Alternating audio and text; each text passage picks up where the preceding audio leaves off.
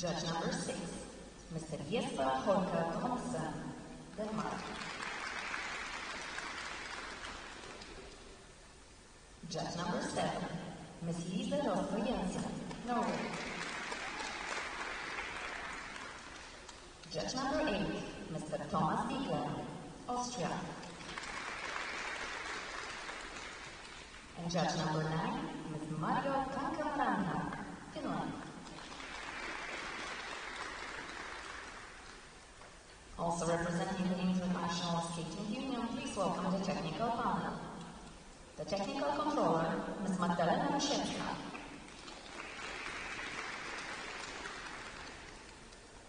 The technical specialists, Mr. Ramo Reinzalo and Ms. Veronica Krok.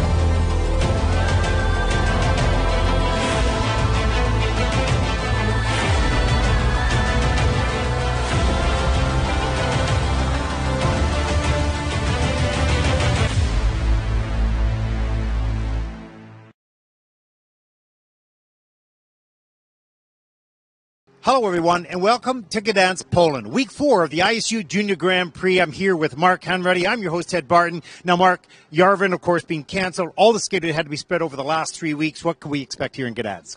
Yeah, due to the cancellation of the event in Yerevan, the International Skating Union and the Polish Figure Skating Association have done a wonderful job in helping so many skaters come here to compete. And there will be 146 different entrants from 40 skating nations. So a huge celebration of skating here in Poland this week.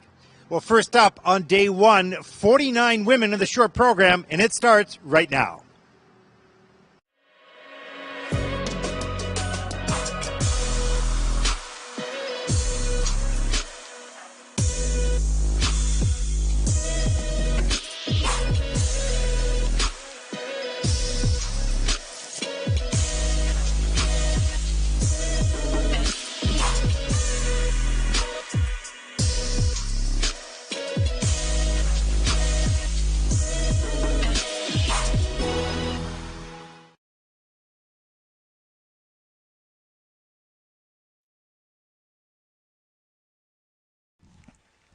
Hello, everyone, and welcome to the beautiful city of Gdansk, Poland. I'm your host, Ted Barton, along with Mark Hanratty. Week 4 of the ISU Junior Grand Prix 2022. Mark, great to be beside you at ringside. Oh, so grateful that you're back, and it was wonderful to work remotely and see how that worked when you were back home in Vancouver, but nice to know that we're together for this first event here with the Women's short program of an incredible 49 skaters who will be competing.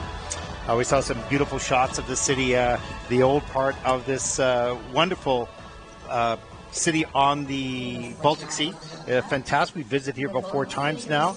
Of course, this arena here was built in the 70s.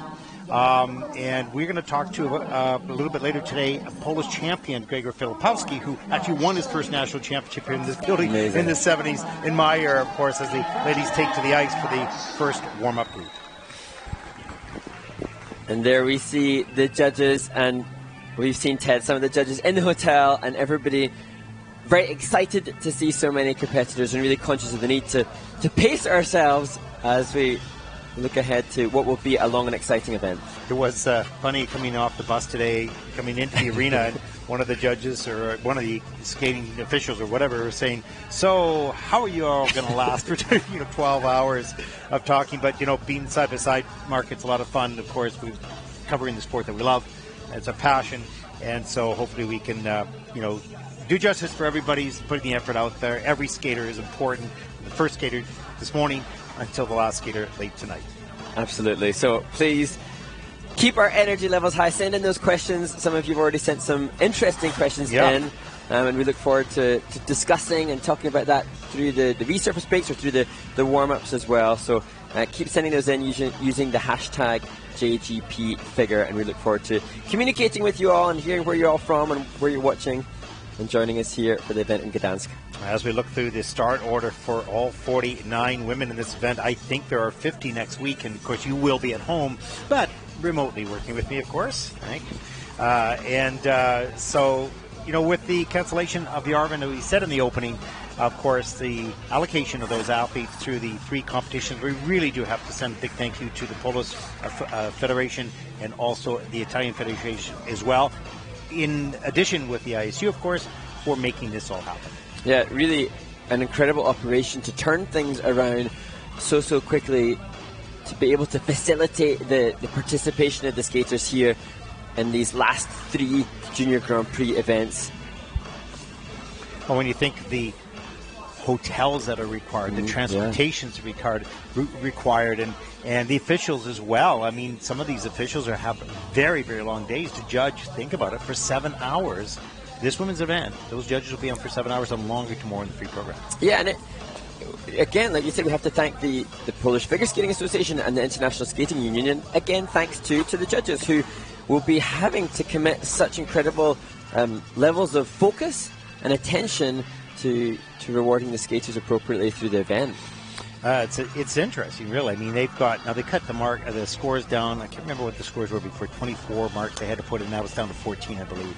But still, you add that up over, over 49 women. That's a lot of scores you have to put in. Absolutely, and it was interesting. I was listening to the podcast that was mentioned to you, Ted, and listening to Yerevan Perrin and hearing from a judge about how many scores have to be put into the system during the course of an event, and it really does take incredible focus and concentration. It's been interesting for us to chat to some of the judges in the hotel and just hear their opinions and some of the changes this year, because as we mentioned already on the Junior Grand Prix, the component scores have been reduced from 5 different component scores down to 3, and great to hear the appreciation of that from the judges as well. Well, you're like a dog with a bone when you started asking the judges about the questions about what their thoughts were on not only that but other items that have changed as well, and it's so interesting to hear their input. I wish the audience can hear more from the judges from time to time about the challenge and the task that they have to keep their focus, keep their concentration, and be fair to each skater along the way. And it is amazing. We don't often talk about it. We don't get to talk with them really on air, at least anyways. But I assure you that it's not an easy task, and they take it very seriously. Absolutely, and I think they feel a big responsibility. And it's interesting hearing from different judges at breakfast saying, oh, I've been allocated the men's event, or I've been allocated the pairs event, and then some saying, I've been allocated the women's event, and just knowing the responsibility. And I think all the judges are excited to be here, excited to see the skating, but they're also very conscious that it's a pretty big weight of responsibility to fairly represent the skaters. And we've been allocated all 3. There you go. Absolutely. I think that's the back chat, is when the judges have said, oh my goodness, I've got the women's event. Yeah, we can say, well, we also have the pair and the men today. Yeah, but there's lots of fun talking with you, of course, and lots of interesting stories. We will have some interesting interviews over these next 3 days, and some interesting insights as well. So, really looking forward to covering what we love to do, is skate and this respect to these juniors. So, 49 women coming up shortly. It'll get started in just a few moments. From how many countries? 34 countries, I think, in the women's event, which is quite remarkable. Just amazing to see that level of representation. And as we've seen already on the Junior Grand Prix, diverse, wide array of standards and capabilities coming into the event. And for some of them, as you will see in this first group, there are some definitely contending to secure a spot at the Junior Grand Prix final in December. And then there are others who are just relishing the opportunity to represent their nation at this very elite level of competition. And the Junior Grand Prix, definitely a different caliber of event to many that the skaters will have experienced. Yeah, we've talked a lot about that. We will continue to talk about that. Everybody has their personal goals. Some of them would be on the podium and try to get to the final, but others will first time out in the Junior Grand Prix. some of the countries that don't have a lot of skating history and background, and but they're getting started. We'll see an Egyptian skater here for the very first time in the history of the ISU, the Junior Grand Prix. I did an interview with the president of Skate Egypt, and you'll see that hopefully during the next 3 days. Very interesting how they started that organization. What a wonderful job they've done so far. So not only Egypt, but many other countries as well, as we launch into the first of our 49 women in the short program. Here we go.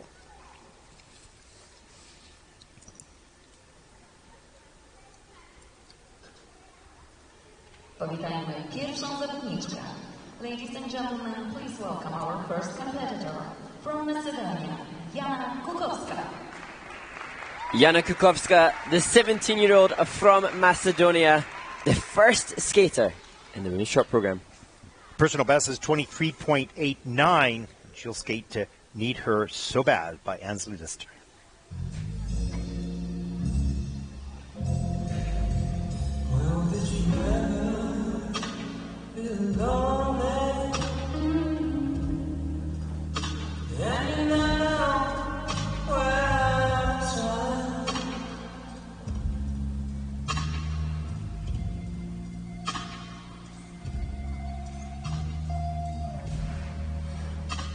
Did you ever feel lonely? And I know where it's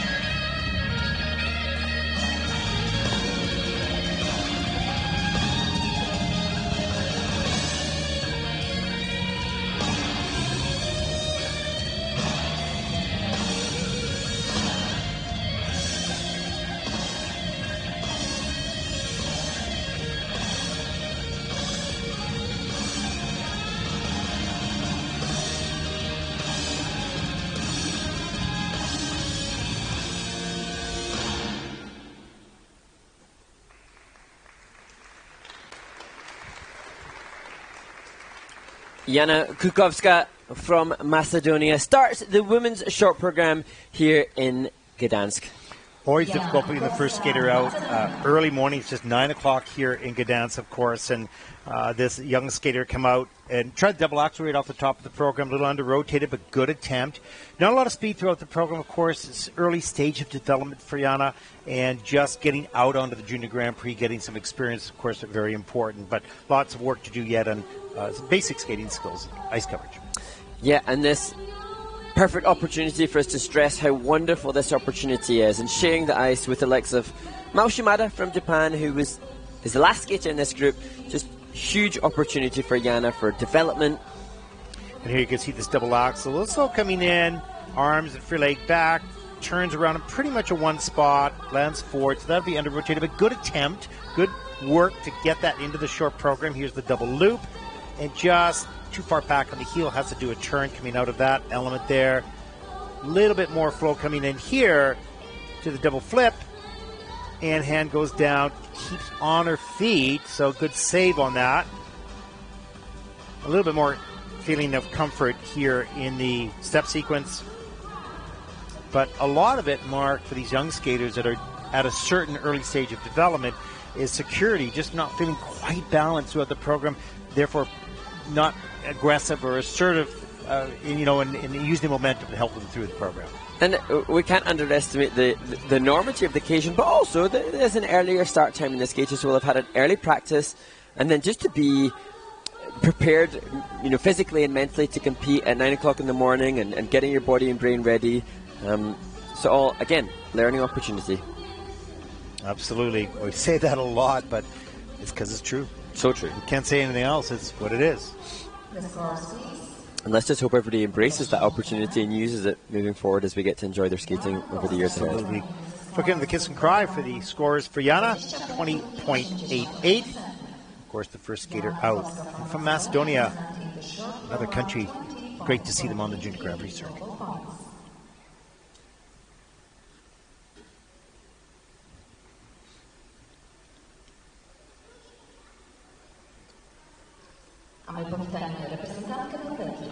Next to skate, representing Norway, Born in Mexico City, and here representing Norway, Mia Caroline Riza Gomez. 40.33 personal best at the Junior World Championships, skating to Metamorphosis by Philip Glass.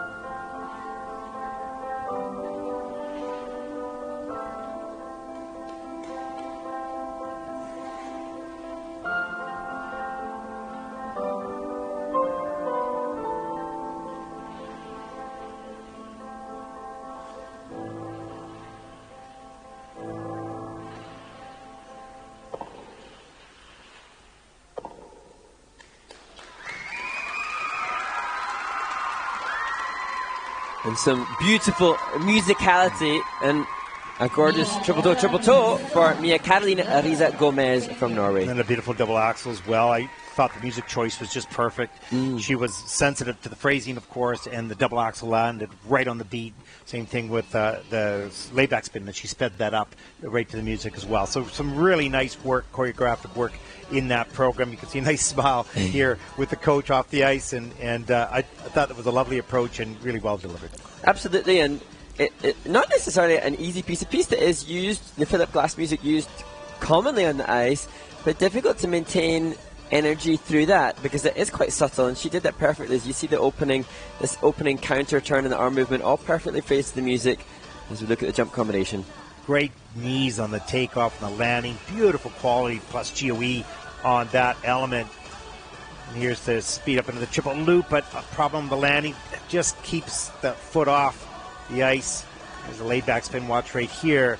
There's the side to back. There's pick up the speed right there, and it was right to the music. Yeah, and that one of the new features required this year, clear increase of speed, something that she was going for as you see that bracket entry. Watch the lift here. Arms and free legs snap up into the air. Good lift, good air time, nice soft knees in the landing, and beautiful position as well. So really a nice program. Yeah, some great elements. And Norway, not massively rich in its heritage of women skaters, but Mia Caroline really representing her skating nation well here. Yeah, big smile coming off the ice. You can see in the kiss and cry as well, because when you have a program, that's a pretty difficult program for juniors, a triple combination off the top, your second skater out, and you know, to deliver it at such a high quality, you've got to be happy with that. It's a great feeling. And this, Mia's first Junior Grand Prix of the season. She has competed on the Junior Grand Prix before. She was 17th in her Junior Grand Prix assignment last year. Let's take a look at the short program scores for Mia Caroline Riza Gomez from Norway. 50.72, good score. Second skater out, takes the lead early on.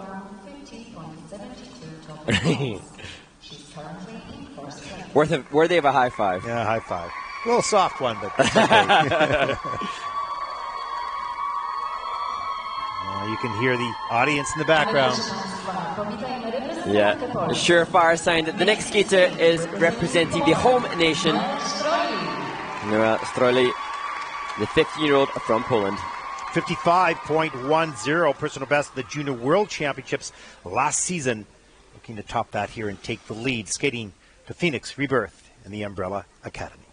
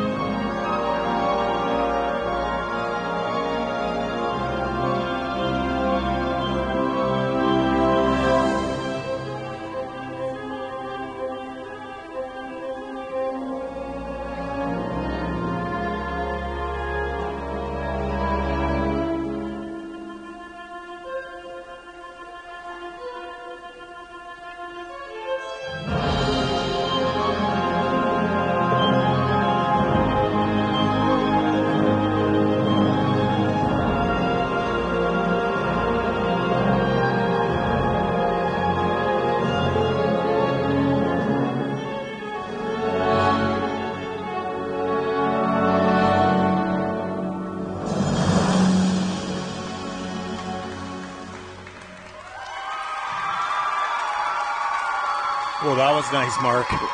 And was almost as wonderful as the clean skate as the reaction to that.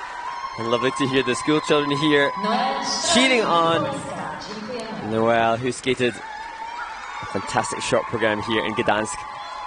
Boy, what a relief.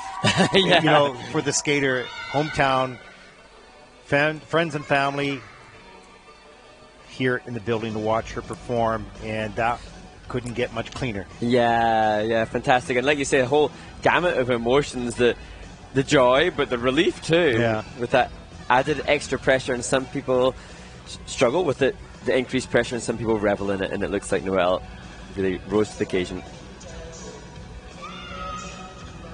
Great straight back, strong body core, holds herself so well throughout the program, stabilizes herself on the landings and the spins as well. Really good spinner. Great change combination spin. There's the triple loop off the top of the program, nails that. Here's the double axel. No problem whatsoever. The little hop on the landing edge here, and here's the jump combination. We slow that down up into the triple lutz. There it is. Gets the free leg back in time, pushes up to a double toe loop. Well done. And we're electing to do the most difficult jump element later in the program. She and her coaching team very mindful, I am sure, of the ways in which to accrue more points with the program structure. As we're looking at the step sequence, and you can see here bracket, counter, forward outside loop, that one of the combinations of turns, that a possible feature to try and again up the level. All of the skaters so desperately eager to get the highest level possible in the step sequence, and the technical panel will be assessing the clarity and depth of edges as we look at that difficult entry into the layback as well. And Noelle, she was 15th at the Junior World Championships in Tallinn, Estonia earlier this year and in the past season, and I'm sure she's eager to try and break into that top 10 Junior World level. Last year's Junior World Championships top 10 placements were all in the 60s, and Noelle's PB currently for the short program is 55, so she'll be eager to keep striving towards hitting that important 60 marker. Here are the scores for Noelle. Short program 49.09, just a little shy of her personal best. That will put Noelle currently into second place. She's currently in second place.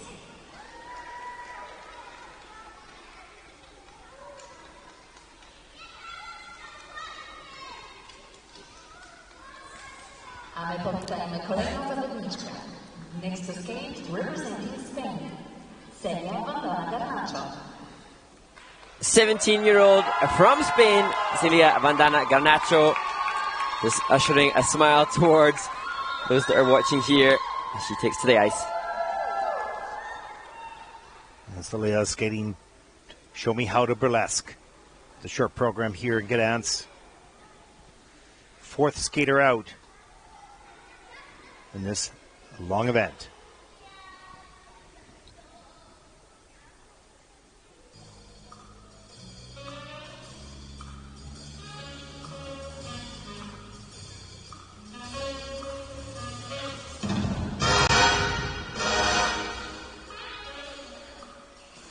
It's a cold and crazy world that's raging outside. Baby, and all my girls are bringing on the fire. It's so little late, gotta shimmy your chest. It's a life, it's a style, it's a lead, it's a legs.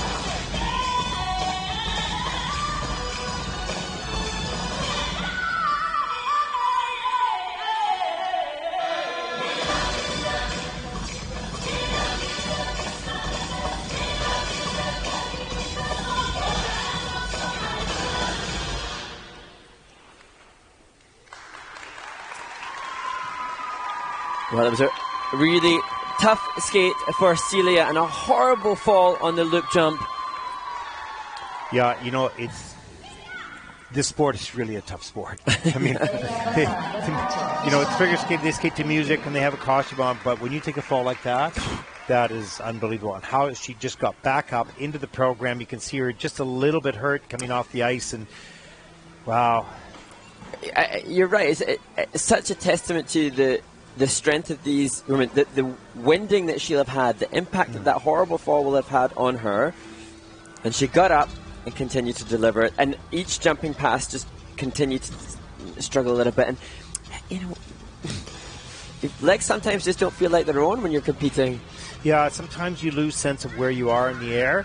And you know the takeoff, you know the mechanics, you kind of feel that. But once you leave the ground, you sort of lose sense of where you are. And that's what I felt happened here. And those other two jumps, okay, they had mistakes, but the one was a really difficult fall. And right here, right there, you can see that is not easy, but gets right back up into the program. And not only the physical effect of that, but also the emotional effect as well. I'll have to carry it through the rest of the program. But a skater that, although today was definitely not her day, there she's smiling and kissing cry. Respect her for that, but also some good skating skill. It's a difficult, well, not a difficult piece of music, but an expressive piece of music that I thought suited her well, and she did carry it. It's obviously difficult to keep the components up with the big mistakes. This young woman has the skills. They were not there today. You know, and that happens. That happens. You can just see her rubbing her knees. Just got to hope that when the adrenaline settles down that she's not in too much pain tomorrow when she gets back on the ice. And we look forward to seeing her hopefully deliver a better free skate for Celia Vandana Garnacho from Spain. Definitely appreciate the qualities that she has. Good style, good musicality, and hopefully her jumping legs will return for the free skate. All right, you know, I'm most certain they will. It's not that they won't make a mistake, but I think that you get a little bit of not rehearsal, you're in the short program, but you're getting a little bit more experience to go, okay, I'm going to get control on this, right? Short program is always a little nerve-wracking. It's the first time out of the competition. You want to do well, and your nerves get to you. Then if you don't do well in the short program, it usually motivates you to focus in the practice sessions and get yourself back on track in the pre-program. And hopefully that will happen for this young woman.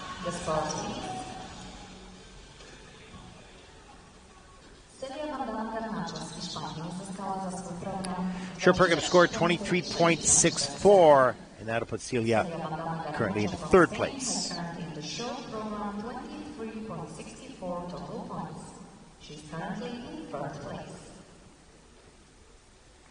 There's a look at your top four skaters so far in this event. Skater number 5 coming up right now.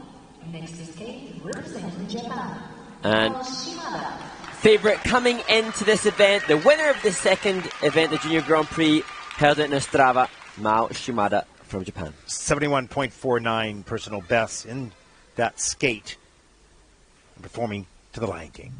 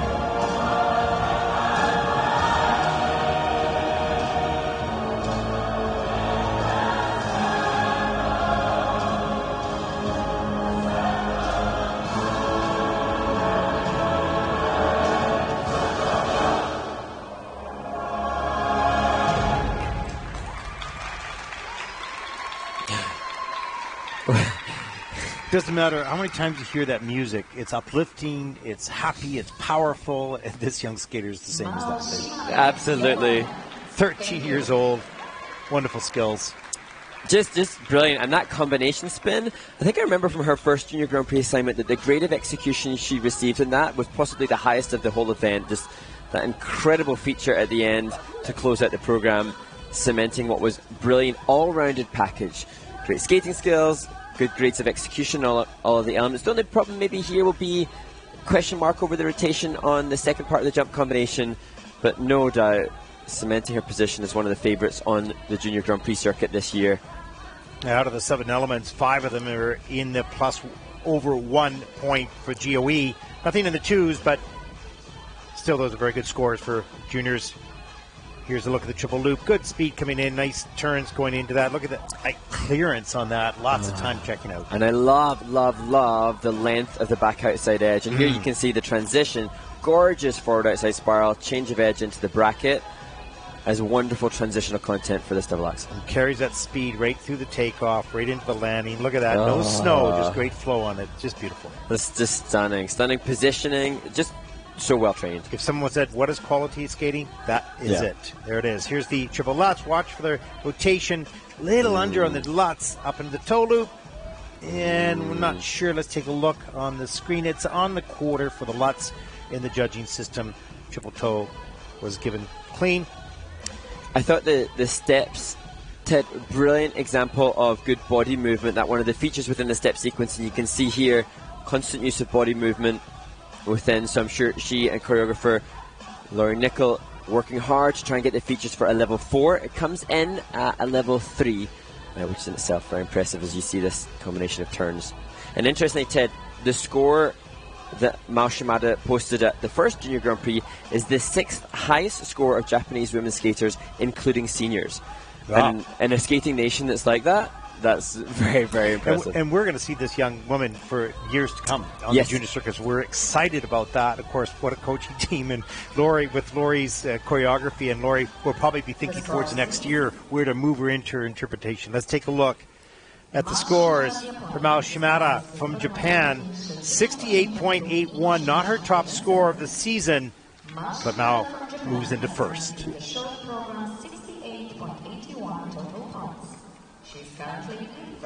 As you can see, Mia say, that's okay, it's good. But you can see Mao say, no, I want more. I wanted more. Yeah. Testament to her success, really. Absolutely.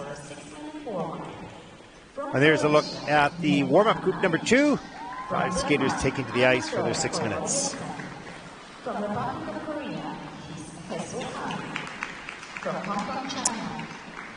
So thanks to many of you for checking in with us. Some of you replying to the International Skating Union's social media channels. So we've got questions coming in on Twitter, on the YouTube feed, and on Instagram as well. And one of them, interesting one on Twitter from Jay Lassiter.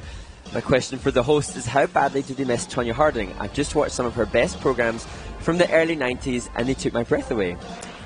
Well, it's fascinating. If you haven't seen Tonya Harding, former American champion, former world medalist, had a blockbuster Hollywood movie about her life, and she certainly, rather infamously perhaps, has taken our sport in the 90s to a bigger acclaim following some big controversy over her involvement with an incident for Nancy Kerrigan, who went on to become an Olympic silver medalist. And certainly Tonya did a lot for the sport's recognition, maybe not the way she wanted. An interesting. I think that you just did an incredible job really of articulating to a high degree, or to a degree, the story behind that. Of course, listen, Tonya was a very, very powerful skater. She was an athletic. She was exciting because she pushed women's skating from a technical perspective, and she was dynamic on the ice. There were areas of the skating, we're talking just skating now, not the story around of that, of course, but you know, lots of room. But she was exciting, and she was a fierce competitor. And then, of course, the story unfolded, and that became infamous in the sport of skating. It really did. And I think Tonya was the second woman to land triple axel, second or third. So after Midori, You too, in yeah. '88, and Tanya was in. Was it 91 Worlds or 89? But anyway, certainly Yeah. one of the... And her triple axel was monstrously huge. And if you want to check that out, I'm sure you can check it on YouTube. But she did a lot for raising the awareness of our sport. And I think that in turn gave a lot of more professional skating opportunities for many skaters through the 90s. So we'll take those positives where we can, Ted. Well, the sport became, part of the bar scene. If you would. Well, it was watch. I mean, let's face it, that was a very controversial time and difficult for the sport in some ways, but resulted in this incredible audience wanting to follow it because they didn't see this as just, a nice sport skating to music, right? Yeah. There was more to it than that, and perhaps showing some of the behind-the-scenes grit that these athletes come to. But Tonya Harding then went on to dance in Dancing with the Stars in the States. So anyway, moving on from Tonya Harding. Thank you for the other questions coming in. Yunwan_fan27 on Twitter asks, what is your favourite discipline in figure skating? So 4 disciplines represented here: the men, women, pairs, and ice dance. We've talked about this before, Ted. A favourite is difficult to choose. it's really hard. I mean, I can justify each one being my favorite at the time I'm watching it, right? But to really compare, because they are so different from each other, when you've got, you could say the men's and the women's, of course, it's the singles, right? So that's fine, but women's skating, it was a time when, the men's skating was most exciting. Now I would argue very much so that the women's skating is most exciting, right? Pairs is something that I think is a discipline that is not as, I don't want to say understood, but appreciated. It is incredible when you break down what those athletes do. Incredible. From an entertainment perspective and difficulty, of course, the ice dance is just wonderful. Brings a smile to your face. Love ice dance. But I appreciate pair skating like, one of the most difficult sports there is. It really is. Has to be. And for me, interestingly, my appreciation for the synchronized skating ramped up hugely when I got to see some of the world's best synchronized skaters. And that a whole nother element of our sport that's gaining popularity, getting recognition, and that will be something you can tune into seeing on the International Skating Union calendar as well. I do want to mention about synchronized skating because you didn't put it on your list, so I didn't know that was part of the consideration. So you kind of fooled me on that one. But the synchronized skating, think about this, that what they have to do in such a small area, because they cannot push out too big, because their skate will hit the next skate, which will hit the next skate, the whole team will go down. So they have to skate controlled yet powerful in a very small area. These skaters don't have that issue. They just go full out and they'll be fine. Synchronized skating is so difficult, so precise, and must operate exactly as a team, as one, really. And it's amazing. When you see the top synchronous teams, it is some of the best shows on earth. It's absolutely fantastic. Yeah. I think I said to you today, I remember vividly being at European Championships and watching the gala after the event and seeing the best skaters in Europe perform in the gala, and then seeing an exhibition from, I think it was Team Marigold, and being gobsmacked at that time, thinking that I enjoyed the synchronized skating perhaps more than any of the other skaters. Could you please explain to the audience what gobsmacked means? Oh, gobsmacked. I know what it means. Check it out, guys. Gobsmacked. There's your word for the day, perhaps. Utterly bowled over by their brilliance. That's what I was. There you go. Nicely done. We've got lots more questions that we can get through the day, and we look forward to hearing from more of you as well. No more Tonya Harding questions, please. We tripped over that one a little bit. Made our way through. Yeah, what an era. What an era. And there's a conclusion. The warm-up for group number 2 as we move through 49 women's short program here on day 1 coverage of the Junior Grand Prix in Gdansk.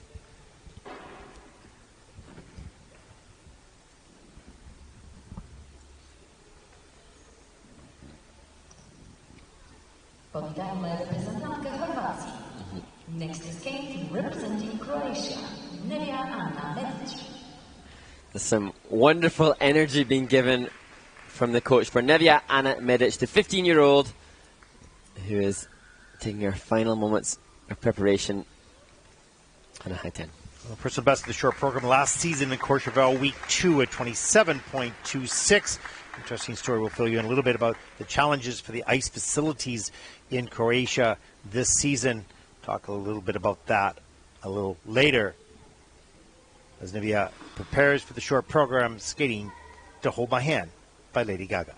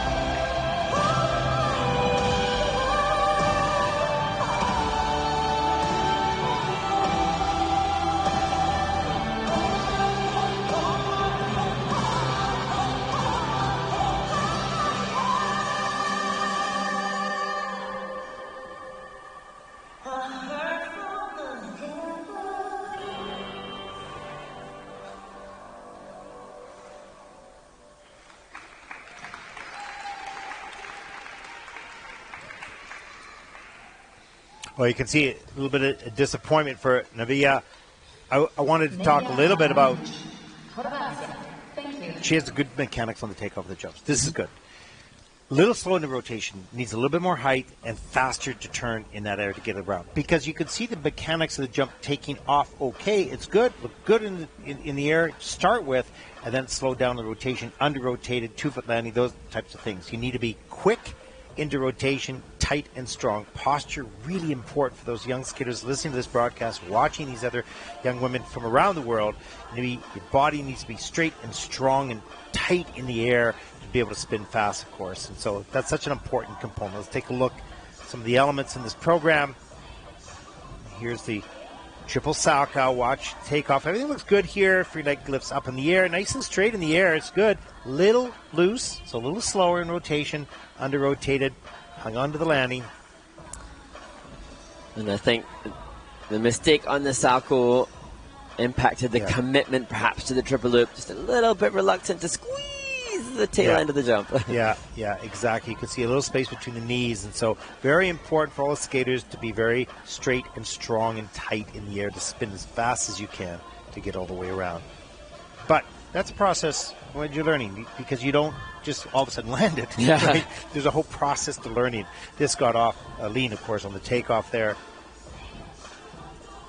But I love the interaction with the coach. Good energy from the coach, leaving in good energy and the reaction to what was not optimal skate. And, I wanted to say they've had a number of earthquakes, recently or in the past year in Croatia, really sort of causing some problems for one of the facilities in Zagreb. So this has been a challenge and will be a challenge if that facility doesn't stay open. So they've got some, I don't have all the details, but I knew that the earthquakes had caused a problem for those particular sport facilities. And there was a change of governance as well, so it may not be the same amount of support to rebuild. And, it's a challenge if you don't get enough ice time. There's nothing that replaces the time on the ice. Absolutely. Let's take a look. Short program 25.90. And that'll put Maria into fourth place. She's currently in fourth place.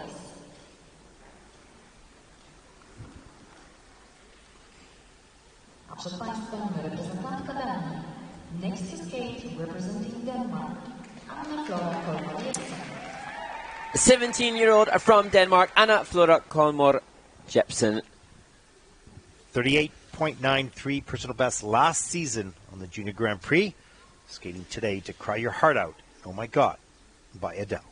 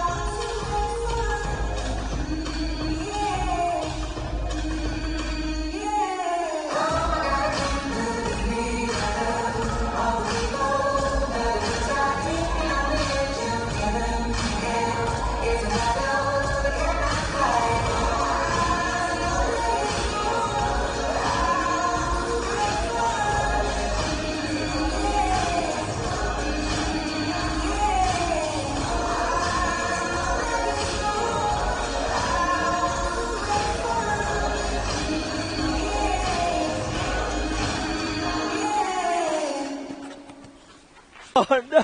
Well, I was just raving about how incredible that choreography was. The composition of the program was just brilliant. We were both going, this is so cool and so well done. And then just that little follow. Yeah. But forget about that for a second. Yeah. What great detail through the program. Multi-directional skating and step sequence, just awesome. Nice choreographic attitude. She had carried an attitude. And that opening, did you get the replay in the opening face? Yeah, I catch it and I kept thinking, when's she going to move? When's she going to move? But the bravery to hold that look to the judges. Yeah. Shout, her one of our coaches and choreographers is listed as Leonora Colmar Jepson. I presume that might be a family member, but that had such brilliant composition. I loved it. Look at the look. Look at that look. And she kept that look and kept that attitude all the way through the program. That was charming. That was delightful. That was the fun of skating. That was brilliant. Absolutely. And the judges for the composition mark are looking for intentional, developed, an original arrangement of repertoire of all types of movement. Yeah. Look at the body control she has and her ability and the musicality. Every one of those nuances perfectly pitched with the music. Isolation of movement. Yes. Just a shoulder, just a head, just an eye movement. It's just awesome work. Great work by the choreography, the coaching team. Brilliant work by this young woman as well. There's the triple toe loop, double toe loop. Okay, now we get to the sport part. The analysis here. Let's take a look here in the setting up the double axel. This is too tight. Watch how tight this curve is right in here, so you don't carry a lot of speed on this takeoff. And look how tight that takeoff is. You want that carry a little further across the ice, a little, not straighter, but in more direction. And an easier technical plan program content on the jump side of things than most that we'll see today. But look at that cool, quirky movement. Cool. And another look. That girl, that young woman, had the confidence to sustain a position like that, and that in itself was really difficult. So I really hope, although the technical element score will understandably be low, that the composition component is really rewarded. Yeah, exactly. And the interesting thing is this young woman understands the choreography, how it's supposed to be done. A lot of skaters do what they're told to do, but they don't understand how that's supposed to be done. She does. Yeah, we loved it. Great work, team. So I'm assuming that we like this performance. Maybe just a little bit. Yeah, that was great. That was a lot of fun.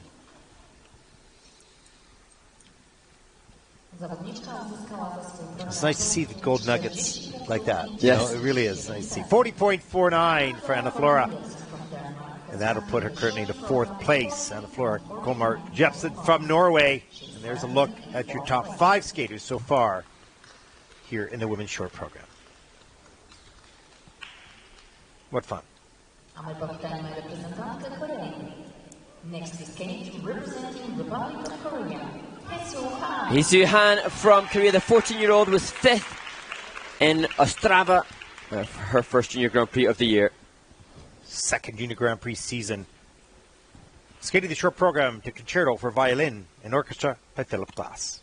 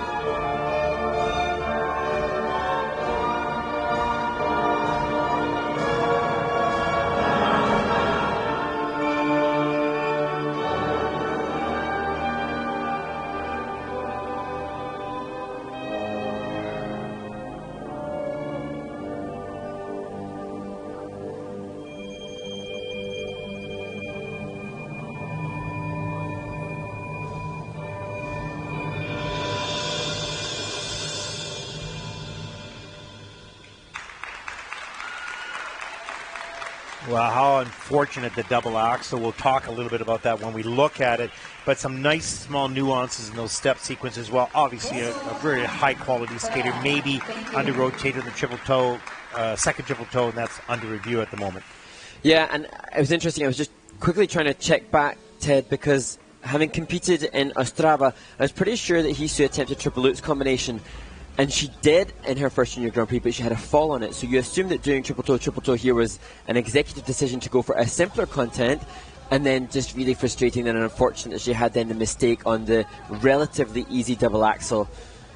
Yeah, and that's going more for placement. You know, I don't know, not to question at all. Here's the triple toe loop. No problem. Reloads. A little too far back on the heel on that takeoff. Gets all the way around. It is on the quarter. Sorry, the second triple toe loop is in the system at the quarter. Here's a look at triple loop. Good clearance on this. A little bit of a lean, but good save on the landing.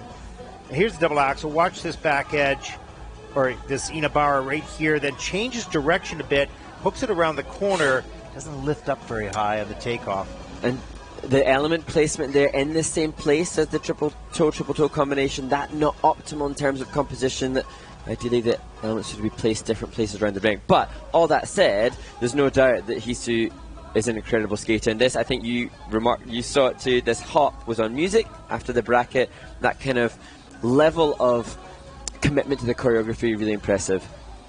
Yeah, I love the detail. She'll be a little bit disappointed, of course, because these skaters from Korea and from Japan have, they've had a lot of success, this season, and the expectations of every skater that comes out is to continue that success. And Hisu was fourth in Korea's Junior Grand Prix selection competition, and that gave her the 2 Junior Grand Prix assignments. But in that event, the standard was just off the scale.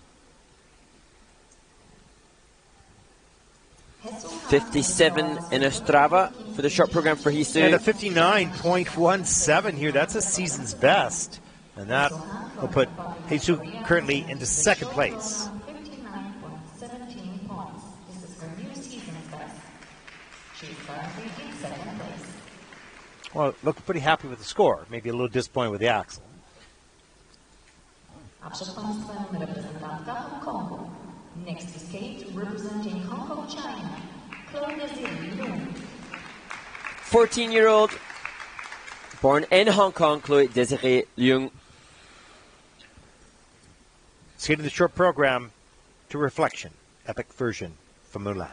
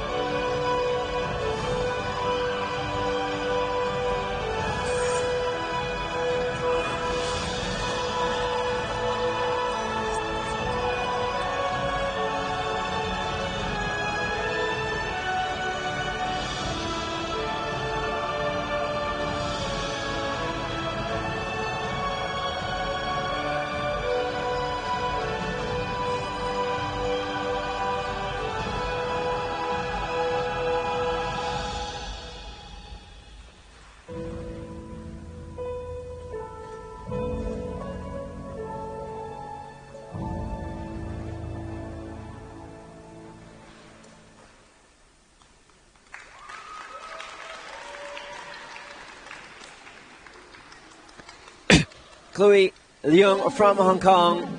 Hong Kong. Thank you. Well, interesting, Mark. That's a technique. You can get the jump done, but it's a bit challenging. But what I do like is I like her aggressiveness with her upper body. She uses a lot. It's exciting. At the same time, it's difficult to control. You know, you want that posture. You want that strong core. Yeah, she did have commitment that looked like exuberant commitment to the Mulan music and an eagerness. And here's watch the free leg right there. Lift up. And actually, it wasn't as bad as I thought it was, but it didn't get into rotation quickly and too far back a little bit on the heel. And I suspect, I'm not sure if that was only ever intended to be a double, the commitment to that loop jump there.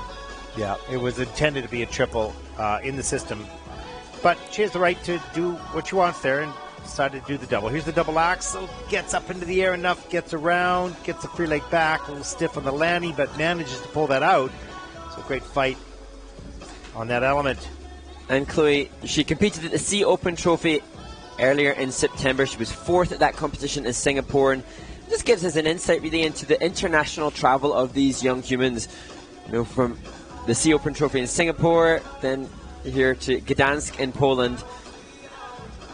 Just amazing life experience, really, getting the opportunity to travel the globe. Oh, yeah, you know, and yeah, they're doing it because of skating, but they're learning so much more in life and different cultures and how to cope. And it's hard sometimes, and they have bad days, but they also learn a lot from that. Let's take a look at the scores. 41.44.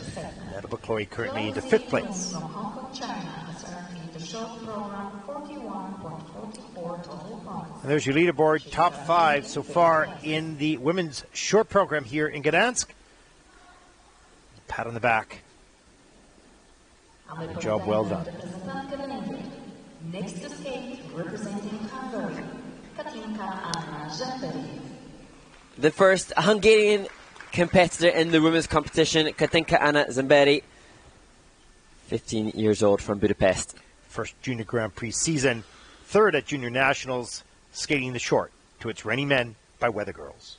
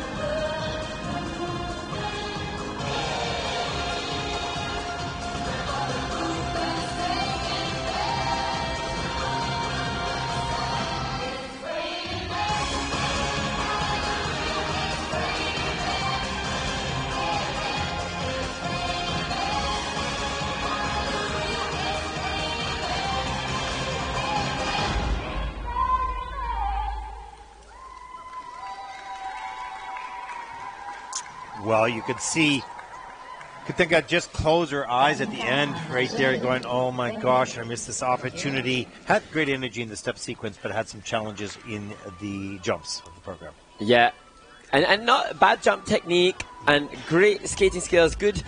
You can imagine that this program with a clean skate would be just fabulous. A great commitment. It's a bold, brave choice to skate to It's Raining Men, but the work that she's done with the choreographer Adam Solya really shown in the musicality within it. Just as we've said so often, when the mistakes happen, maybe particularly at the junior level, with the skaters wearing their hearts on their sleeves, it's a little bit difficult, more challenging to maintain the presentation when internally you know how frustrated you are that mistakes have happened. Well, it's a skill that you have to learn along the way, how to park a mistake and carry on the best you can. There's the triple loop off the top of the program, landing forward. It's a downgrade, of course. Here's the triple sock out too far back on the heel right there and can't get the free leg out. There's a 3-turn, keeps the free leg off the ice, so that was good fight. And this double axel, the same problem. Watch, landing a little bit too far back. Free leg stuck, gets stuck forward, doesn't come back to stabilize. Right back, can't get the free leg back. That said, spins were great. Here you see the change of edge within the camel spin. I didn't catch it, but the layback had that difficult cartwheel entry and an amazing flexibility shown within the Bielman position as well. So quite an all-rounded skater. Yeah. Has all the skills. Just didn't deliver them all today. Again, another example of the brilliant flexibility. Our sport now requiring such incredible demands of strength and flexibility. And all of the young women competing, just wonderful athletes. And that was one of the main criterias one of the judges that was developed was strength and flexibility to demand a higher level of difficulty. Required greater strength and flexibility. Let's take a look at the short program scores. But Katinka 36.41. That'll put her currently in 7th place after 2 groups. She's currently in 7th place. Szanowni Państwo, teraz nastąpi 15-minutowa przerwa na odświeżenie tafli lodowej. Zapraszamy do rozpoczęcia. Ladies and gentlemen, now we'll have a break for ice resurfacing. We continue the competition at 10:26. So we're going to take our first break on a long day here, Mark. What have we got lined up here for videos? Yeah, stay tuned to enjoy some video footage, and we'll look at now an insight into the World Ice Skating Day, the new initiative from the International Skating Union to celebrate our wonderful sport. That will take place on the 4th of December. And then we head to another video from the ISU's Elements Explained series with information on the camel spin from the International Centre of Excellence in Bangkok. And finally, please enjoy the Mic'd Up series where we had the chance to hear Kathy Reed, Japanese ice dance coaches. That is so exciting. You have to stay tuned for that. Absolutely. We'll be back.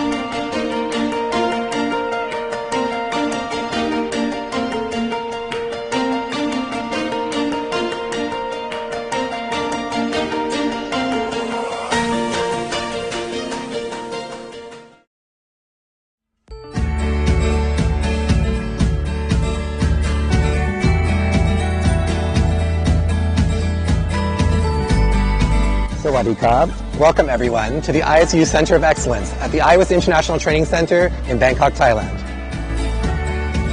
Today we will be looking at the camel spin.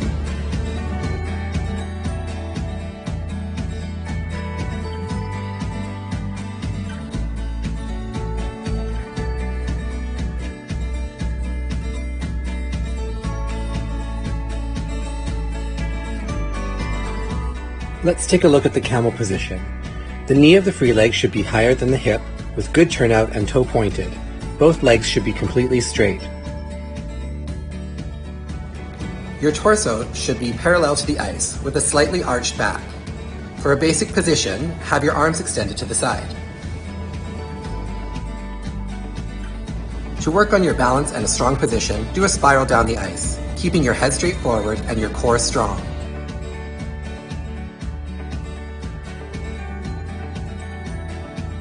When you're doing your wind-up for the camel spin, make sure you look where you're going to step and step into the circle with a nice low torso.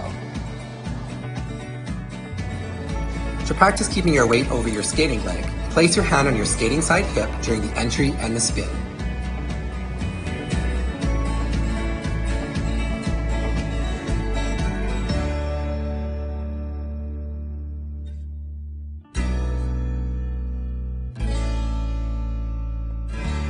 Kab.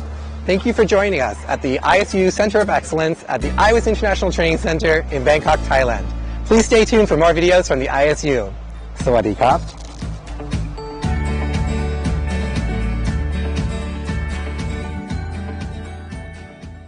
一緒にタイミング合わせて、Yes、楽しんで、ね、Yes。もう最初の試合なので、これからたくさんあるよ。So stay happy. 頑張って。はい。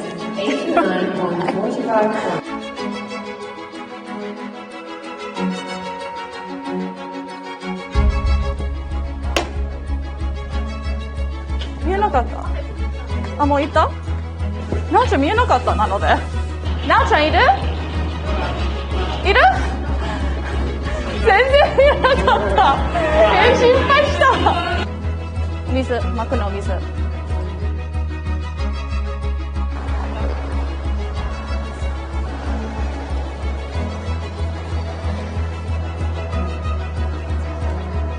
ダイアゴナルの最後。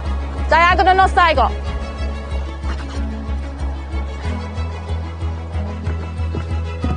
一番大事なことはね、一緒に滑って、最初から最後までね。Okay? ちゃんとタイミング合わせて。と、もちろん楽しんで。Okay? もうここまでに練習よく頑張ってるなので。Okay? 練習と同じ。Okay? ね、強くで滑って。できるよ。靴いつ履く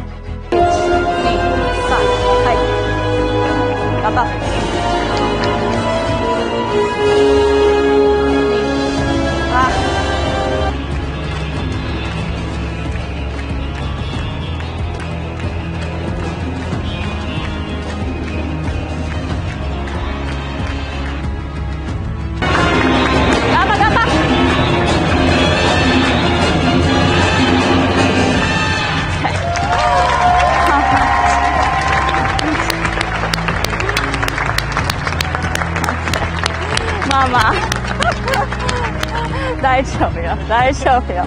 最後まで頑張ったなので。よかった。はい。OK、大丈夫、大丈夫。もうこれからよ。シーズン長いよ。もうこれからたくさん試合ある。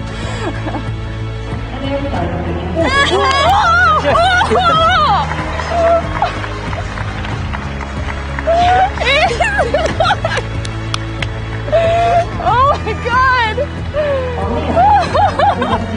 頑張ったよ！頑張ったよ！ Yes! 頑張った！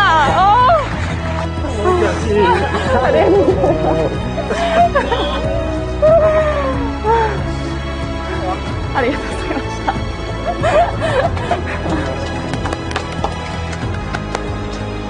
As a coach, these are my first students that I've taken internationally to a to a competition, and for them to place at their first junior Grand Prix is just amazing. I didn't really expect that coming into this competition, so I'm really grateful. I'm really appreciative of their hard work, and we're just going to work harder from here.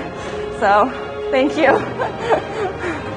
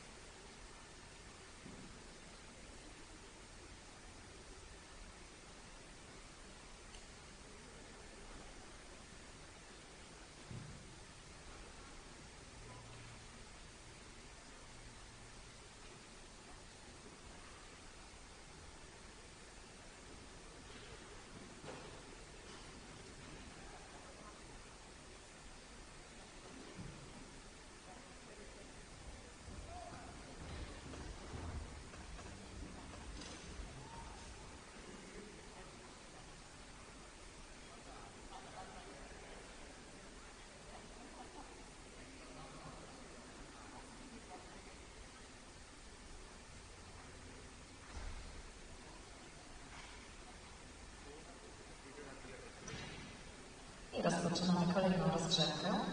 The following skaters may now take the ice for the warm-up. From China, Xian An. From Chinese Taipei, Sei Shen Wen. From United States of America, Josephine Lee. From Austria, Flora Michaya. And from Mexico, Andrea Astrid Maines. Welcome back to Gdansk in the first event of 3 today on the first day of competition. The women's short program definitely well underway as we look ahead to the next group of skaters. So, Mark, we have some more questions. Viewers from around the world. Yeah, thank you to those of you sending in questions for us here in Gdansk. Wonderful to hear from so many of you. And there's a host of questions. Some asking the eligibility for junior figure skating. And this perhaps a little bit different from what you'll see on the senior circuit. Not any minimum technical element scores required to compete on the Junior Grand Prix, just age restrictions and requirements. So the skaters have to be 13 years of age, and they must be dependent upon the discipline. They must be under the age of 19 by July the 1st. If it's a male in the pairs or dance categories, then they're allowed to be under 21 years of age. So that the requirements, really? Yeah, we were talking a little bit about, some questions. Well, why is that for pairs and dance? And men develop a little bit later, of course, and for security. It's important when you're lifting the young woman above your head that you be a little bit stronger, and so age of 21 encourage that skaters to have good single skills and be strong enough to be safe in pairs and in dance. Yeah, and it's an interesting one because some might argue, well, is that ageist? But like you say, Ted, just really looking to be as safe as is possible. And obviously in the pairs and the dance competitions, when the female part of the team is lifted off the ice, that does add an element of danger, and everybody desperately eager to make sure that there is safety for all concerned on the ice. Yeah, and certainly, you want to have the basic skating skills as you move up as a young male skater, and that takes a little bit longer sometimes. Then you transfer disciplines from singles, of course, into pairs or dance. So you're learning the singles first, and it takes a little bit longer for the guys just to develop that strength, then adapt it into another discipline like pairs or in ice dance. So, I don't mind that age range at all. I like it personally, and it'll be interesting to see now with the ages changing into seniors.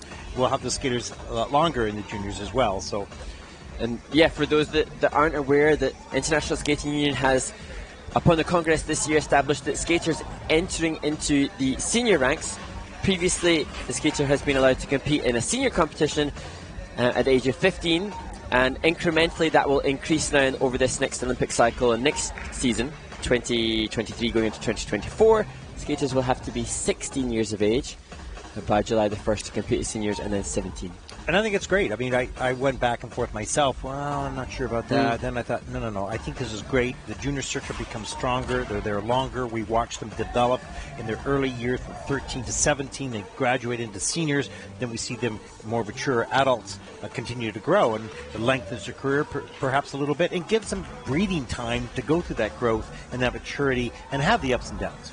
It's interesting. The leader in the event so far, Mao Shimada from Japan, is 13 years old. But interestingly, she had to change her goals. She was originally intending to be Olympic champion in 2026. That was the plan. And that's not going to be possible because of the new rule changes. But Shizuka Arakawa, also from Japan, Olympic champion in 2006, weighed in on this. And when she was interviewed, she said that it's definitely a benefit to Mao Shimada, and that an emotional maturity for the skater will definitely be necessary for the sport at the elite level. And Shizuka Arakawa was Olympic champion in 2006, and I think Shizuka was, I'm scared to say it, Ted, I think he's 24 years old. So comparatively, Shizuka older than other Olympic champions around her, and she definitely promoting the idea of it, and great to hear that. Yeah, no, absolutely, and I see no problem. I just see benefit for the health, both physically and mentally, of these athletes having more time, not the pressure so young. Now, some people would disagree with that, and everybody has their difference of opinion, and I respect that totally, but I'm anxious to see how this unfolds and how the athletes cope with that and deal with that over the next number of years. And I think we'll see a little bit of a longer career and more maturity when they do get into senior. Now, we've seen some pretty mature junior skaters, Yeah. so, there's a debate either way. But then what we could, in turn, hopefully see is then perhaps even skaters entering into new realms of presentation and new realms of composition and maturity that have never been seen, and that could only be, Exactly. They'll have that growth and maturity in the juniors now, so when they get to seniors, they don't have such a far way to go to grow. They're already partway there, or most way there. And let's hope that just offers us opportunity to see skaters creating new quality and ever improved standards. Absolutely, and we've seen some terrific performances in juniors, both technically and we saw a wonderful performance a little earlier today. Oh yeah, we're raving about. It was Anna Flora Kommer Jepsen from Denmark. Her performance was just incredible, just delightful. And if you haven't already seen it, you can check it back out on the International Skating Union's Junior Grand Prix YouTube channel. And I, for one, will definitely be going back to enjoy that because it was just brilliant. Absolutely. There we go. Group number 3 of 9 groups in the women's short program.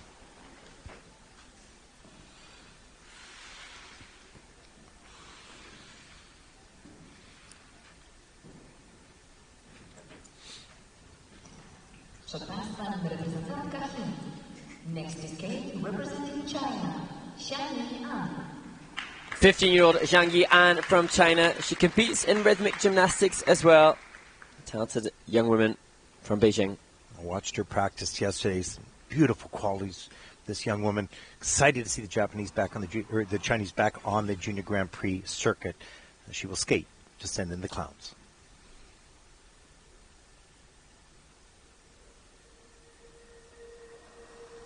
Isn't it rich? Are we okay? Here at last, the you read me dead. Send in the clouds.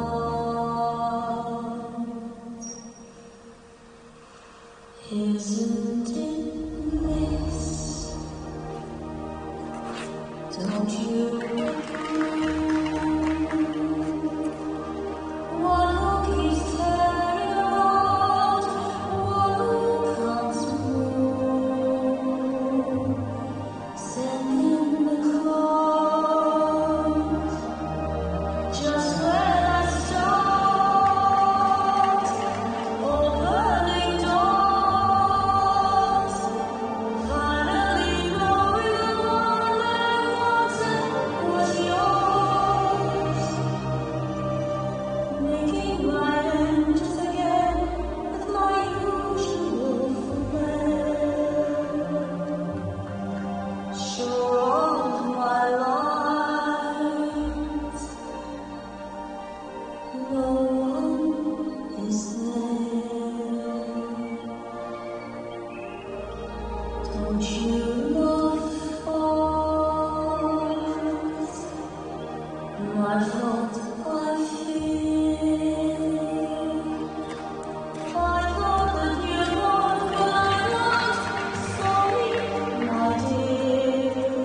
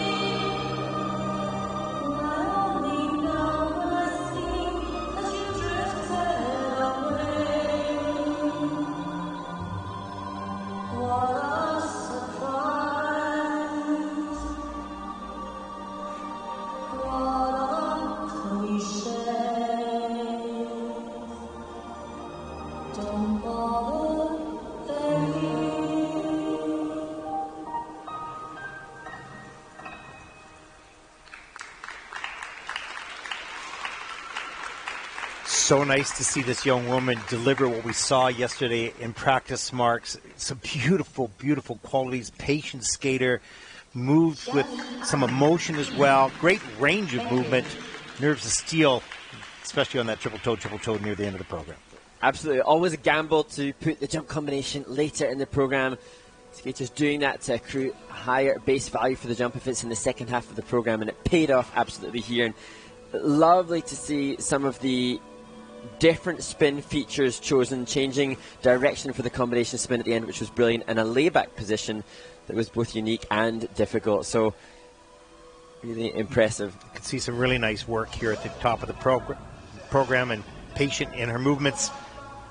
So she was really paying attention to the choreography as well as the jumps, not just. Here's a beautiful triple loop off the top of the program with a 1.40 GOE.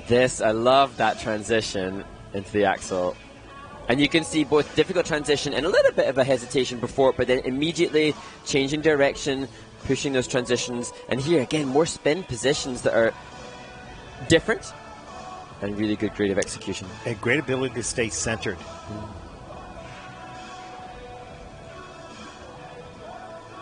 Some really wonderful qualities. Here's the triple toe a little bit later in the program. Reloads, triple toe loop again. Nicely done. And there, that's unique, different positioning within the layback in there, the spike position and the difficult exit, pushing both the level and the creative execution to absolutely maximize the points on these level 4 spins. And here, change direction, and that's a level feature, but incredibly impressive, not just to do change of direction, but to be able to do it with that difficult feature at the end.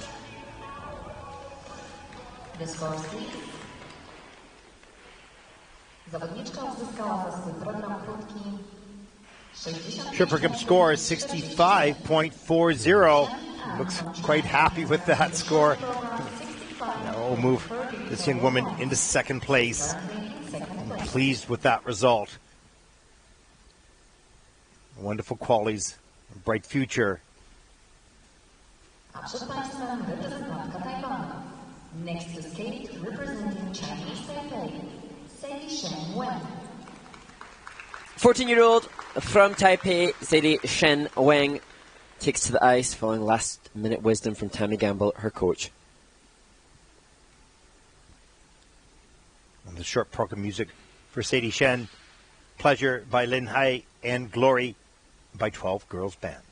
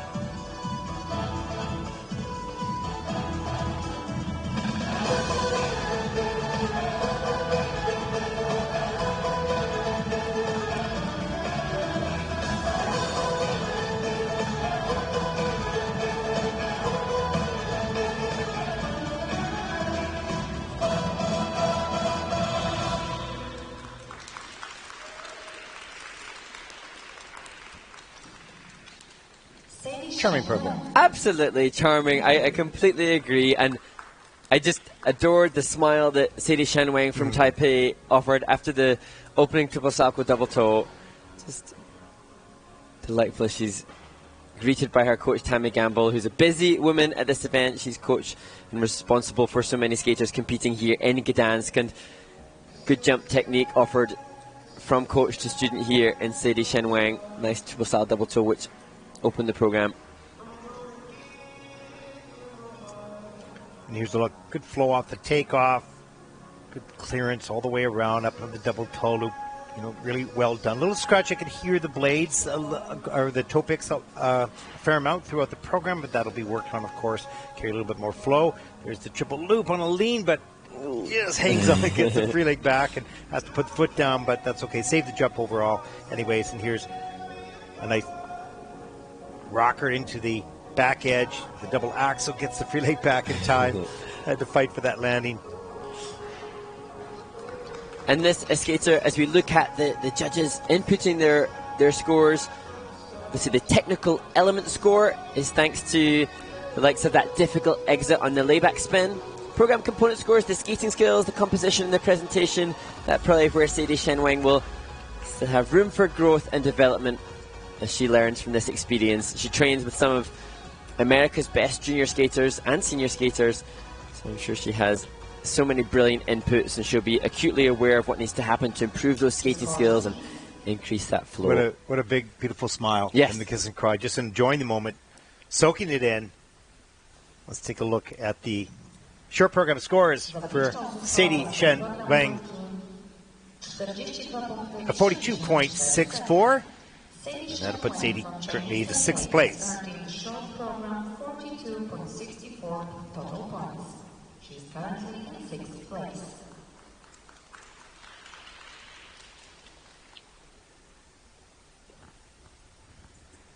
A my powitamy reprezentantkę Stanów Zjednoczonych. Next to skate representing the United States of America, Josephine Lee. The next skater from America, Josephine Lee, will compete in back-to-back events here in Gdansk. This is her first Junior Grand Prix. Second Junior Grand Prix season, third at Junior National Skating to Letting Go by Sarah Alto.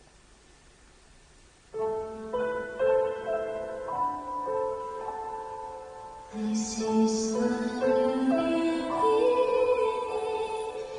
I still keep breathing. Good will always come from where. That's why I keep on waiting for the reasons or some understanding why things always have to change, like nothing's everlasting.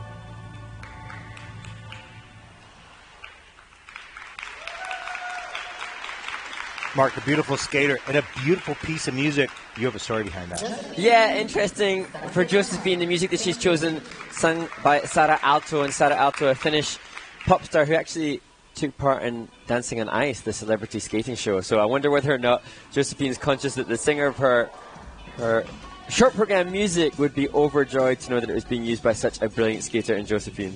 And of course, I asked you the question. You're in that show, and I said, "Did you get to skate with her?" No, I didn't skate with Sarah, unfortunately. Oh, what a beautiful voice, and a lovely skater here. Had a few little challenges, but overall, pretty good program. Let's take a look at some of the elements here for Sarah. Look at that beautiful hesitation. I was wondering how close is too close to getting to the judging panel. It's interesting that I'd like to ask the judges that. Yeah. Here's a look at the opening jump combination. There's the triple flip. All the way around, gets a free leg back just in time. Doesn't have a lot of speed, but forces herself up into the triple toe loop. Probably under-rotated, is under-rotated in the system. And here, as Josephine does the double axel, just interesting that she will compete in back-to-back events. So she'll stay in Poland, or stay in Europe at least, to prepare both for this week's event and next week's event. And I'm sure next week she'll be eager to make sure that the triple loop doesn't have the step out, which forces the judges to just go down on the grade of execution. Yeah, a little under-rotated in that as well. But other than that, there's a beautiful stretch in the free leg. Nice turned out toe, side position there. As she turns it to the back position right there. Grabs the blade, nicely centered. And you talk about flexibility, but it takes a lot of strength to lift that blade right up over top of your head. So it's not only flexibility, it's the strength in the upper body, the arms, and the shoulders. Shoulders as well for the Bielman. Mega shoulder flexibility and range needed. You are flexible enough to do a Bielman. I used to do Bielman. I actually have now, interestingly noting the shoulder flexibility. I've had shoulder surgeries, and so now it's the shoulders which prevent me from doing a Bielman. So the whole body flexibility required to hit these positions is just enormous. Yeah, I had a hard time with mine back in the 70s. It's true. And why am I laughing? I should say, because it's true. And you know. Somebody needs to dig out those photos of you in the 70s. Bielman position. Oh, my God, there's so much hair in those days. Okay, let's take a look at the short program scores. For Josephine Lee, 53.87. That'll put Josephine currently into fourth place. 53.87 total points. She's currently in fourth place. And there's a look at your leaderboard top 5. We move into skater number 14. Next to skate, representing Austria. From the beautiful city of Salzburg, Flora Marie Schala from Austria. She's 15 years old. First Junior Grand Prix event. And we'll skate the short program to Too Much Love by Dorothy Moore.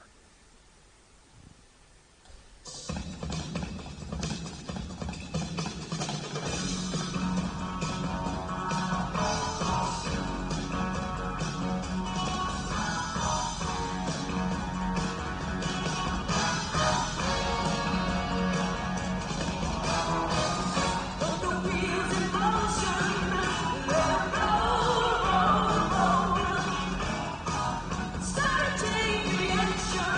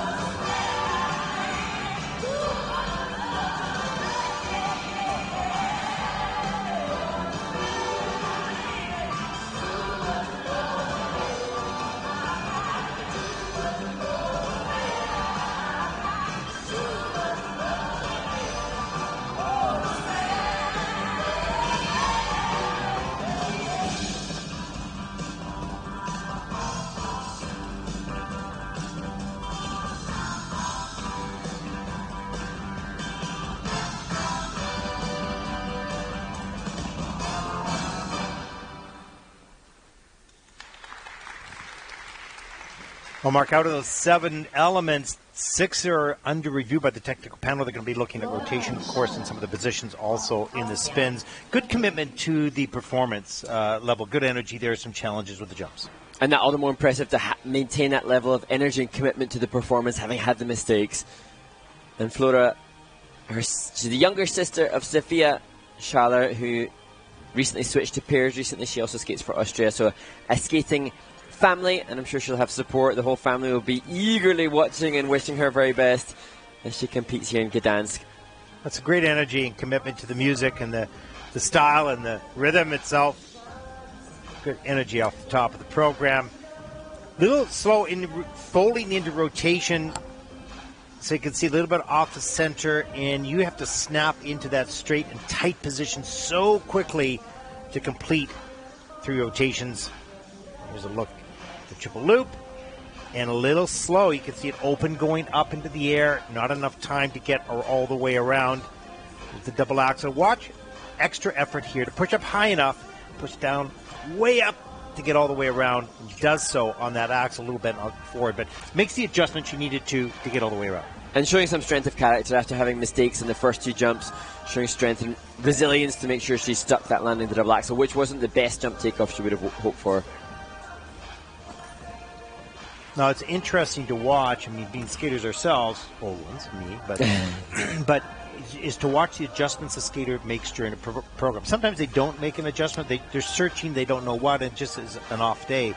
But some skaters are able to go, I'm a little bit off balance here, and actually make the correction on the next jumping pass, get the confidence, and then continue on in the program. And so difficult to be in the moment enough to have that rational thought process, especially these relatively early competitive experiences, to be able to react and adjust accordingly and not get swept away in the emotion and enormity of the experience. It's so difficult. The skaters not only grow and mature at different speeds, of course, physically, but also psychologically, gaining confidence, or in some cases losing it. Well, absolutely. And these are such heightened and intense emotional experiences, putting yourself under the pressure of performance in a giant surface, in a giant arena, in front of a panel of judges. When you really analyze it, which we probably shouldn't do, you'd go, why would we do that? And then they all do it probably for those little glimmers of moments where you have that personal best, and nothing could be more joyous and glorious. There's no greater feeling than doing what you plan to do. It's such a wonderful feeling, but it's so elusive. Let's take a look at the short program scores for Flora Maria Schaller from Austria, 27.56. And that will move her currently into 11th position. She's currently in 11th place.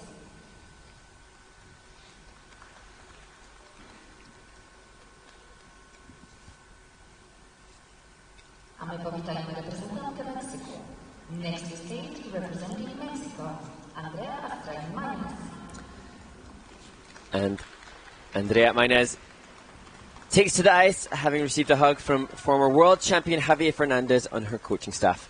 19 years old, second Junior Grand Prix season, 43rd of the Junior World Championships last season, 35.09 personal best, skating to Requiem for a Dream by Jennifer Thomas.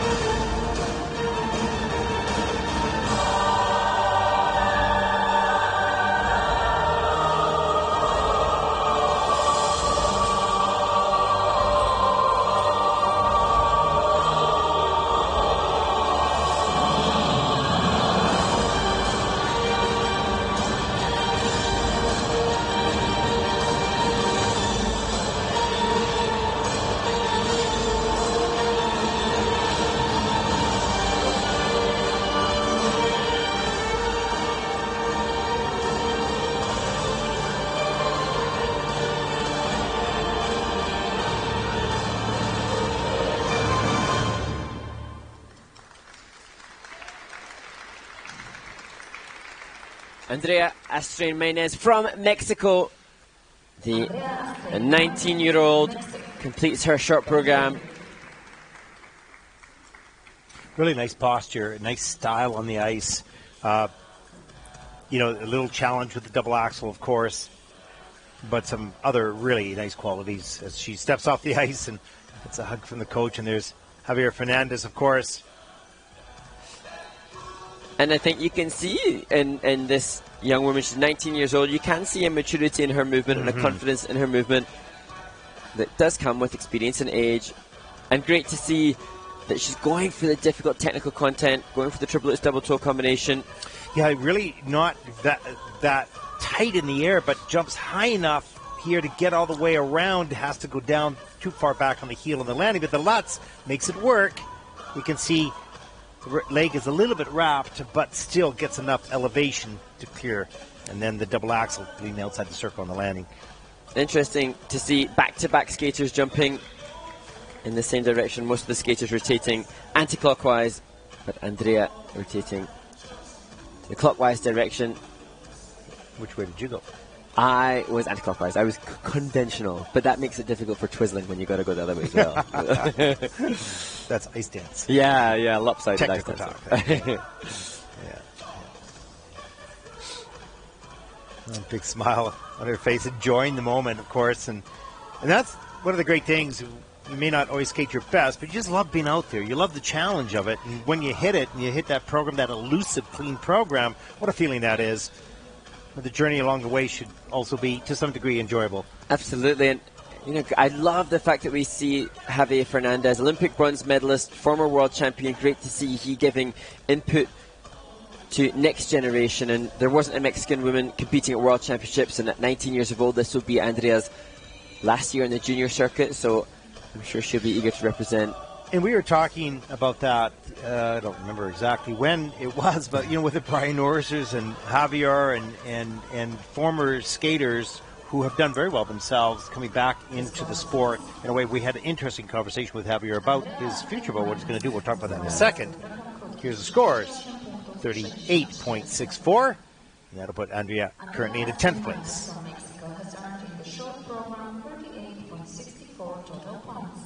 And there's a look at your top three so far in the event. Now, as they announce the next group number 4, onto the ice, we did have a chat with Javier Fernandez yesterday, remember, and you were asking, you're like a detective. I mean, you corner, whether it's a judge or a skater or a coach, and you're going, you got your notepad out, or you got your papers flying everywhere. It's like the old 50s newspaper reporter. I mean, you're awesome at that. You're great at it. But you were, you're asking, okay, what are you doing now? What are you doing now? And then he was talking a little bit about, well, he did some shows, whatnot. He really enjoys coaching. He was talking about that. And then you're asking, well, is that something you want to do more of? And he said, yeah, I'd like to do more of that. And I'd like to do that full time, but I need a team to build me around. I can't just do it by myself. And you, of course, doggedly were asking more questions. Well, where are you going to teach? And he said, that's a secret. And then you went back and you tried to get it out of him, but he didn't break. Yeah, he's obviously, maybe given that Javi was world champion, he's used to interrogation from journalists. So I couldn't break him. You have this wonderful reputation, Ted, and everybody so eager to see you, but maybe I need to be a little careful. I go in with all good intentions, but just desperately eager to find out more information. Mark, I'm joking. I'm lovingly joking, because the thing is, it's wonderful work that you're doing. Just talk to the skaters and the coaches, and it's hard. With the two of us here, we can do that. With one, it's very difficult to get out and talk to all the skaters and the coaches to get the background, plus prepare for the event itself. It's not easy. I appreciate that work that you're doing. I'm just having a little fun. It's, and I think probably my eagerness I'm jealous of it, really. My eagerness to get more into it, I think it's maybe because I was from a skating nation that wasn't abundant and deep in its talent of world-class skaters. I didn't train in a nation where there were abundant numbers of world-class skaters around me, and so then it really just fascinates me to know process and to get some backstage intel on what is being done. And Javi is a fascinating one because he was a world champion from a lesser developed skating nation, so it really interests me to know I know that he obviously then went to train in Canada and train with Brian Orser, who's a legend, but just interesting to see what was done and what he hopes to do for future generations and whether or not they were great questions, because we like the fact we've seen these skaters come back, and all the coaches have been skaters, of course, but these high-level skaters, great success coming back into the sport, and they may or may not have success as a coach. We don't know, because coaching and skating are similar, but not exactly the same.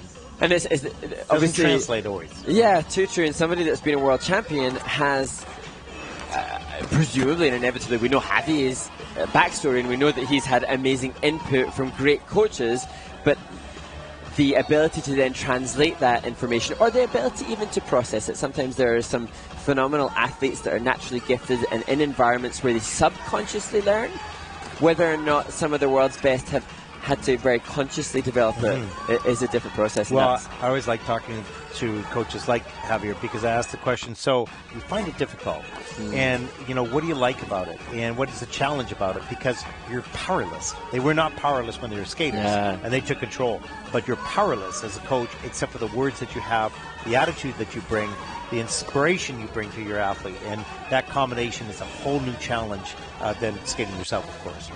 And it's interesting because, as we've touched on before, for me, with the commentary work that I've done, it's not been on location always, and so then I haven't had a chance to get to know some of the skaters, or the coaches, and I love here seeing the same coaches coming back, and then finding coaches that are not developmental coaches that are here in the Junior Grand Prix with some amazing athletes, but coaches that we don't necessarily see on the senior circuit or at World Championship level, and I've just been fascinated to see that in action, seeing coaches that are obviously creating great work, but not maybe getting recognition on the senior level. So we had a discussion about how do you see, as a coach, are you a starter?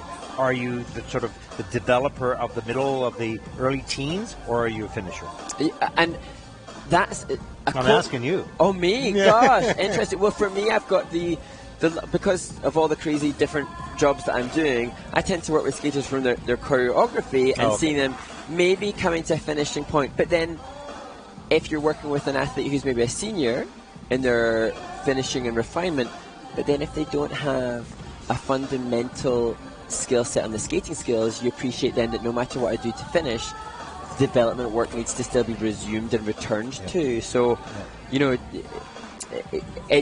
being a finisher at elite level is only really possible if you've had a skater with a real good, diligent approach from early development. All the coaches in a skater's career are important, but perhaps the first few coaches are the most important. I remember vividly Kathy Casey, famed American coach, saying that your doubles coach is really pivotal, integral, because if you don't get delivered a good quality enough of technique, then future development isn't possible. Yes, absolutely. I believe in that. So we salute all the coaches that work with these skaters, no matter whether you're here or whether you started these young skaters, and those coaches that worked with them at the ages of 5 and 6 and 7.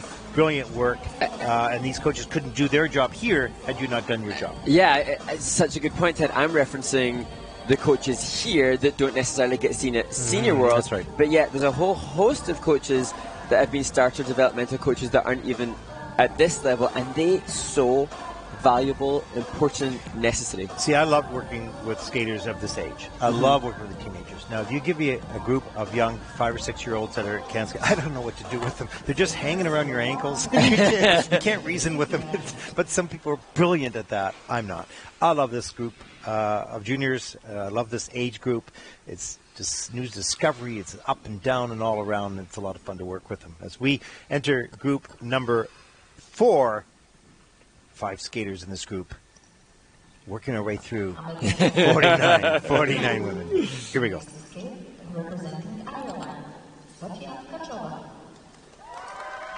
And the next skater takes to the ice. Her coach Kevin van der Perren telling us yesterday that she travels an incredible 400 kilometers just to get ice time. Incredible. 32 points, personal best last season in the Slovak Republic, skating the short program to bust your kneecaps. Johnny, don't leave me.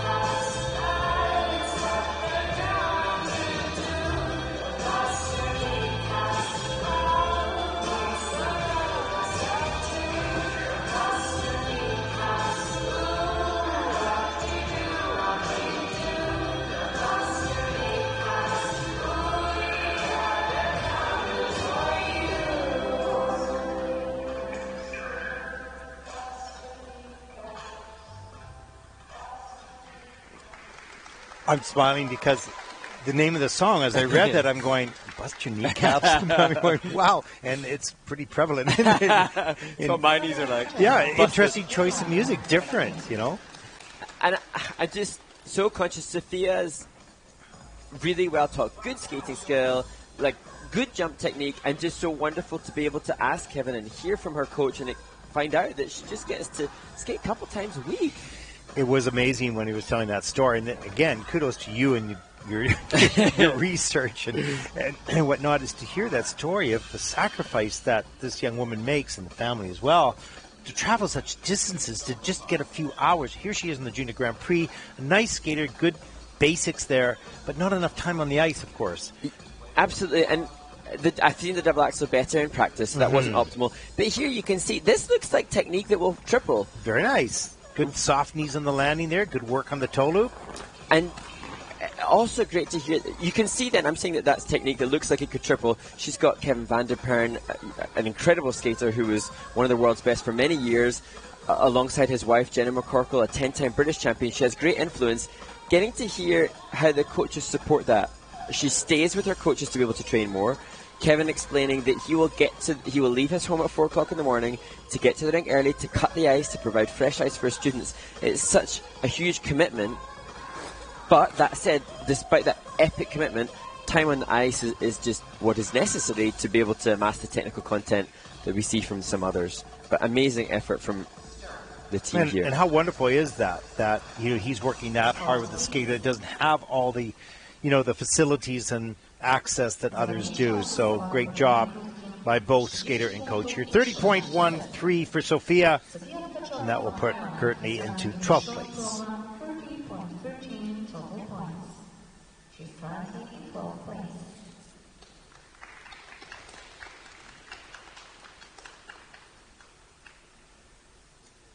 Mamy powitanie reprezentantkę Bułgarii. Next to skate, representing Bulgaria, Marina Nikolova. 15-year-old Marina Nikolova from Bulgaria. She will skate to music. Time by Pink Floyd for her short program. She opens with triple loop.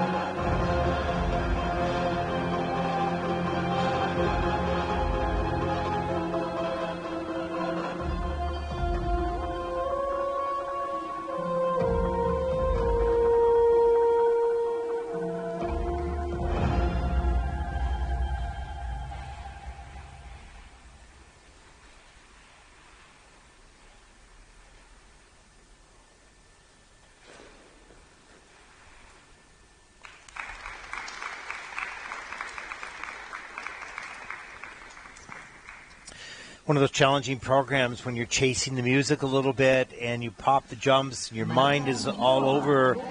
You know, I've lived that too many times in my life myself, so I totally understand it. And it's frustrating as a skater, there's no question, because you're able to do these things and your mind isn't just there on that day, and timing is off, and I think that's what we saw here in this case. You can see the tears maybe flowing a little bit, disappointed because you train so hard to be able to deliver what you're capable of, and then you have one of those days that you completely lose control, and you don't know why. And having watched Marina in practice, you can see she struggled a little bit with some of the jumping passes in practice as well. And then knowing that there's no more training time, she was intending triple loop, elected to do the double, and then here popped the intended triple salto. And that double loop had really good technique on it. It was no problem with that. So I believe this young woman can do these things, but lost her way today. And that's the trade-off, is that if training hasn't been going well, and for some of these skaters, as we see her stepping up into the double axel, I know Marina can do double axel, but if she's been, there's so many variables, so many factors, international travel, different training rink, the pressure of the competition, growing up and developing and changing, and all these variables that make it difficult to maintain a level of consistency through these junior ranks as they move towards seniors. Exactly, and we're not saying that to in any way to make excuses. What we're saying is to educate people, to understand this process of learning to be an elite junior or senior figure skater is difficult, it's timely, it's costly, and it's both physically and psychologically demanding. Okay, now many people can do that, but they all are on different pathways and different speed of those pathways. So we understand these athletes are in development mode. This is a tough day. And I'm so grateful and appreciative of the fact that the coach seems to be very encouraging. 27.15 for Marina, and that'll put her currently into 14th place. She's currently in 14th place.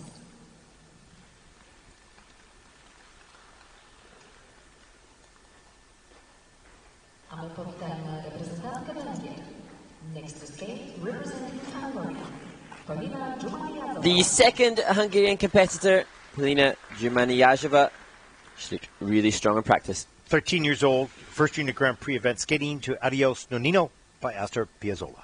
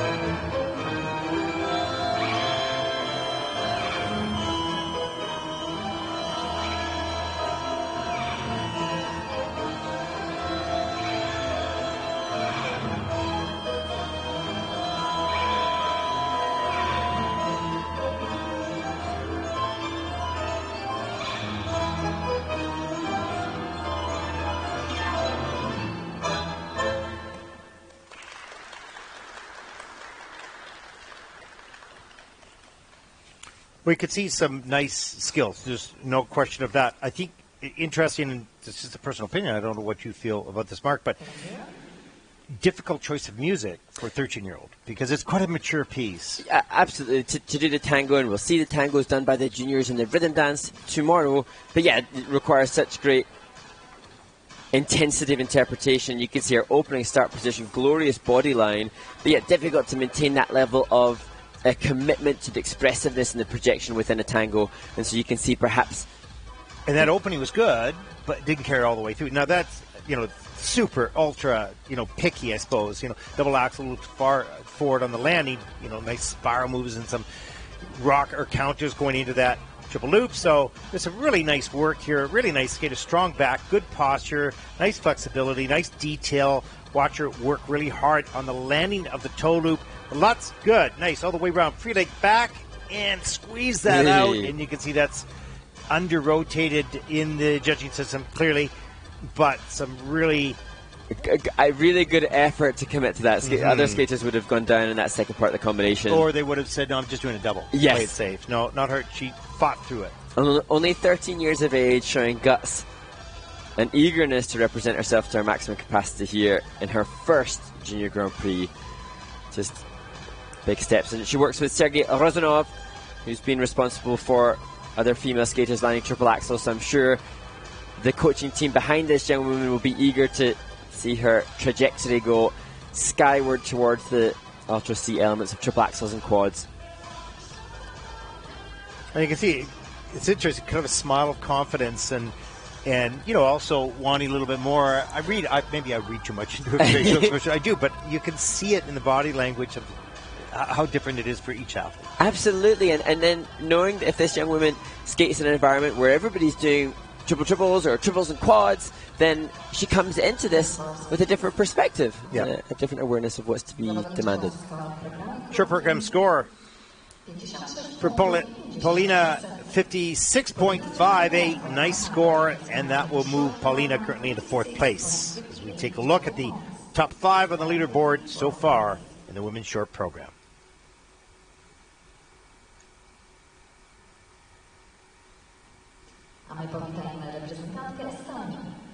Next to skate, representing Estonia, Olesya Leonova.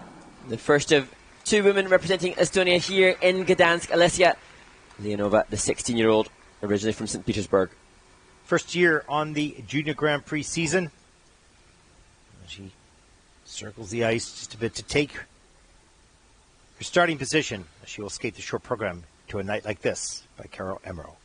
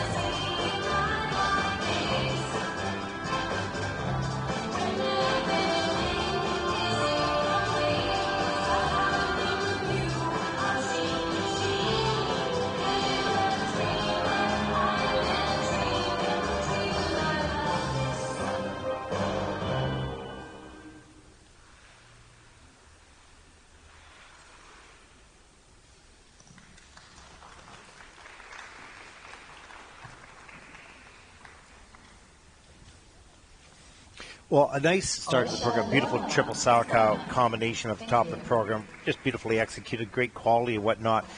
I felt a little disconnected with the music. Didn't really have the choreography or the connection with that, or even paying so much attention to the music, unfortunately. I don't mean that in a bad way. It's an area that she will need to work on. Yeah, and as we see these skaters approaching from different perspectives, the triple sauerkraut double toe, as you said, brilliant.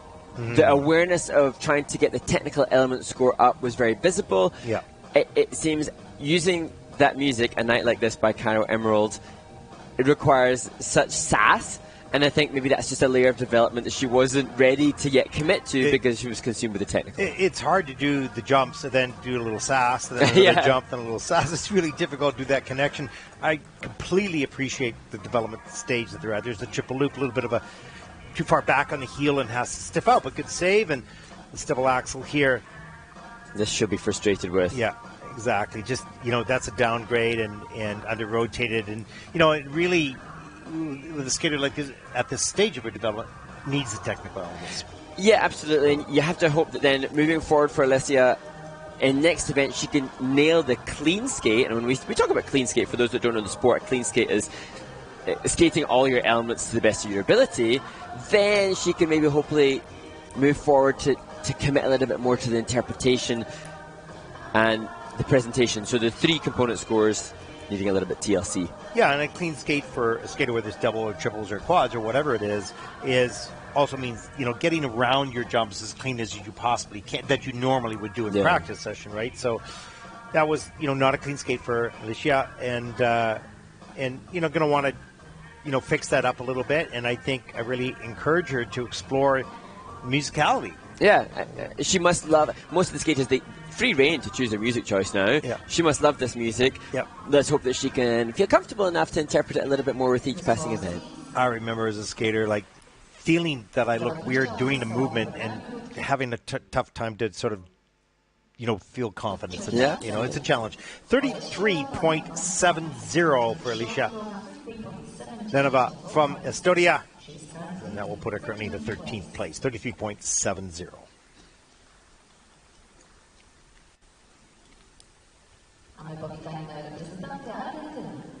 Next is skate representing Argentina, Cecilia Donahue. Wonderful to see a representation from Argentina in this event. Cecilia Donahue, born in Buenos Aires. 15 years old, first junior Grand Prix event. We'll skate that short program right now to Roxy from Chicago.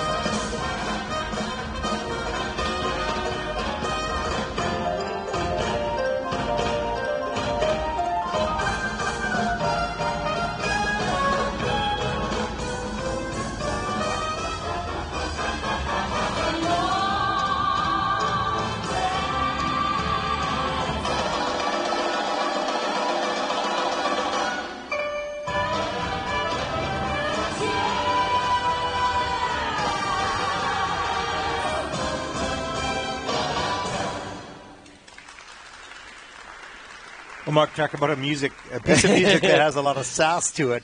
That piece really carries that. Absolutely, and total respect to Cecilia. Facial commitment from the start. I was really conscious that she was facially interpreting, not just through her body and her limbs, but she was giving Roxy Chicago vibes from the start. Yeah, use that ponytail whip right in the step sequence. Worked great with the music. It was really great.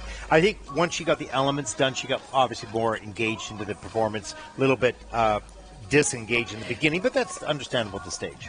And just fascinating to hear some of Cecilia's backstory. She traveled to Argentina in August to compete in the event there. It's an outdoor rink, so there's sometimes cold, windy, sometimes snowy conditions. As you see her work through, this was the triple toe, double toe, which had good length. Oh, nicely done. And so she's really eager, Cecilia, to push for the minimum technical element scores as we see the double axel for Junior World Championships, and to have representation from an Argentinian at Junior Worlds. And the score she needs for inclusion at Junior Worlds in the short program, 25 points. Wow. Looks like she might just be shy of that, but I'm sure we'll see her again compete in internationals. Good start.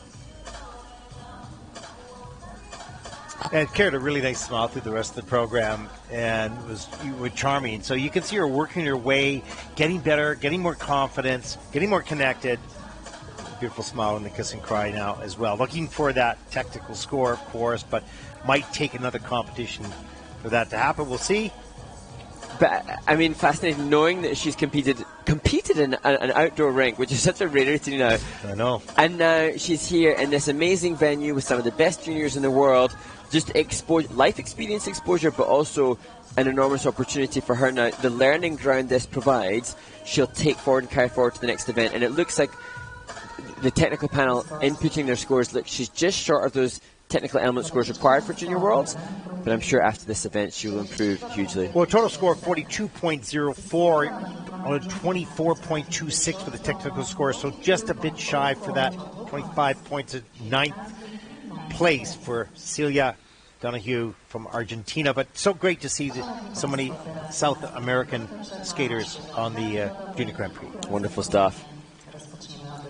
So, Mr. Filmman, just rev up the camera there, and what are we going to be enjoying during this ice resurfacing? Well, stay tuned because we will have more wonderful footage, and we look now to the Centre of Excellence in Bergamo to have an insight into some information on the loop jump, and that one of the required elements for all the skaters competing in this women's short program.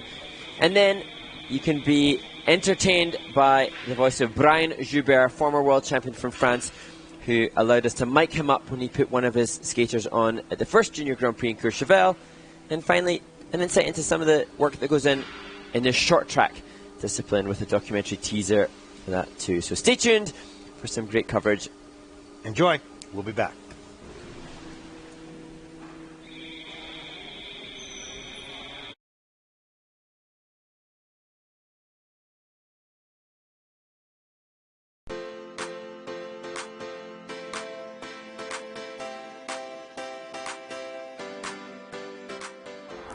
Hello everybody and welcome to the ISU Center of Excellence in Bergamo. My name is Franca Bianconi. I'm a figure skating coach and an ISU technical specialist.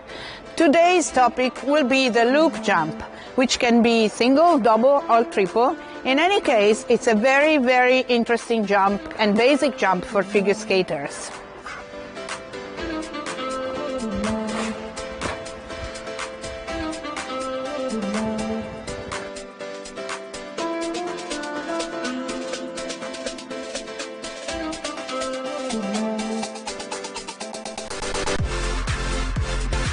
One of the basic moments in the loop jump is the takeoff, of course.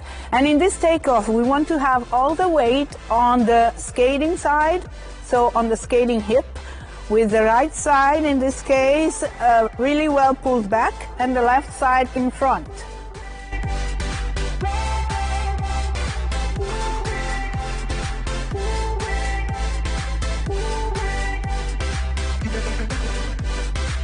So once we are very good with the alignment on a good outside edge and the weight on the right side, on the skating side, we want to bend, of course, and then stretch for the takeoff. And when we take off, positions of the legs, movement of the legs is important.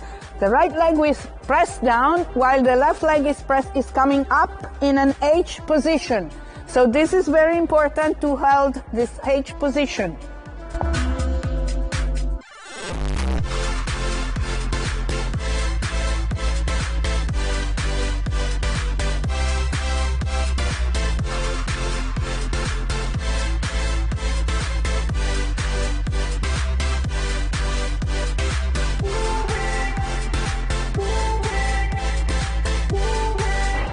Thank you for watching us today. If you liked the video, please leave us some comments and till the next time. Ciao!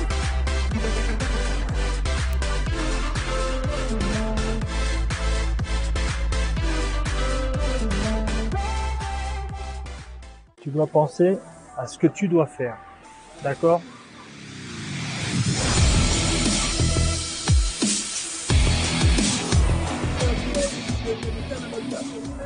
Comment?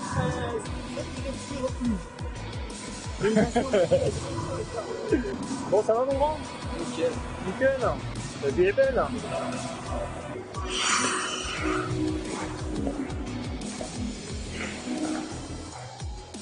Très bien. Oui, ça c'est normal ça. Après on en parlera. C'est très bien ce que tu me fais là. Maintenant, sache un truc, le stress il faut que tu le mets. C'est indispensable. La seule chose, c'est que tu dois le contrôler. Et tu pourras le contrôler si tu contrôles ta respiration. Ok? Tu rentres sur piste, tu descends comment les jambes là? Ouais. Tu rentres sur piste, tu rentres dedans. Hein?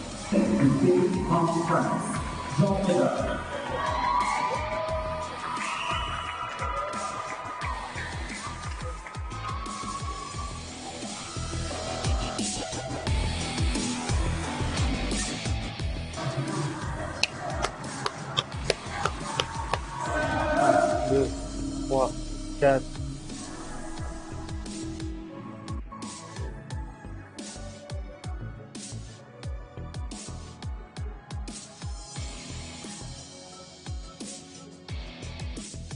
Stop. Il y a plus de musique. Bravo mon petit. Ah ben c'était super bien. Bravo, bravo. Après, bon, on verra le score, hein. Ça suit pas, mais on verra, parce qu'après il y a des pirouettes, tu vois. Hein. Ça va pas? Bah, c'est au niveau des du haut, quoi.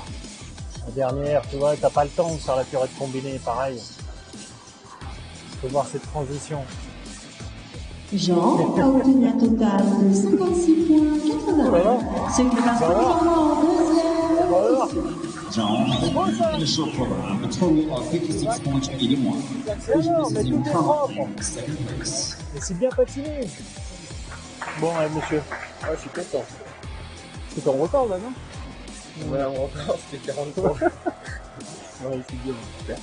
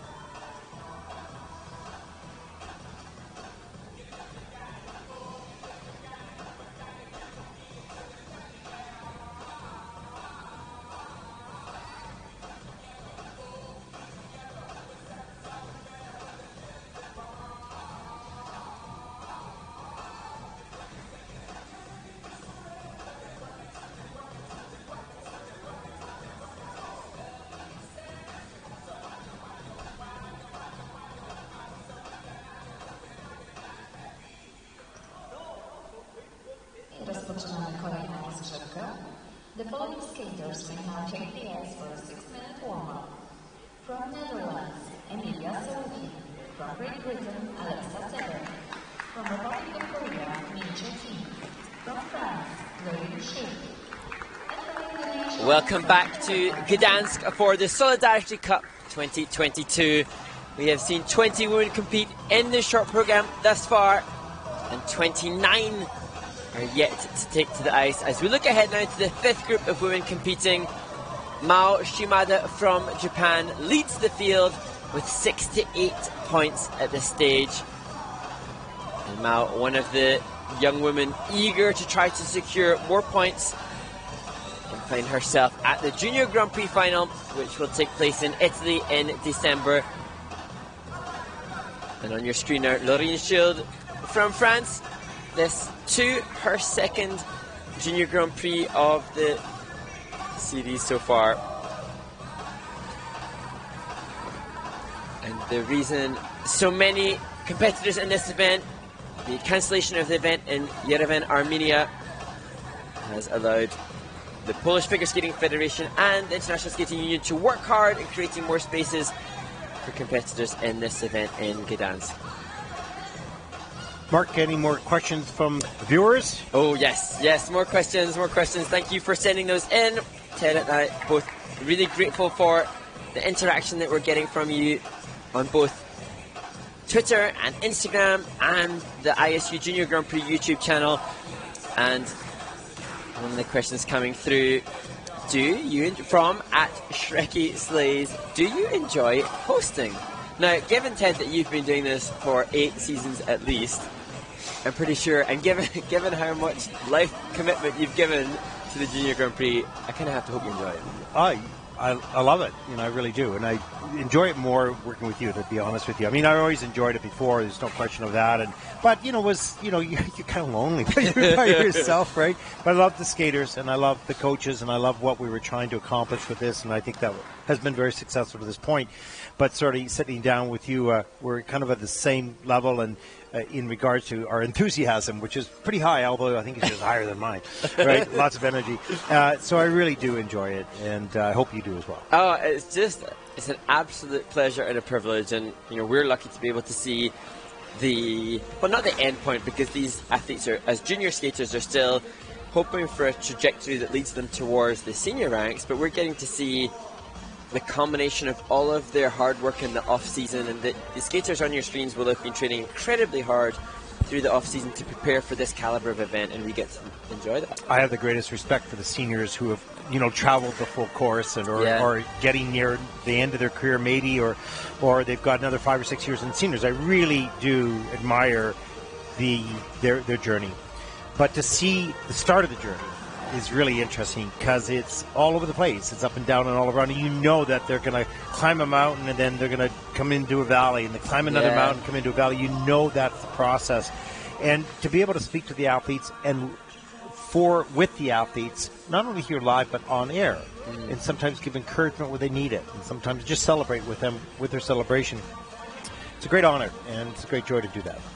And for me personally, although I competed juniors as a single skater, I was injured, didn't get to do the Junior Grand Prix, and then switched disciplines to dance and competed as a senior. So I hadn't actually, although as a coach had attended some Junior Grand Prix, I hadn't as a skater taken part in the Junior Grand Prix, and it's just brilliant to see what opportunity it presents for the skaters in their education and preparation for the... Yeah, I don't remember you on juniors. Like, I mean, it's only been 8 years that I've been doing this. No. Sadly, I'm a little older than that. It's a wonderful thing in life to have something you love to do, and wanting to go to the rink every day and do it, because even just in the work, it's such a thrill to feel the wind in your face, and to have the success of a jump or a spin, and to have difficult challenges, to fail so many times and falling on jumps for thousands and thousands of times and finally landing it. It's an incredible thrill, and you wonder, why do these people do it? Because of that one time that it all comes together.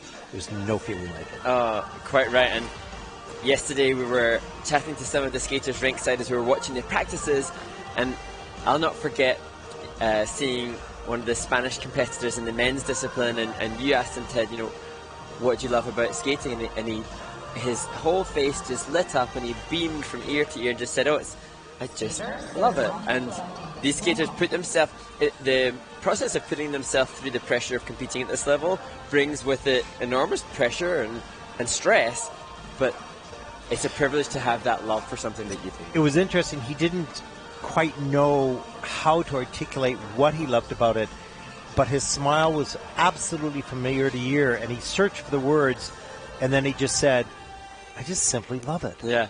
You know, and that was all he needed to say. Absolutely. Just radiated the feeling. You could see the feeling of his adoration for... Yeah, and it's great to have the World Skating Day, and a great initiative by the ISU, because we want people to experience this, to experience the joy. Even if you just put the blades on for the first time, you've never been honest, you hold the boards and you pull yourself along the rink, or you've skated all your life, to get out and enjoy that thrill of movement across an ice surface.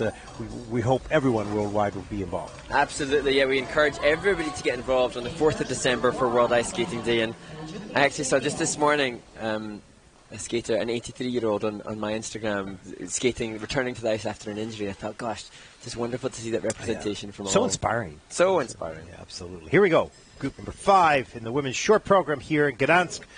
Week number 4 on the ISU Junior Grand Prix. Przed Państwem reprezentantka Holandii. Next to skate, representing Netherlands, Emilia Solheim. Dutch skater Emilia Solheim, just 13 years old and in her first Junior Grand Prix. As Emilia takes to her starting position, she will skate to Libertango from Astor Piazzolla.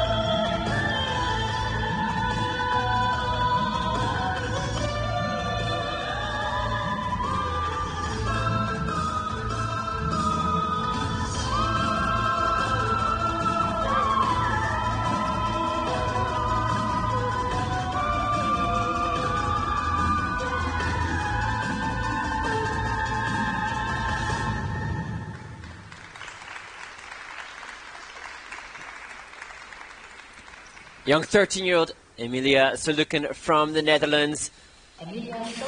For Emilia, number of the skaters, these young skaters, 13, 14 years of age, just learning the difficult elements, are a little cautious entering the element because they're setting their body up to be precise on the takeoff, and that's so important, of course. As they gain a little bit more momentum and confidence of that jump, that momentum is energy, and when released, good timing of the takeoff makes it a lot easier. And you saw a little bit of cautiousness approaching those jumps, but got a good triple salchow, double toe loop down, maybe under rotated a bit, but nice double axel near the end of the program.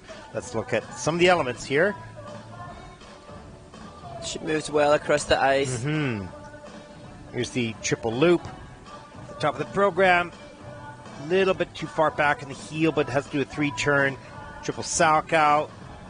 Gets that done into the double toe loop. That is in as downgraded, in fact, on the triple salchow.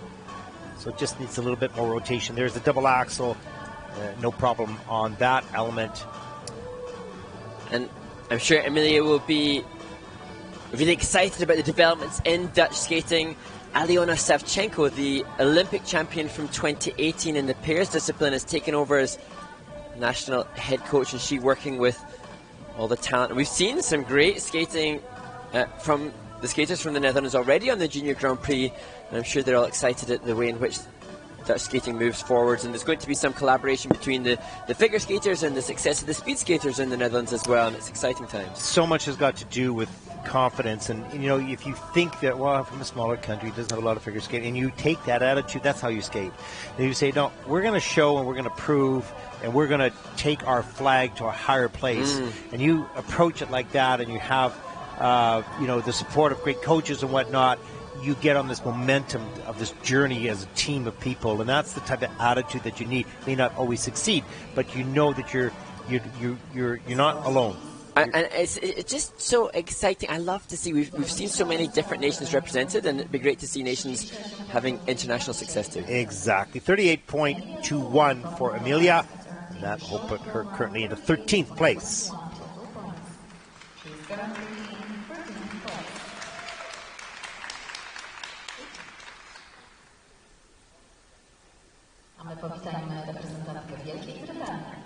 Next to skate, representing Great Britain, Alexa Sever. In only her third ever junior competition, the young 14-year-old Alexa Severin from Great Britain. Very first junior Grand Prix event right here in Gdansk.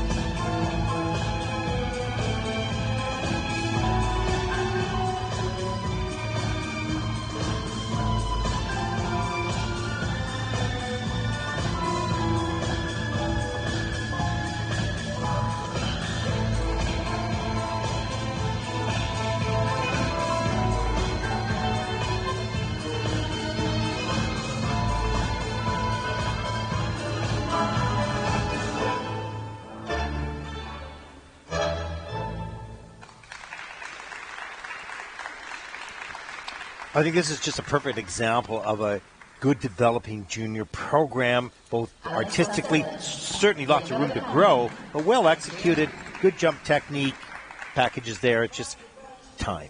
Absolutely, and as I said, just her third ever junior competition, and then to be on this massive stage, to then deliver a clean skate like that, is just such a huge accomplishment and achievement. And knowing her and her coach and seeing the development of this skater, to see somebody come out with such a positive experience is glorious. And our coach said to me yesterday, Tamara was saying, they're using this competition as a step to the real world of competitive figure skating and an official start to a journey towards long-term goals. And what a glorious start that was, really, with a clean skate. Yeah, it's got to start somewhere, and I think that for a young skater like this, just the feeling that you can do it under that moment will give you confidence to try hard. No, it's not always going to be there, but you know that you will have done it, and you belong. And then that fuels the confidence to be able to just commit that little bit more to all the various different things that her coaches will already have told her. I'm sure her coach Tamara and the team behind her, she works with Yerevan and Phil Harris, and she has great inputs. They'll have told her everything that the experience here will bolster the information that she's been given. She'll have seen it from the others, and now she'll go back and she'll deepen her knee bend and create more speed and more flow, and it's just a super positive experience. Yeah, you can see on her face, she's got a sort of uncertain what her scores will be, but she has a nice smile and a feeling. Looks like she's okay. I belong here. I'm starting to believe in myself. And interestingly, it looks like she might get the technical element score for Junior Worlds. So that another huge confidence booster. Absolutely. Let's take a look at the scores for Alexa Severin of Great Britain. 8th with a 44.53, but she earns the technical element score of 25.10, so she'll qualify that score for Junior World participation.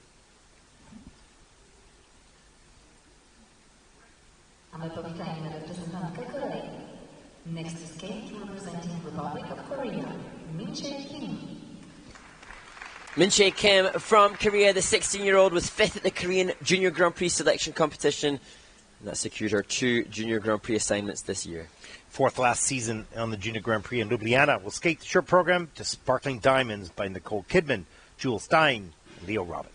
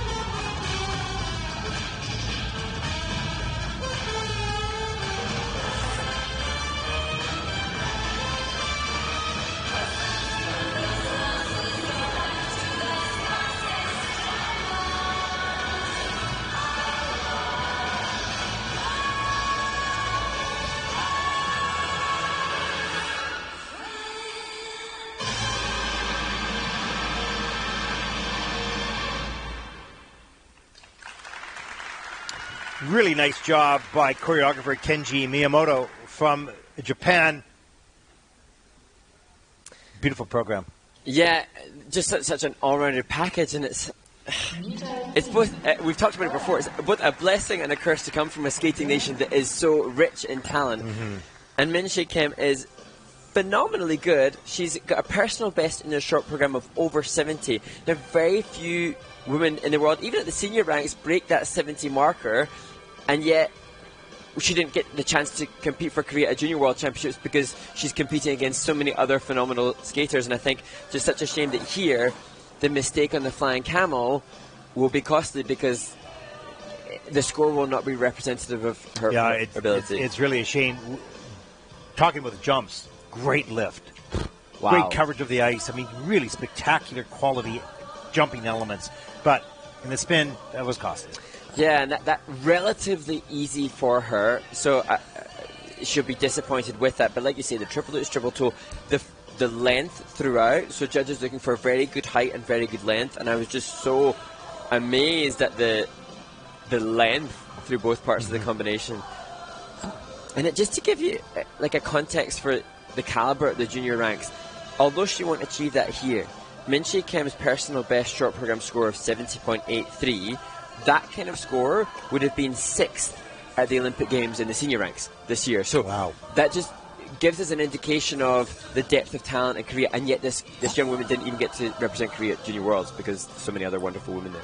Yeah, it's pressure-packed every time out for those skaters, there's no question, but wonderful qualities. And you can see the choreography was really good, and she kind of connects to it, not fully yet, but it's there. I think I read a little bit the impact of the flying camel on her performance. Yes, exactly. Let's take a look at the short program scores for Min-Chae Kim from Korea, 59.47. That'll put Min-Chae currently into third place.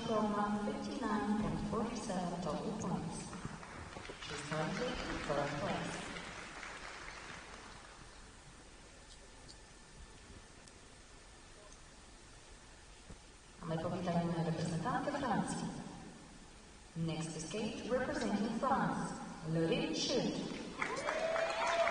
Malika Tahir, the coach, encourages Laurine Schult, the 17-year-old from France.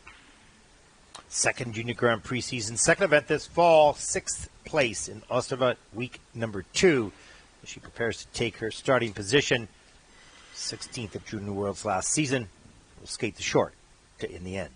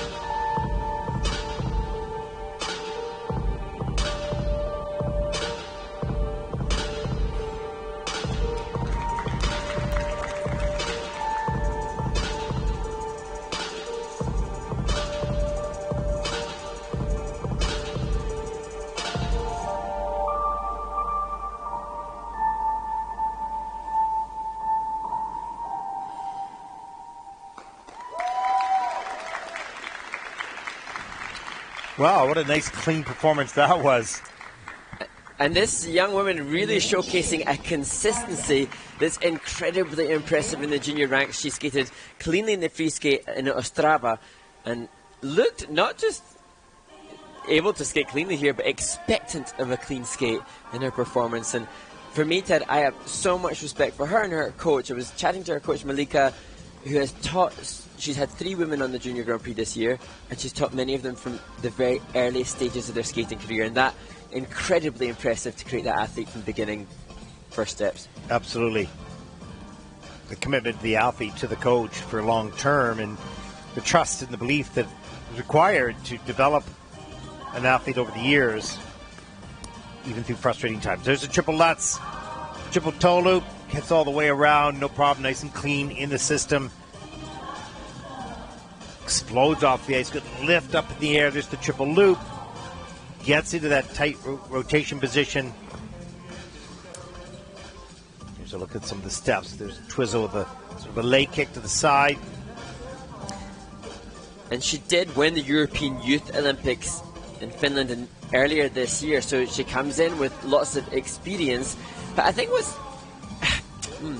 I don't know if what I'm about to say is right or not. Our sport has some very strong skating nations, and over the Junior Grand Prix so far we've seen that. We've just discussed it with the previous skater from Korea, that it's a little bit a blessing and a curse to be from a strong skating nation. I love to see Loreen pushing France and really trying to represent France as a contender to compete with the likes of the Japanese and the Koreans, and it looks like the score that she's going to post here will go ahead of her. Absolutely. The personal best is 58 points. She's going to beat that in this program, and I think she's going to be quite pleased with that. Really nice job by Loreen Shield from France. There it is, season's best, 60.15. There's the clapping by the coach and a smile by Loreen, and that will move her currently to 3rd place. Nice job. Well done. She's currently in 3rd place.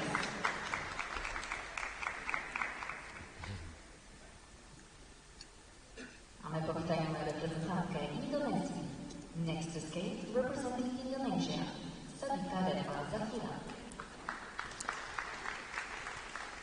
Savika Refa Zahira just recovered from COVID recently, hasn't had optimal training, but excited to be here in Gdansk in her Junior Grand Prix. And this is her 4th season on the Junior Grand Prix, as she will skate the short to Requiem by Justin Paul.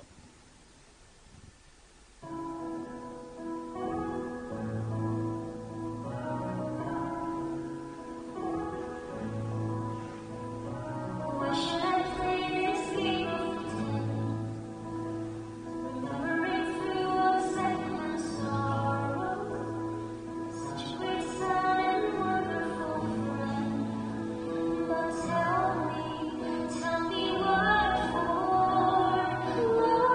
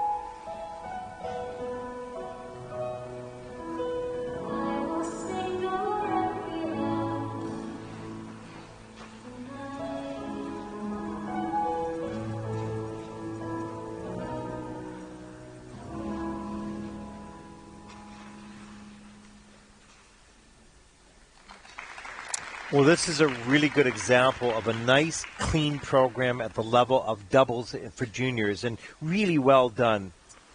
And a finesse to some of the movement.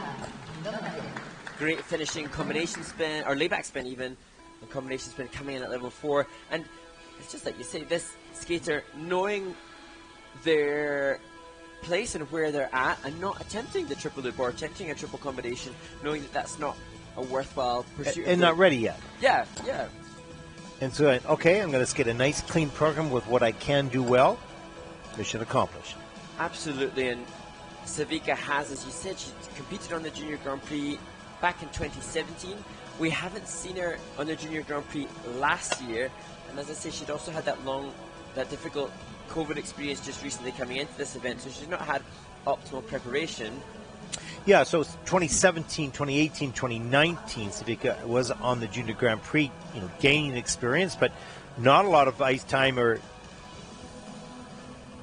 but really well done for the level that she's at, the facilities that she has, where she's at in her own development. And here you can see the pickup in the combination spin, managed to get 8 rotations in that difficult position to get 2 features on the second part of the spin, and she and her coach were really happy. They just oozed the happiness to be here. They did. Coach Yeah, they did. They had big smiles on their face and thrilled to be here, and should be thrilled with that performance as well. This would be Savika's last year as a junior. She has to move up to the senior ranks. And there's the jacket for Indonesia. I need to check, Ted, whether or not there's been Indonesian representation at the Senior World Championships. That'll be some of my stat checking. Check it out, Inspector. Here we go. Short program scores for Savika. 30.03, and that will put Savika currently into 20th position.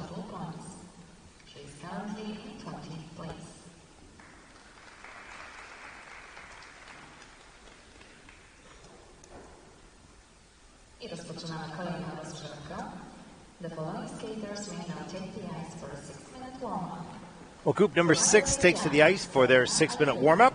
What have we got from our viewers around the world? Give us an easy question this time. I mean, no more Tanya Hardy questions. That was a rabbit hole, and you go, oh my God, he's going down that rabbit hole. He's taking it. He's going for the. He's going for the bait. Yeah, absolutely. Send us in all the questions. If they're too daunting, we may elect not to go them. Exactly. But great to hear from you all, and thank you for sending in the questions on the social media and the YouTube channels.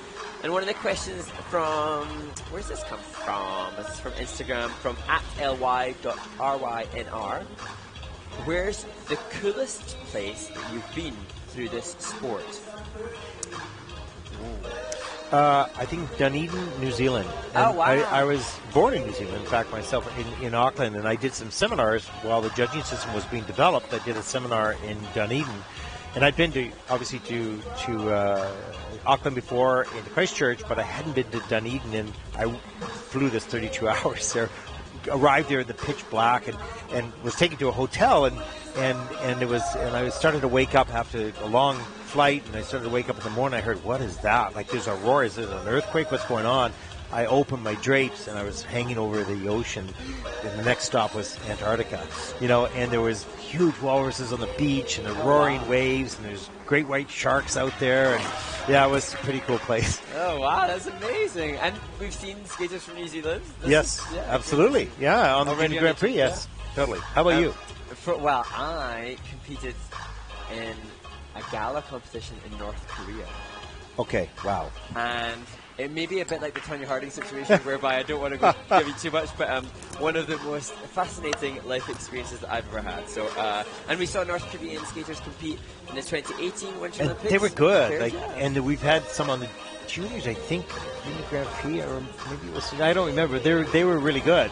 And interesting enough, Bruno Marcotte, coach from Canada, he also went there to coach and help, and he had the North Korean team in Olympics. Well, he and I, because Bruno was in Ostrava, I think, And so he and I were chatting about our experiences in North Korea, not all of which I will share, but one of the most pivotal life experiences that I've had. And thanks to skating, I got that opportunity. Oh, great. Now you tease everyone and you leave them. That's not nice. Okay, what's up next? So, safer question. Which triple do you find most exciting? You know, I really like the Lutz. I think when you get a great triple Lutz, that riding edge, as they bend their knee and take that curve, it accelerates them on that takeoff. And I always like the feeling of it when I did it. And, but I like to watch a great triple Lutz or quad Lutz. Yeah, good point. I think Mikhail Yada's Lutz, that's just epic. Or as we saw with the interview with Yulia Sebastian. Yulia Sebastian, Hungarian skater. Yeah. Epic big triple Lutz. I love to see, a jump with the maximum degree of execution. Any jump that's got good flow, good length, good height. I remember seeing actually Gabrielle Daleman do triple toe at a Grand Prix that I was commentating, and I just remember at that time the judges could only give a maximum of +3 grade of execution, and I just remember thinking the quality of that element was so easily maximum G1. Yeah, that covered 30 feet. I mean, that was just massive. Amazing. She carries relentless speed, just full out on that element. Yeah, that's true. Very nice. So any jump element with good height, good length, good flow, happy days. We'd be commentating on the Grand Prix final, and that's something that you'll be looking at, Ted. Unfortunately, I'll be busy doing my... Being a star? I don't know about that. Or the dancing. I always call it Dancing with Stars, so it's, dancing on ice. Well, duh. I mean, why is it not Dancing with Stars? I don't know. But anyways, I guess that name is maybe taken. But, busy boy, aren't you? So that's exciting business as well. So... yeah, we're not exactly settled yet on the final, but certainly there'll be good coverage of both the junior and senior Grand Prix final in Torino. Yeah, and can't wait to see what will happen at this event and see which of the skaters are competing in their second junior Grand Prix as we head towards the latter stages of the Grand Prix series, which skaters will secure enough points to find their slot in Italy at the final. And the skaters that attain first place secure 15 points. Second place 13, third place 11 points, and on down. And then at the end of the Junior Grand Prix series, we'll see which skaters have the most points, and therefore top 6. And for some of these skaters, that is their goal when they started the season, to be there in Torino. There's a number of skaters that have the ability to be, and they'll fight it out all the way down to Egna, the final week on the Junior Grand Prix series. Actually, and it's interesting, as we look at the roster of who's competing, it's interesting to think that there's such depth and talent, such quality, that it's going to be a shame that we don't get to see more compete at the final with so many good skaters. Yeah. So we're heading into the next group, and we're nearing. Oh, in fact, we passed the halfway point. Past the halfway point in this women's competition. It's like the marathon in the Olympics, right? You're past the halfway point. Yeah, it's a long competition. I think I've commentated on 50 or 52 before, but I can't quite remember. Anyways, anywhere upwards of 50 is a big event. And like we said at the beginning, I think in the first warm-up group, the concentration that has to be demonstrated by the judging panels is really impressive. It's remarkable. It really is. Absolutely.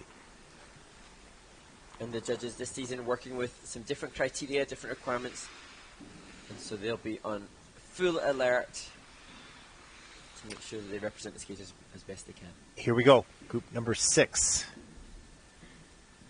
Skater number 26 out of 49. Next to skate, representing Azerbaijan, Sabina Aliyeva. Sabina Aliyeva, 14-year-old from Azerbaijan. First Junior Grand Prix season. She just take a few moments just to feel the ice. Goes to the starting position. Short program music, Assassin's Tango, and Tango of Errors.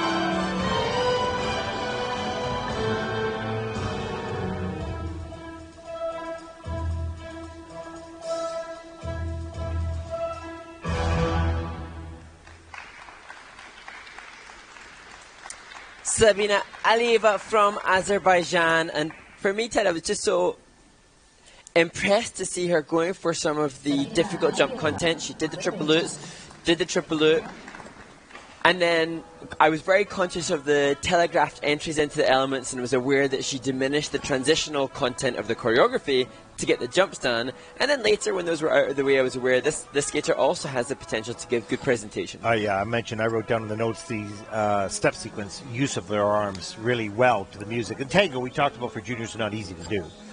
And here, just at the very beginning, you can see her ability to commit to that tango, and she has the right feel and the movement here, and then disconnected to get the technical element score done. And then as she moves forwards, I'm sure she'll close that gap. You can see here, triple loops. Now, the judges have a page of reductions for errors. So although that jump was delivered, and here too with the loop, unfortunately she had the step out, the judges have some quite clear criteria that with that mistake, there are mandatory reductions for the grade of execution. And you can see here now, as we look at the transition into the axle, from this point now, a little bit of interpretation here, there's a bit of a disconnect. Yeah, totally. So now just considering the elements. So the judges have to take -1 to -3 off the grade of execution if there is a long preparation. If there's a scratch before the jump, that has another impact. So jump clean, jump good. Nice jump. That was her best one. But a big delay going in. So lots of positives and just progression and development. She's only 14 years old. And just easy areas to improve. Yeah, and I think, to be fair to all these juniors, that they are, as we've mentioned many times, in different development stages, there's no question, and the jumps are important. They know what the value of those jumps are. They get it. They get paid for it. Do the jump and I get paid, right? So that is their priority at this stage. Then weaving that payment, if you will, with successful jumps into the rest of the payment, transitions and composition and performance and all that type of thing. And there's not the same tangible payment for that stuff. Yeah, so they focus generally on the technical. Yeah, this they know. Let's take a look. Short program. Scores for Sabina Aliyeva, Azerbaijan, 39.66. We'll put Sabina currently in the 15th place.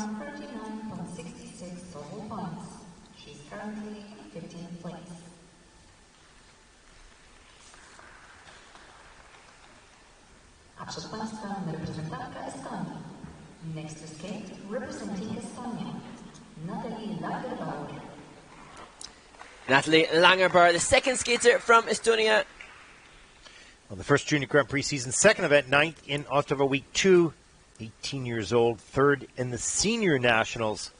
Here, competing on the junior circuit. We'll skate the short program to Love on the Brain by Rihanna. Best score, 56.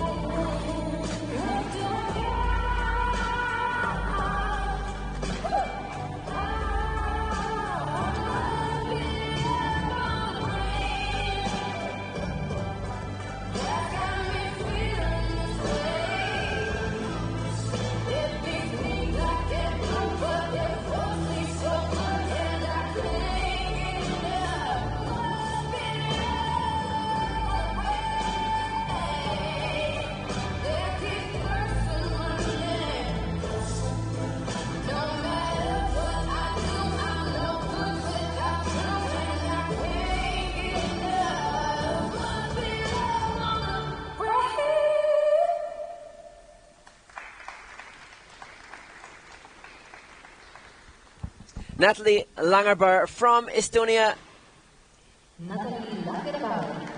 She was 9th in Ostrava at the 2nd Junior Grand Prix on the Junior Grand Prix series. She comes into the Junior Grand Prix as one of the leading Estonian junior women. And there's a big fight among the Estonians to see who will be going to the Junior World Championships later on. Maybe we should use the word battle. There's a big battle, big fight. You know, sounds a bit intense, doesn't it? Sorry. I'm going, whoa, that's a little intense there. Yeah, it's a really nice skating skills here. Good fight through the jump combination. Yeah, she can fight for the jump combo. That's and I really have to do a shout out for Estonia because they're developing some really good skaters and some nice work. And of course, they've hosted a number of events and helped the world of skating. So, you know, a great thank you to that federation. Look at that beautiful triple loop, straight up, straight down, right on top. Let's take a look here. 3 turn up into the triple flip on an angle, 2-foot landing there, gets up into the double toe loop, gets through the combination, but of course the GOE will be on the minus side of that. Minus 1.36 in fact. There's the double axel. Gets the free leg out there nicely. So, yeah, it's a really nice skill, strong skater, good fight on the landings. Yeah, that triple loop, really textbook quality. Gosh, that was beautiful, yeah. Yeah. And Natalie and her coach, Katrina Kalenda, really pushing toward, they'll be eager, desperately eager to try to stay another top 10 placement at this Junior Grand Prix in a tough field would be a good accomplishment. She said that she's learned from that experience in Ostrava. They've changed some of the spins for the free skate. All of the competitions providing opportunity for growth and development, and it's a long season. Natalie competed domestically in Estonia earlier on in the year, so it's a long time for the skaters to be in peak competitive shape and competitive energy. But they need to compete because it's part of the learning process. Yeah. So it's hard to be at their peak. They'll hopefully do that a little bit later in the season, but they need to compete to gain the experience. 52.44, a pretty good score for Natalie. And that'll put her currently in 8th place.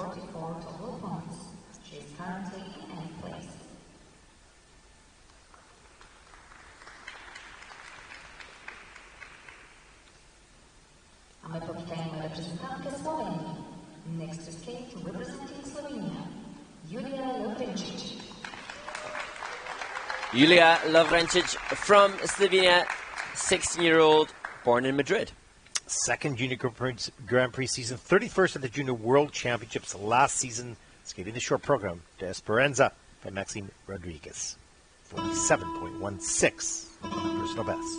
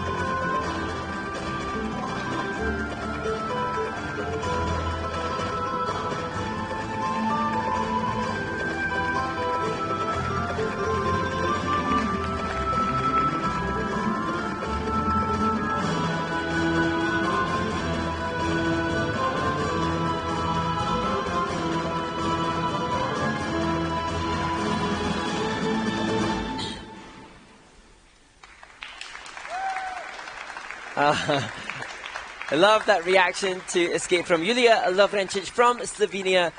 And I saw this young woman at the airport, Ted. We both arrived on what would have been Tuesday evening. And it was really late getting in, midnight. The bus to the hotel hadn't arrived. And I saw Julia with her homework out studying at midnight on Tuesday in the week of a Junior Grand Prix. And I just thought, well, you know, what an amazing young woman that she's here at a big prestigious event with presumably pressure and nerves, and yet she had her homework out, maximizing her time at midnight. That's amazing. So impressive. I love the patience of her work on the step sequence. Oh, it took the time to reach each position low and high and stretch out. It was only a level 2 in the sequence, so missing some turns and some clusters and things like that. But overall, the performance level of that particular element was really nice. And interesting that she works, Anna Capellini, former or 2014 World Ice Dance Champion, has worked with her, and you can see the opening section, which we see now, was so well phrased musically. Each of these jumps and leaps and hops was perfectly phrased with the music, so some great effort there. You can see on this on the way down, picked on the way down and not on the way up, so it didn't explode off the ice. Yeah, too bad. Timing was just off on the takeoff. It makes the reaction and the joy that Julia shows at the end of the performance makes me question whether or not the Lutz had been working in practice and whether or not she's satisfied generally with the performance despite that mistake. No, interesting, yeah. And she said she's just eager to qualify for the free skate at Junior Worlds. I'm sure she was 31st in Tallinn in Estonia earlier on this year, and so Julia will be looking at trying to secure that kind of short program score that would allow her to get into the top 24 to proceed to the free skate at Junior Worlds. Well, you can see the quality of her movement and choreography is really there. It's really nicely done, nicely presented, of course. Those technical elements we talked about, those are guaranteed points if you do them. And so that was the focus. A little miss today on the triple Lutz. Mechanics on the takeoff looked good. The timing was off, of course. I think for me, loved the composition, the presentation, maybe from a skating skills perspective, just the ability to let the blade run and cover more ice, so more power and a bit more speed, as you see the late in the program triple loop, which doesn't have loads of speed and ice coverage, and that would be something that she'll be working on in practice. Yeah, the speed is a double-edged sword in a way. If you go too fast, you lose control. If you go too slow, you don't have enough momentum to get through the jump. But you've got to find that happy medium. But speed, good speed going in, a good flow going in is energy. And if you use it properly, it'll make the jump much easier. Let's take a look at the scores, short program scores. For Julia, 37.79, and that will put Julia currently into 19th place. She's currently in 19th place.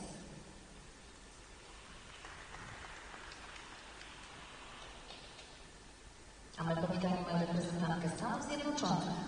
On the ice, representing the United States of America, Logan Higas-Chen, born in Hong Kong, the 14-year-old here representing the United States of America.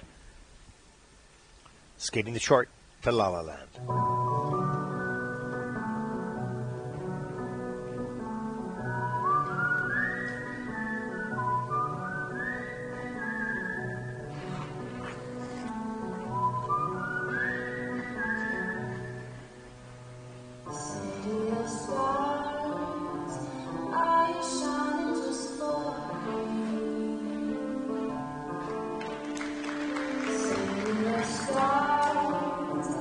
There's so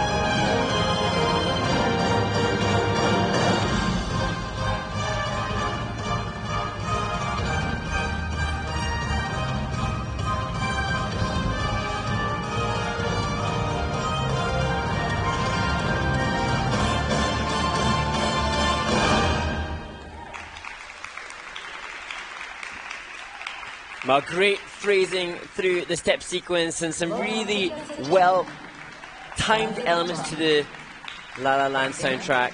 Great job by Logan Higas-Chen and the team behind her. Yeah, a nice positive GOEs except for the triple toe combination, just a little small issue on that, but good overall quality of all the technical elements. I noticed on the double axel you could hear it so light on the blades. You know, it wasn't heavy landing, it was nice and light, good quality edge. So important for the GOE on those landings, the takeoff and the landing, of course. Let's take a look inside the program a little deeper, and as you see, here's the opening triple toe loop. That looked okay right there, all the way around, no problem. Second one, and just has to step out of that. Couldn't get the free leg back in time to stabilize the landing. Watch the double axel up and softly back onto the ice. Ready to do a nice turn. Good setup here for the loop. Great speed, nice and straight in the air, soft on the landing. And just little touches like this, little hop out here. She starts the step sequence. Just all of this phrased with the music, and we're seeing the end product, the choreography generally done in the off season. Maybe after, well, interestingly, Logan has had a big jump. She was pre-novice last year. Wow. So been a huge step. So perhaps she didn't even have an off season. She's just been kept working away, beavering away to get to this level so quickly. But the work done on the musicality within the step, really good work. And look at Tammy Gamble, such a successful coach in the United States, just producing a charming and producing. woman, and it continues to produce for, you know, and have the athletes for quite a long time as well. She's just a really well-rounded coach, technically brings the people in to do the programming and whatnot. She's a disciplinarian to this degree that, look, we're going to do this together, we need to work hard, and the athletes respond to it so well. As we take a look at the scores here for Logan. A 53.49 for Logan Higas-Chen from the United States. That'll put her currently in the 8th place. 53.49 total points. She's currently in 8th place.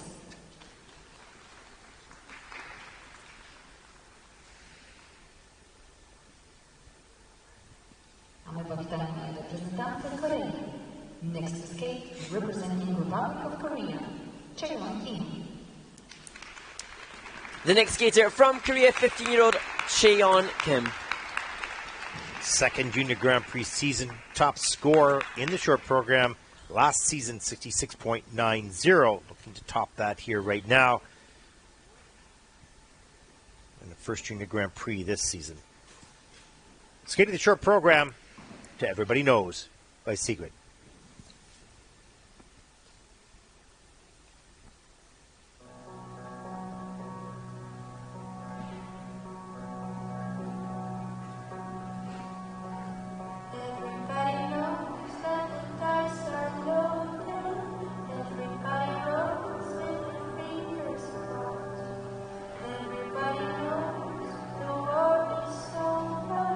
Everybody knows the good guys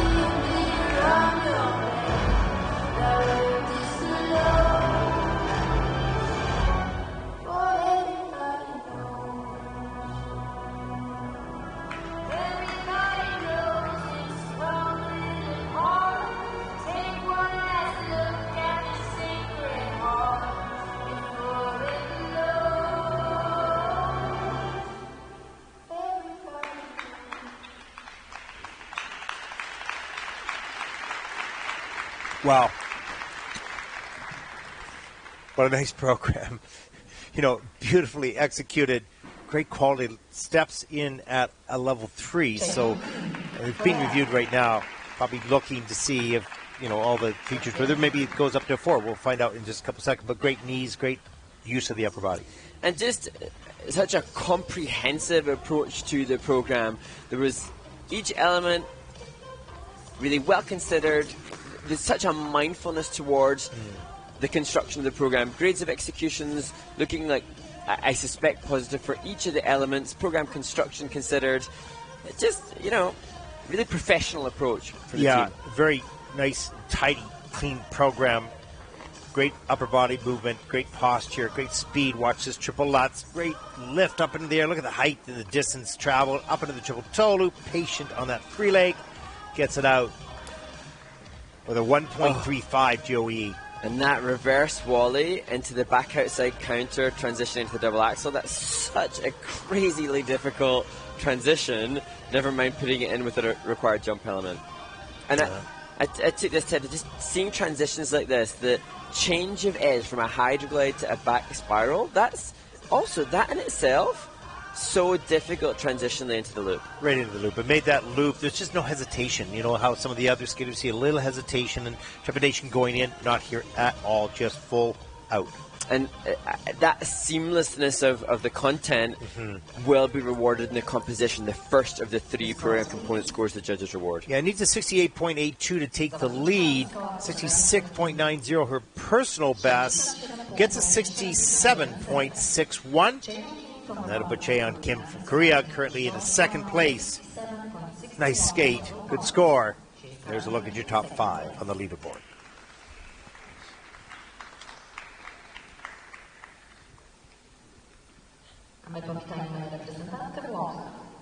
Next to skate, representing Italy, Anna Pizzetta. Anna Pizzetta, the 15-year-old, born in Bolzano, Italy. And Anna, huge jump technique, really impressive jumping.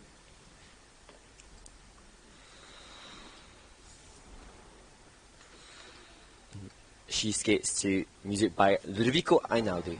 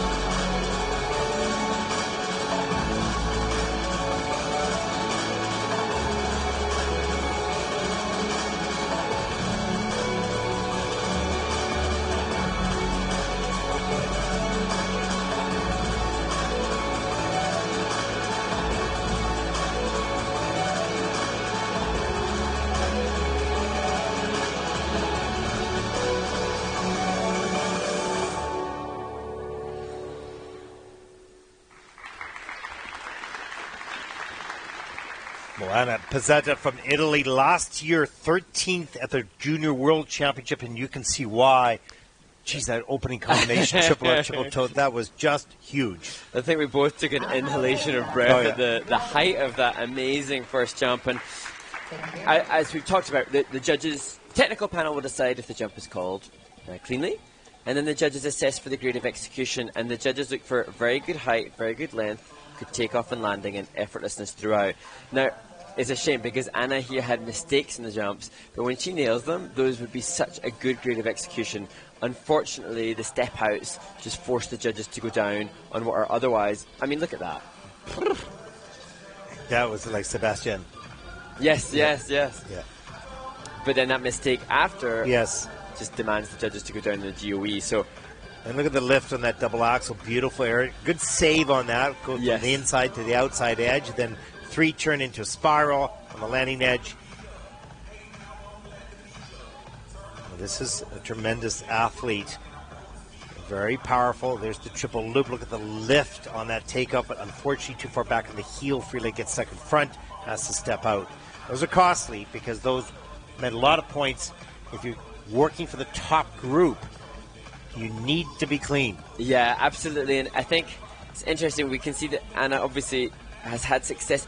She's medaled internationally multiple times. She's competed at lots of pretty strong international events, not necessarily medaling at Junior Grand Prix before, but she's medaled internationally multiple times, and you can see why. But in an event like this, with such depth, she really needed a clean skate. Yeah, second in seniors in Italy as well, so certainly it's not only she's a junior skater, but she's also a senior skater, of course. You can see the qualities there. She'd make a great and easy transition into the senior ranks when the time was right. And the way her birthday falls, she's 15, but that was before July the 1st of this year, so it's distinctly possible Anna will be competing at some senior events as the season progresses, as she transitions up. And you know, she doesn't hold anything back on those jumps. She not only wants to make them big, she loves the feeling of making them big, and that's great when they hit, you know, and you've got to find that balance between being safe to get them done, but not too safe to not make them big, right? And there's an argument. We've seen sort of jump style changes, and jumps tend to be longer and lower to facilitate triple combinations. Those kind of big jumps aren't seen as readily anymore. It's nice to see. But Anna has them. 51.08 for Anna. Disappointed with that score, of course, with those few mistakes, but that'll put Anna currently into 11th position. What's happening in the movie theater on this ice resurfacing there, Mark? You need a mic on here. There you go. Is it getting late in the day? It is. So we look ahead now to some more video coverage, and we can enjoy one of the up again stories, and we'll look to see one of the world's best speed skaters, Elise Christie, in her up again story, before moving to Champéry for an insight into the elements explained, and it will be the axel jump, and that again another of the mandatory required elements in this short program for all 49 women competing here in Gdansk. Before looking again at some of the documentary of the speed skaters and a little teaser of that too. We'll be back.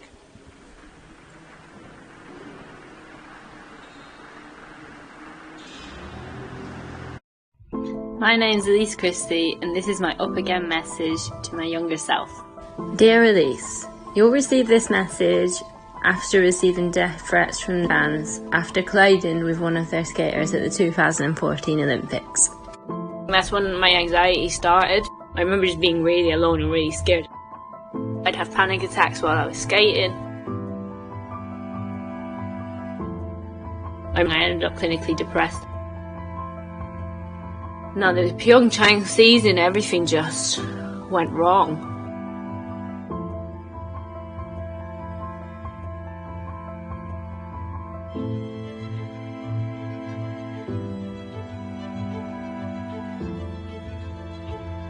Only thing I could think about was, it was over, you know?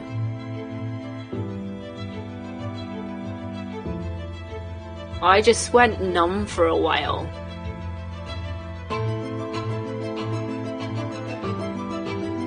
I had sacrificed so much for it. I reached the moment where I couldn't cope. and then 30 seconds later I just remember being like, I don't want to die. That woke me up. I actually learned to love racing again. From that moment I went to Europeans and won medals, and I enjoyed it more.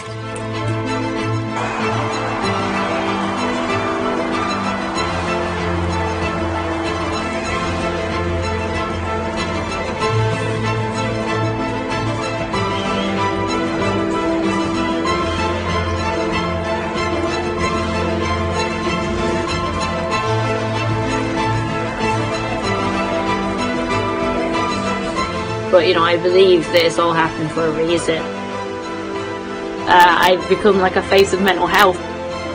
But I chose to speak out about it because I could help. You know, it could have a massive impact.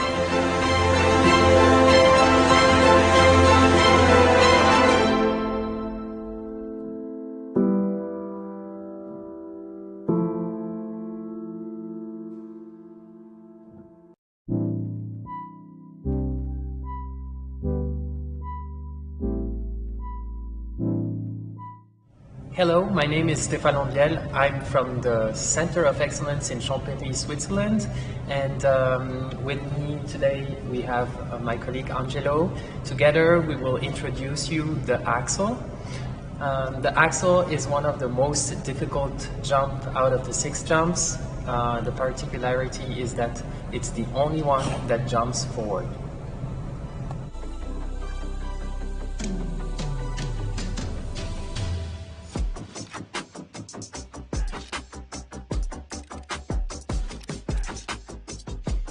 A bit of history.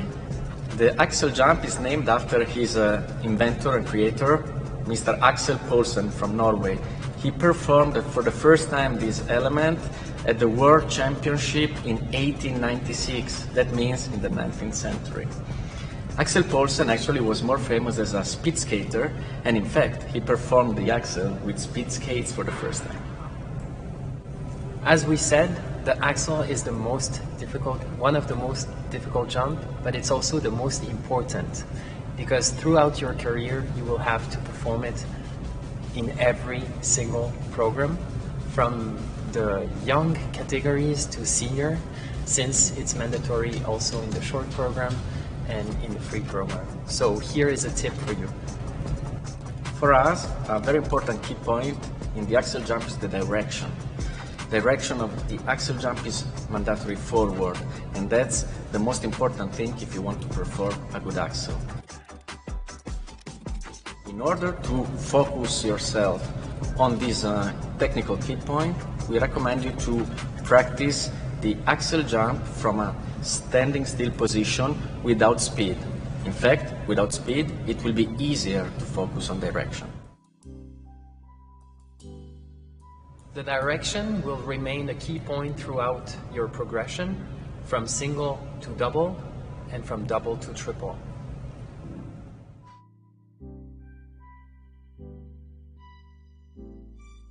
In particular, avoid to go inside the circle with your jump.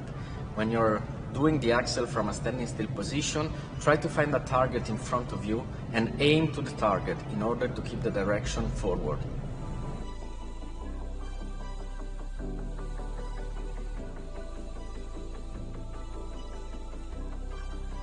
We hope that these informations gave you a little bit of knowledge and how to perform the axel. Please keep following and stay tuned for more fun facts and other tips in figure skating with the ISU Center of Excellence.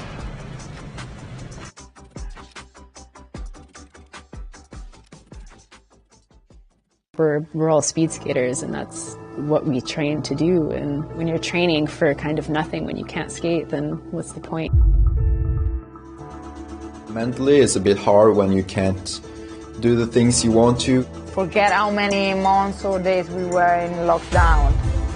I know it was talked about, we might have a bubble, we might do this, didn't think too much of it. It's also good to show the world that not everything is impossible in these times. My head, I was thinking, oh my God, like I want to go home because I don't feel ready for this.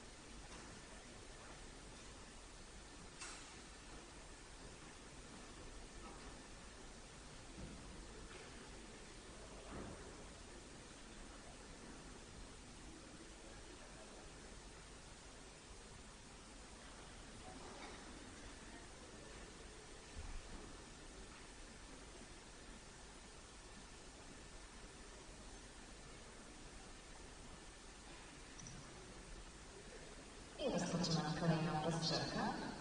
The following skaters may now take the ice for a 6-minute warm-up time. From Sweden, Miranda Lundgren. From Australia, Egna. Welcome back to Gdansk for the Solidarity Cup 2022, the fourth event on the International Skating Union's Junior Grand Prix Series. Skaters from all over the globe descending upon this fantastic venue to contend, hopefully for some spots at the Junior Grand Prix final, which will be held in Torino in December.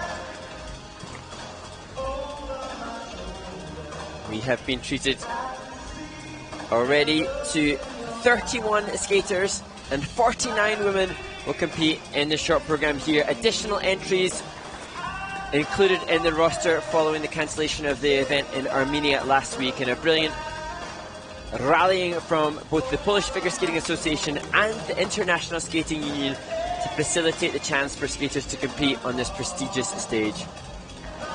And of course, the short program, which we're watching right now, the draw is open. So some of your top contenders, as we saw, with Mawa Shimada at the beginning of the event. So they're kind of spread out here. But tomorrow, or in the free program, it's going to be all bunched up at the end. So that's going to be an exciting finish. Absolutely. And due to the volume of skaters competing, there were some women competing in this competition who are training on the training rink, because the entire event, 6 hours and 3/4 for the short program. So some of the skaters had practices very early this morning, and some of the later groups still just finishing up their practices on the training rink. So a great chance to see all sorts of different athletes competing in the women's competition on the Junior Grand Prix, and we've been able to see skaters competing from lesser known skating nations, Mexico, Argentina, Macedonia, Indonesia, alongside others who come from stronger skating nations like Japan and Korea. And it's Japan's Mao Shimada who leads the field with just over a point ahead of Cheon Kim at this stage. Yeah, that's going to be an exciting battle down to the wire in the free program. Mark, what questions do we have any left on there? Yeah, please do stay away from the rabbit holes, please. Please do keep sending your questions in to us using the hashtag JGPFigure on the social media channels, and we'd love to hear from you. And the latest question to ourselves, Ted, is what got us involved in this sport of figure skating? Okay, interesting question. You go first. Okay. Well, for me, as a Brit, my involvement in the sport of skating took place having seen Jane Torval and Christopher Dean, the 1984 Olympic ice dance champions, returning to compete. They returned to compete in the 1994 Olympics, and that made big news in the UK, and that prompted me to try and pester my parents for skating lessons. And so that was the beginning of my love affair with skating. So you pestered them? I pestered them relentlessly. Are you a pest? I think I was. I think I was definitely a pest. And then my parents futilely tried to put me off the sport for not just the month preceding my first skate, but also for the duration of my skating career, I think. But yeah, I think they're... You're a persistent pest because you stayed with it. Yeah, absolutely. Stuck with it. Pardon me. Yeah, so my involvement started, of course, playing hockey as a little kid and not being able to skate very well, and so I took the local skating lessons, and which I did, and I really enjoyed it because it was a challenge, and I was a pretty good hockey player as well, and so they said, okay, you're done with skating now, you're a really good skater, we want you on the team and go to the rep team and this and that, and I'm saying, what do you mean I'm done with skating? You're not going to tell me what I can and can't do. No. You need to practice a hockey and be the... And I said, no. I'm out of hockey, so I don't like to be told I can't do something. So I started figure skating, and really I was brutal for most of my life because I just figured like throw my body and go as hard as I can and use my strength. And, finesse was not my first word in my vocabulary. And so And I played rugby at the same time. I think I told you about that. So those two sports really don't match too well, rugby and figure skating. But once I sort of figured that out, I had a couple coaches that really helped me understand that it wasn't about the strength, it was about the use of that strength and the timing. And so they helped me sort of get that organized. And as we talked about, the thrill of learning a new jump when you didn't really think you could do it was such a high that I just got addicted to that. Yeah, and I mean, I can still, it's weird, the thrill of landing a new jump is so exhilarating. And I can almost remember and pinpoint, I remember my first triple loops, I remember it vividly. I can tap back into that feeling a million years later, and it's something that all of the skaters that we're getting to watch will, they'll resonate with that. Well, listen, I remember my first twizzle, and that, actually I never did one, right? So, not intentionally anyways. Yeah, no, it's Not great. quite the same. No, skating is great sensations, and for those of you that don't skate, go out and skate on December 4th on World Skating Day. There's something, it's very difficult to describe when you ask skaters, and we asked skaters what they like about skating. I just love it. I think it's about the wind in your face and the speed across the ice and the leaving the ground to turn in the air and landing on, foot, and you do 1,000 fall for every landed jump that you do. So, I don't know, it's a very difficult sport, maybe one of the most difficult sports. That has a great thrill to it as well. And for me, the sound of the blade on the ice is just a glorious sound. Well, that's when you skate well. If you don't skate well, there's a lot of scratchiness. Okay, let's get going here on group number 7. We have 3 more groups to come. 1 more ice resurfacing. Well, it's been a lot of fun so far. Next skate representing Sweden, Miranda Lundgren. Miranda Lundgren from Sweden, 16-year-old from Tibro. First Junior Grand Prix season.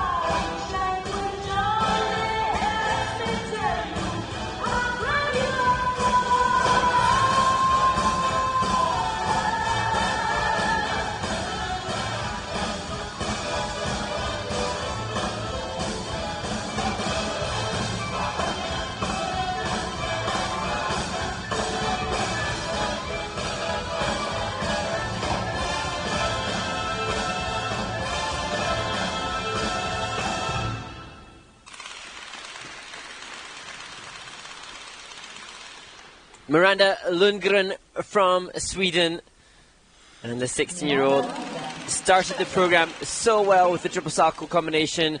Just unfortunate to have had that disappointing fall in the change for your combination spin. Yeah, and I always wonder when, for the juniors, or really in some cases seniors as well, when do they connect to, oh yeah, I have to do this other stuff, you know, the transitions and the performance. I got to really listen to music. I got to connect it to it, you know, because they're so focused, as we talked about often, obviously, on the technical elements. And I felt for Miranda, she really, once the elements were going, just didn't get connected to it. Absolutely, and I remember competing for this music by Mia Bistuchen. It's a great piece because there's so much variety within it. But in an ideal world, that would be showcased within the context of the presentation.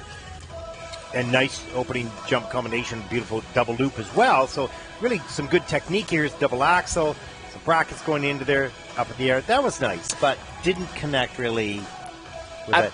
With the music. And when regards to the presentation component score, that one of the three components the judges ascertain, and judges want to see a demonstration of commitment and involvement based on an understanding of the music. And that's just a next layer of development.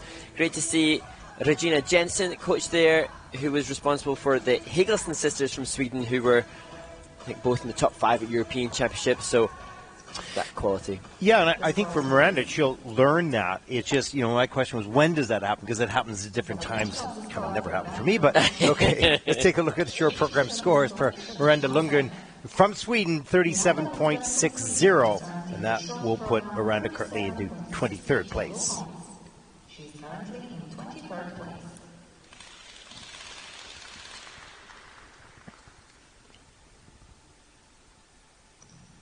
A my powitanie moje reprezentantkę Australii. Next to skate, representing Australia, Sienna Kaczmarczyk. All the way from Brisbane in Australia. 14 years old, first junior Grand Prix event, skating the short, painted black by Sierra.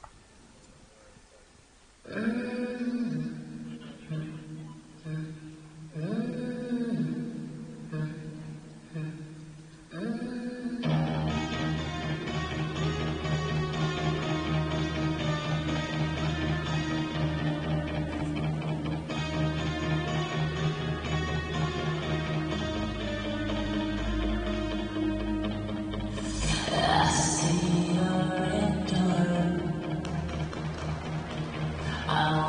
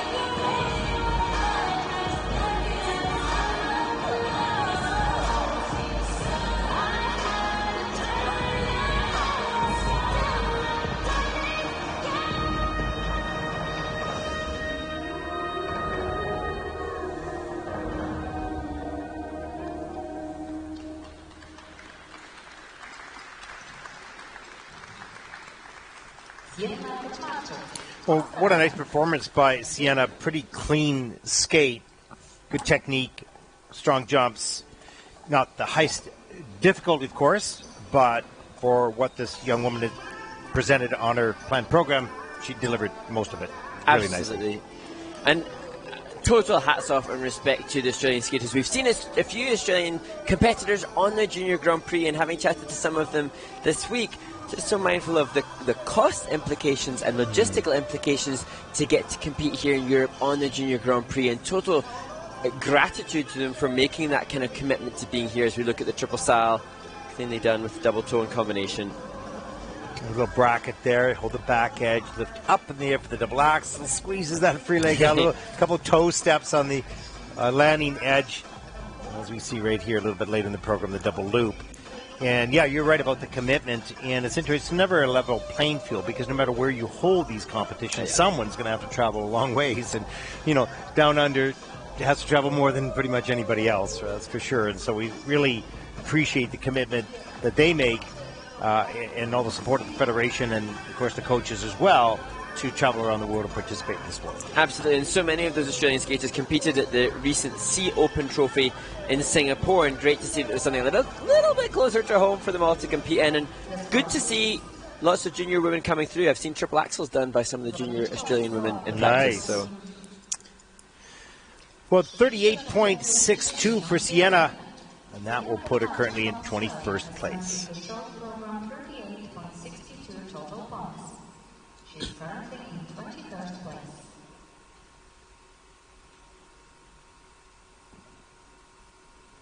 A przed Państwem reprezentantka Polski. Next to skate, representing Poland, Laura Szczęsna. Laura is the second skater to represent Poland. Noelle Struli was excellent earlier in the competition, and she's in 13th place at this stage. 18 years old, first Junior Grand Prix season skating the short to Spring Waltz by Frederick Chopin.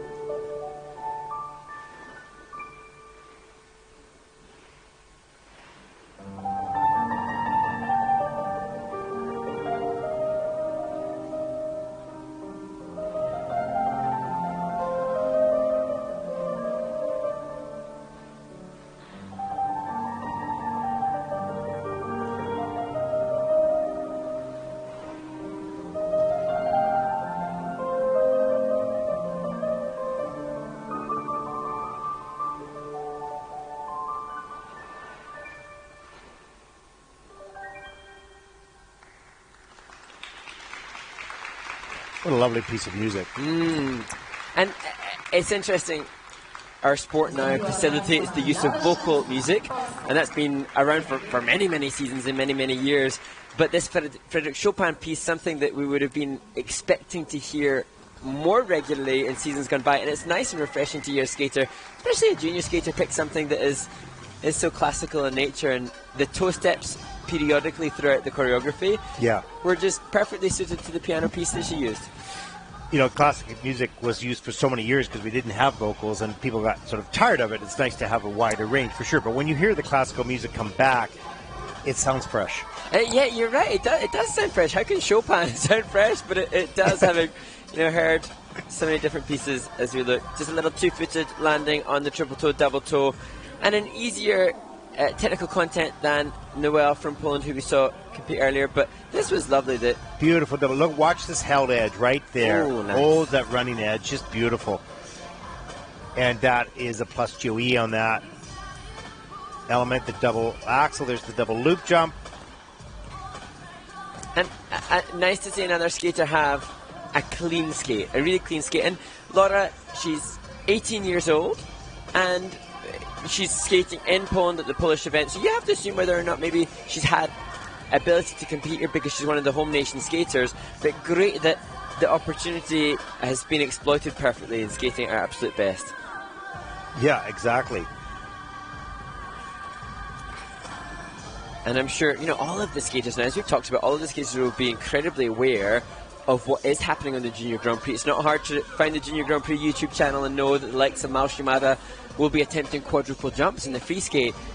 But great to know that that's not intimidating Laura. She's come out here, delivered her best, and she should be very proud of it. No, that's a great thing about the juniors is that really the top skaters are not intimidating the other ones. The other ones are saying, okay, I'm not at that level, but I'm still going to participate here, right? And that's what it's about. Yeah, we acknowledge that the camaraderie and support from the juniors it's been really evident over the last 3 events. Let's take a look for Laura. 35.83 for the short program. And that'll put Laura currently in the 26th position.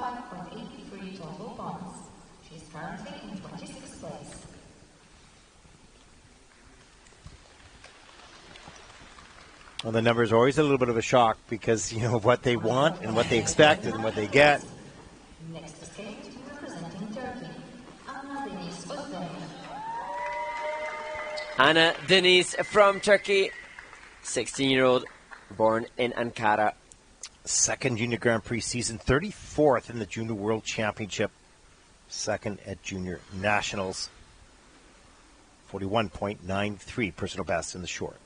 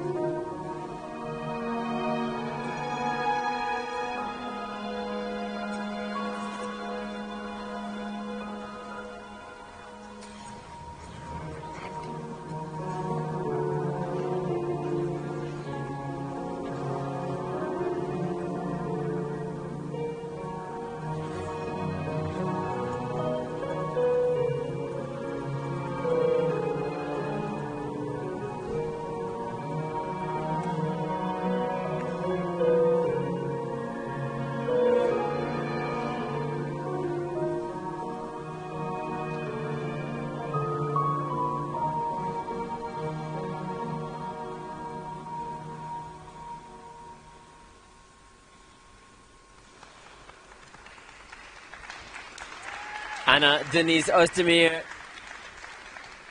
delivering here in Gdansk at the Solidarity Cup.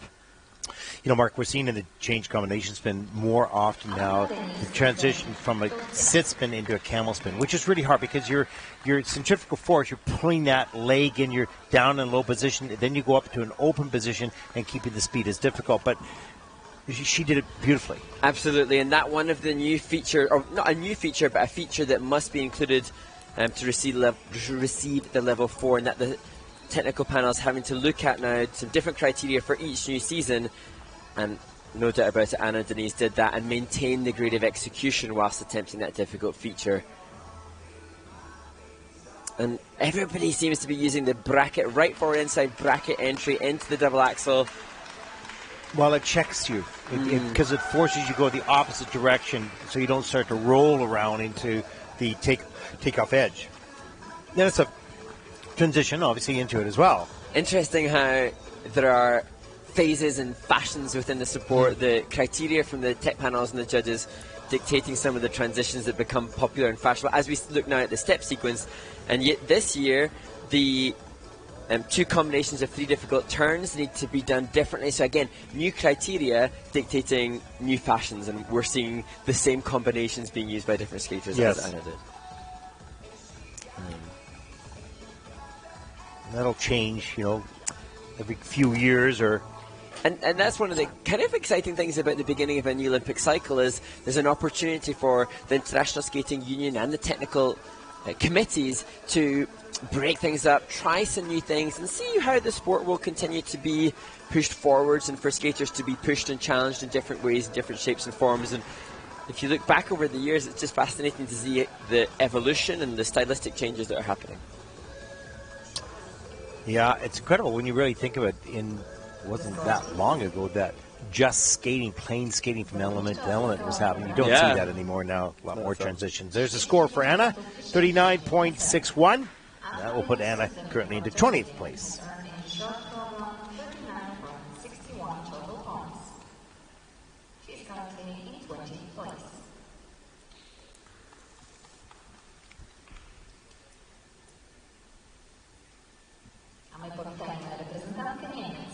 Next to skate, representing Germany, Julia Grabowski. 15-year-old Julia Grabowski. Well, the very first junior Grand Prix event and season for this young woman. Excited to be here, skating the short program to Faded Snapshot and Forgotten Dreams by Audio Machine.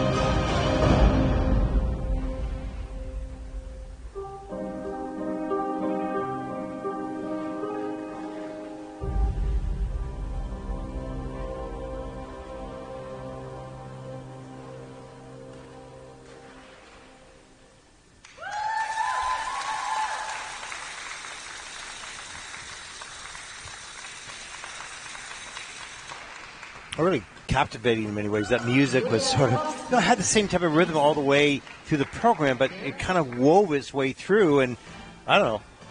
I completely agree, and I had written down building energy. The music had a gradual build through it, and I thought Julia did a really good job of keeping pace with that. And sometimes a piece like that can be too monotonous and doesn't really take you anywhere, but, I thought that was nicely done. Yeah, I definitely thought that she managed to keep the energy level appropriate to the music, and her fitness levels, I'm sure, must be good. Lots of run-throughs must have been done in training to match that build and the energy of the music when she will have been feeling physically much more fatigued.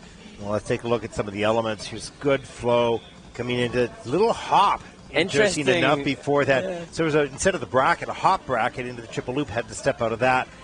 Down the ice again. Good speed on that takeoff. Look how straight and strong in the air she is. A beautiful double toe loop at the end. Nice quality. More of a simple combination, but beautifully executed. The double axel, well, it just floated down to the ice. It's just soft on the knees on the landing. Yeah, really good jump technique. Love the height on that triple toe. And that the executive decision, I'm positive that Julia will be working on the more difficult triples like triple flip and triple lutz, but electing to conserve them for future. Yeah, this is the first Junior Grand Prix event. You can see the technique of that toe loop and the axle are so good. There's no question she's going to do those other elements. They just may not be ready yet. Absolutely. And the experience here will be further motivation when the score comes in. She's done virtually a personal best. That step out of the triple loop, unfortunate, but she's delivered incredibly well here, and now following this event I'm sure she'll be moving towards the rest of the season to increase that technical element score. Well, let's take a look at the score for Julia. 47.64. They seem pretty happy with that. Big smiles all the way around in the kiss and cry. That'll put her currently to 14th place. Isn't that nice? I love that. We haven't seen many reactions like that yet today. No, that's great to see. Personal best. She's thrilled with it. Nice clean skate. Next to skate, representing Argentina, the second skater representing Argentina in this competition, Sofia, Natalie, Diane. Interesting to have two skaters from Argentina in this event. 31.35, season's best last year in Courchevel 2021, skating the short program here in Gdansk to feeling good.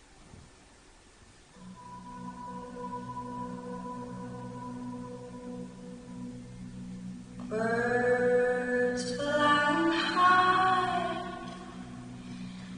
you know how I feel. Sun in the sky, you know how I feel. Breeze drifting on by, you know how I feel. It's a new dawn, it's a new day, it's a new life for me,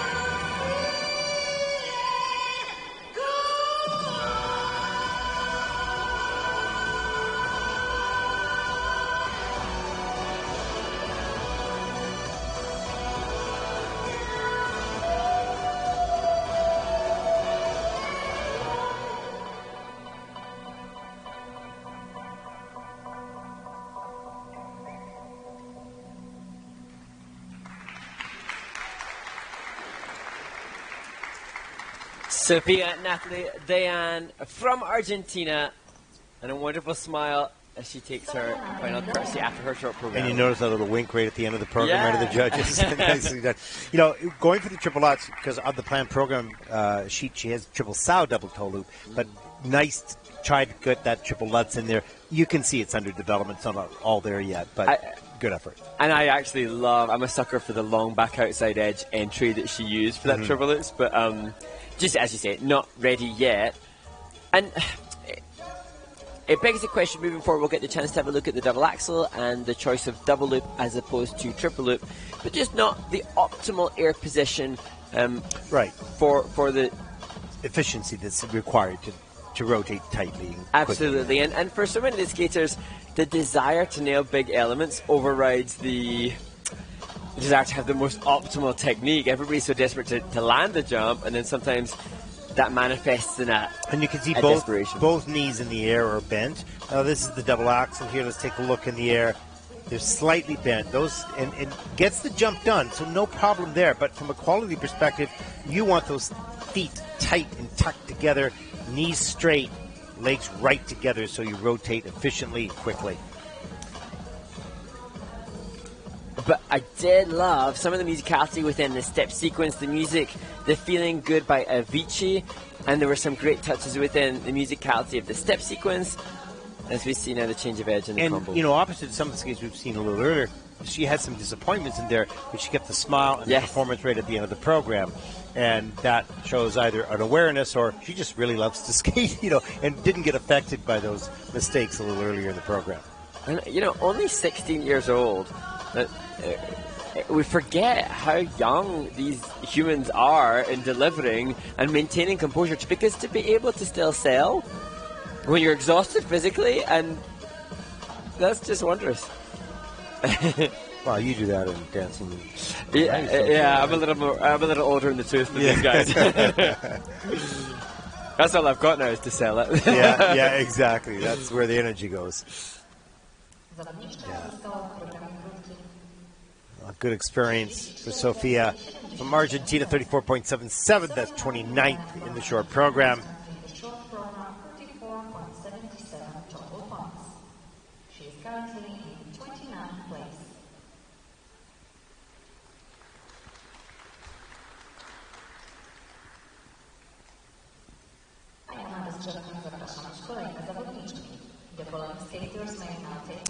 Well, up next, group number 8. And then we will enter uncharted territories with group number 9. Because we haven't, I don't think we've ever done 9 groups. More questions coming through, Ted. Okay, are they rabbit holes or? Oh no, these are all, I think, fairly safe. I'll maybe just I'll just preface the next ones while you answer the first. You better take a look. Okay. So on Instagram, Destiny Song has asked us, how do we remember all of the skaters' names and information? How do we remember? All 49? We've got, well, you know what, it's you can't remember all the names, there's no question. The reality is, you know, we have biographies, and you do such a great job of getting extra information, talking to the skaters and engaging. Over the years, I've talked to a lot of the coaches and skaters and developed good relationships with them, so they know us, they're comfortable with us. But we do have, obviously, bio sheets in which we get our scripts ready and have the information and use what we feel is pertinent at the time, right? So, yeah. And for me, having been new to the junior circuit, the bios, the skaters are requested by the International Skating Union to send in these mandatory biographies. And normally for the seniors who are more used to this experience, there's a lot more information. Yeah, for you're the juniors, spoiled. I am totally spoiled. For the juniors, it's a little bit harder to find out the juicy details that we want. I know, because you're going, this sheet is pretty empty here. Yeah, it's their first time here. No wonder, right? There's nothing to work with. Yeah, and so, you know, sometimes we may not have all the information. Well, we don't have all the information, some of these skaters, but we really do get to see them and talk to them from time to time. And obviously, we like to evaluate their skating and give them some encouragement along the way. So once you see them skate, you start to get to know them a little bit better. Second time out, you know more about them, et cetera, et cetera. So we start with the bio sheets, and we grow from there. Yeah, and it's nice when the skaters come and volunteer some more information, and so we welcome that. As much as we welcome questions from the skating audience around the world. We also welcome information from all the skaters. There's some interesting stories. We'll talk about that tomorrow. I think there is a pair or dance team from Ukraine. Sorry, from Canada, whose grandparents are coming from Ukraine by train. Don't speak English. They're taking the train from Ukraine into Poland here to watch their young niece skate, or their granddaughter skate, in fact.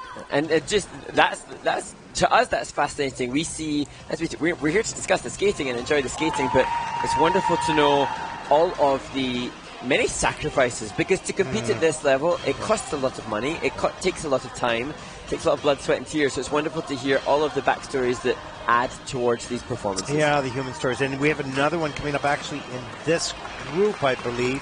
Hannah DeBeals from Egypt. Oh, yes. Now, Egypt, we did an interview, we haven't shown that yet, with the president of Ice Skate Egypt and Skate Egypt, pardon me.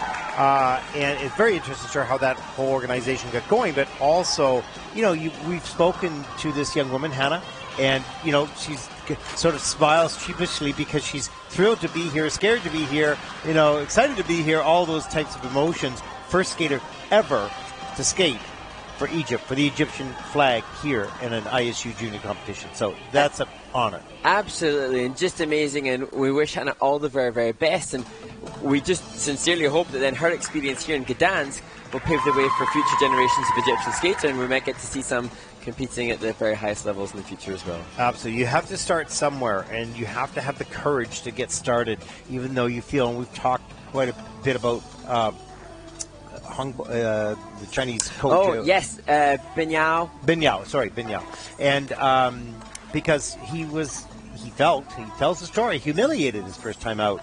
And he said, no. This is not going to stand. I'm going to go back.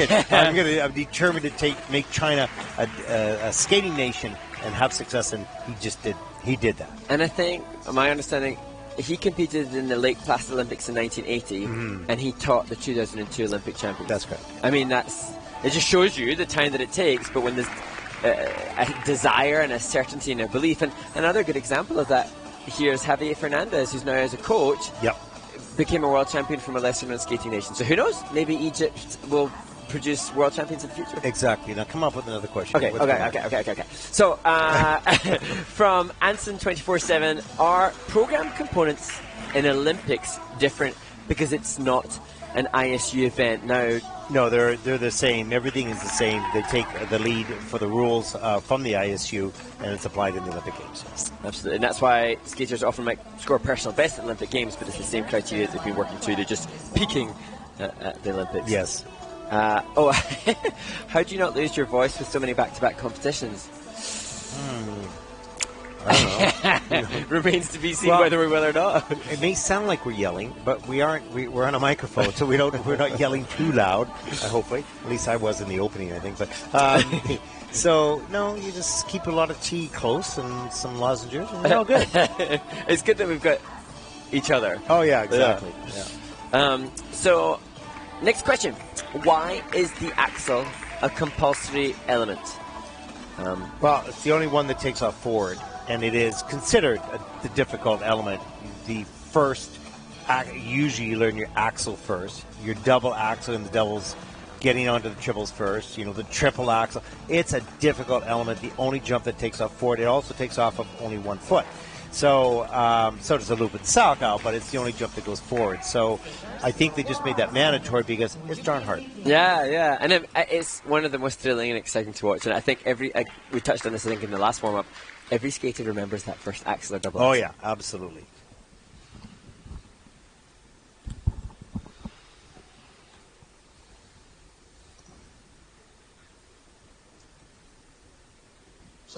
Here we go, group number 8. Next to skate, representing Poland, Victoria Maliniak. Victoria Maliniak, the third and final competitor from Poland in the women's short program. 14 years old, 33rd at the Junior Worlds last season, 44.51 personal best in the short. Skating to I Surrender by Celine Dion.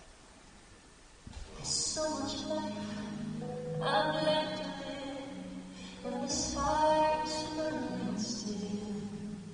When I was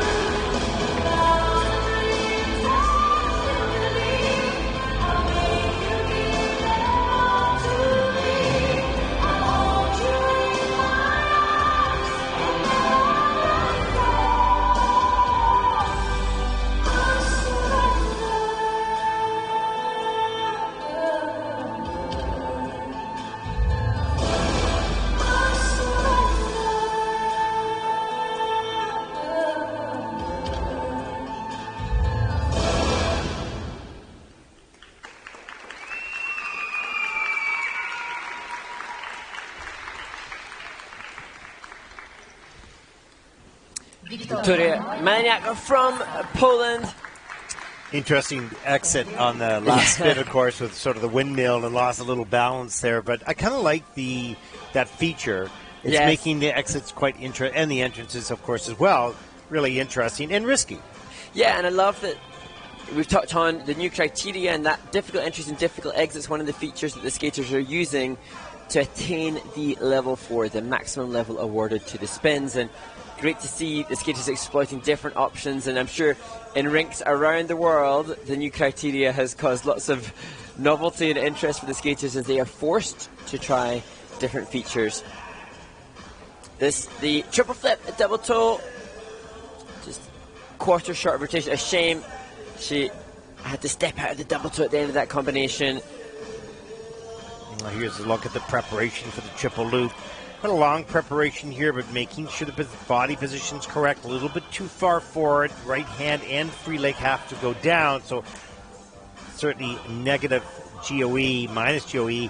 And here's the setup. A little cautious as well, but good flow on the back edge, up into the double axel.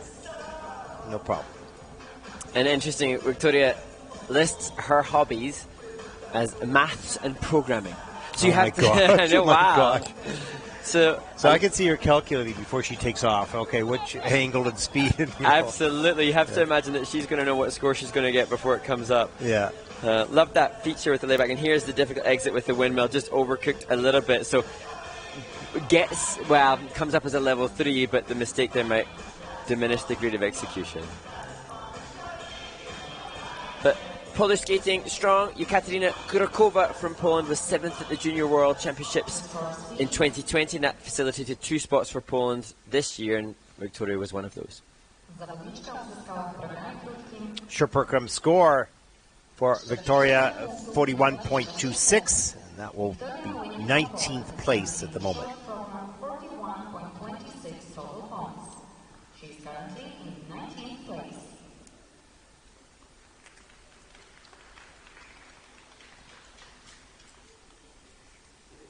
Przed Państwem reprezentantka Łotwy.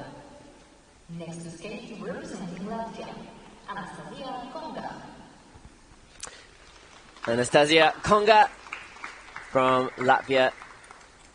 Second event this season, 17th in Riga, week number 3. Second Junior Grand Prix season for this young woman. 43.10. Personal best in the short program, earning that at Riga this year.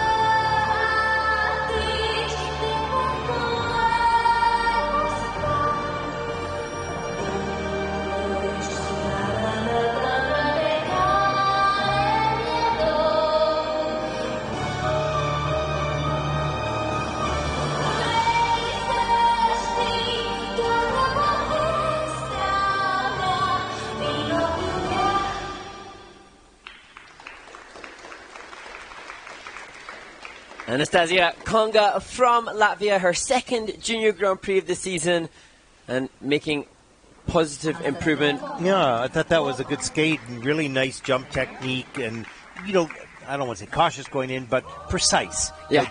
Made sure that she was in the right position on the takeoff, and she was, and she did some nice elements. It's interesting because, completely agree. Jump technique was good, a little reserved in the commitment to it, but I think for this stage, that skate was positive for her. Hey, look, when you add the triple Lutz double toe loop as your first jump combination, you want to get that first jump done. You have to focus and concentrate, and if it's not something you've done all your life, you say, okay, I need to get my body in the right position now. And we were chatting to Anastasia yesterday, and Yes. she's competed a lot. If we look at her results, she's done a lot of international competitions, and she seems very mindful of the scores that she's had, and she's just desperate to push that higher and higher as we look at this. The triple Lutz triple toe, better than it was in Riga. She went for Lutz toe in Riga. The mistake there, less of a reduction. That's where a little bit more speed and momentum through that jump combination would have got her clean. Yeah. There's a loop. You can see that's a little bit. It was okay. No, it's clean in the system, and the fact it was just a quarter on the triple toe loop in the judging system. So she got some good rewards there. There's the double axle. And hangs out. Watch this. Has to do that three. I was wondering. Disguised that well. Oh, disguised it really well. Wasn't even reviewed. Yeah. Because you could say that three turn was a turnout, but she turned it into a spiral. Right? She flourished nicely. Yeah, exactly. Good thinking. And I went up to Anastasia's coach and asked for any information, anything you want to share, and the coach said, "Oh, her favorite jump is Axel," and then Anastasia came around later on saying she was just joking. Yeah, I don't like Axel. Yeah, it's really nice to speak to the skaters and get their their feeling and their thoughts. And some really open up, and some are a little bit more shy, of course.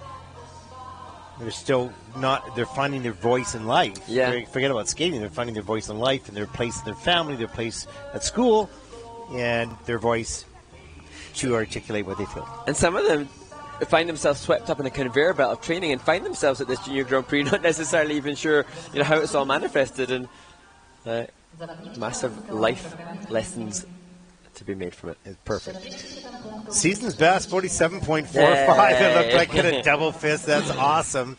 She's thrilled and proud, sitting up there proudly with a straight back and a nice smile on her face. Well done. Well done, Anastasia.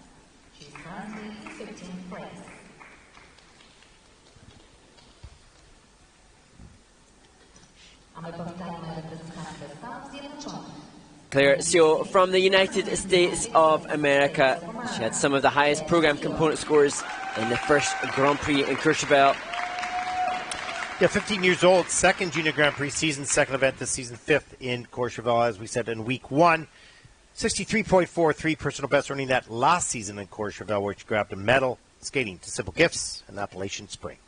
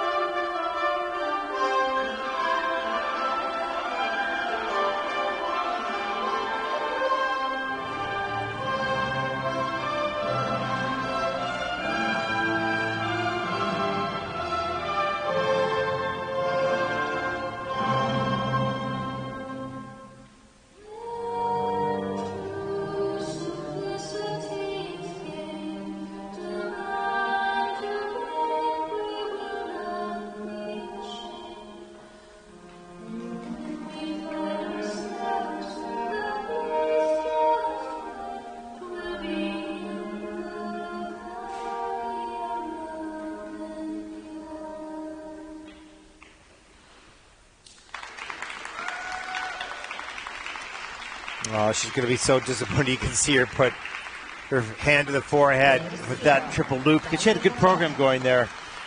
Yeah, and I really enjoyed watching her in practice in Courchevel. Her speed, her ice coverage is so impressive. I actually thought she was perhaps a little bit slower here, presumably with the intention of being a bit more conservative in getting the job done. Well, remember in Courchevel she did a single Lutz, double toe, I think, or something, or maybe the triple toe at the end there.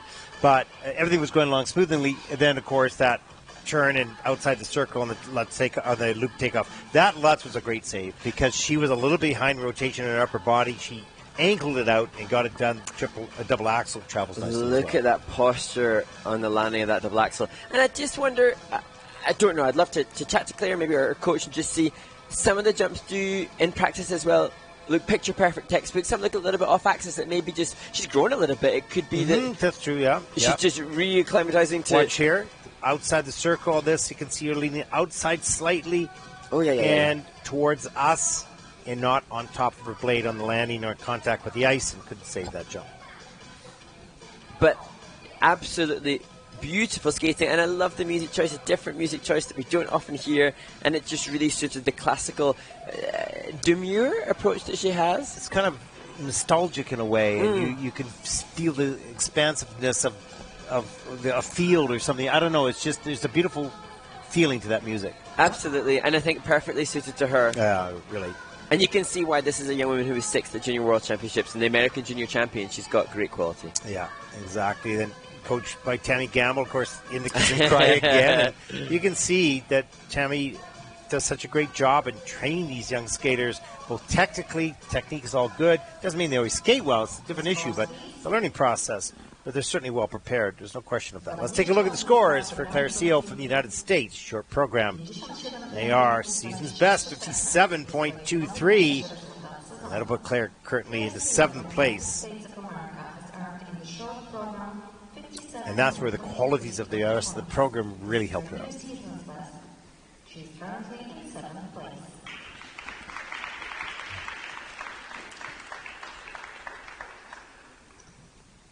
A my powitajmy reprezentantkę Bośni i Hercegowiny.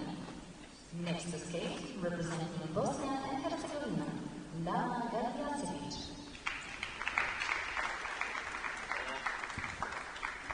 Lana from Bosnia and Herzegovina, just 14 years old. Let's get a short program here to Dance For Me, Wallace.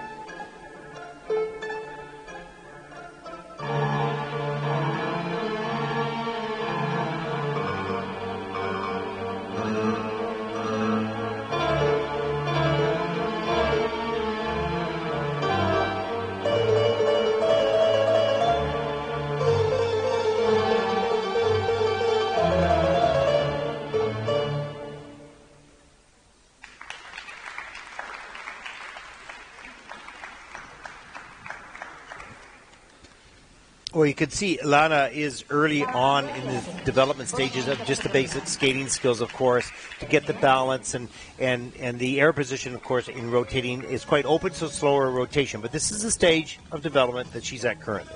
And all praise and respect to Lana because, interestingly, at the start of the program, she demonstrated a really lovely posture and a really lovely confidence in her face. And I didn't then, at the start of the program, think that this was a skater who wouldn't be able to do the double axel. I believed in her as a skater. You can see in these opening movements, she demonstrated a confidence as she presented towards the judging panel. And that a real plus to her moving forward. And I think, interestingly, as we get a sneaky peek at the judges' component scores, it looks like they're erring more in the presentation than on the other components. But here we see...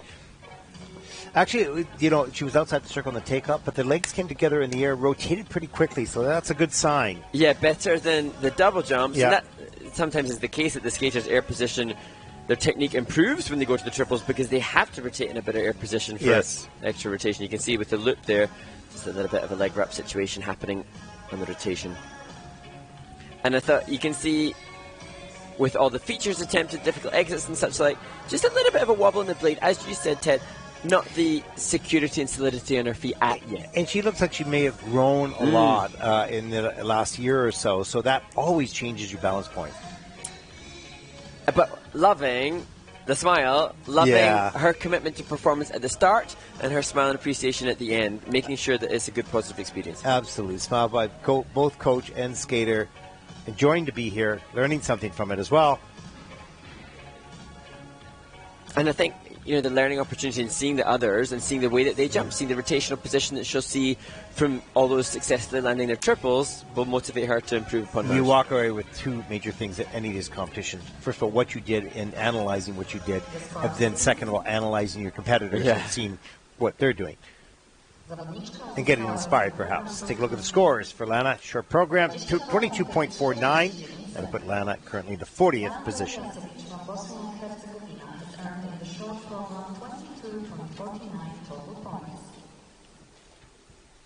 She's now in 14th place.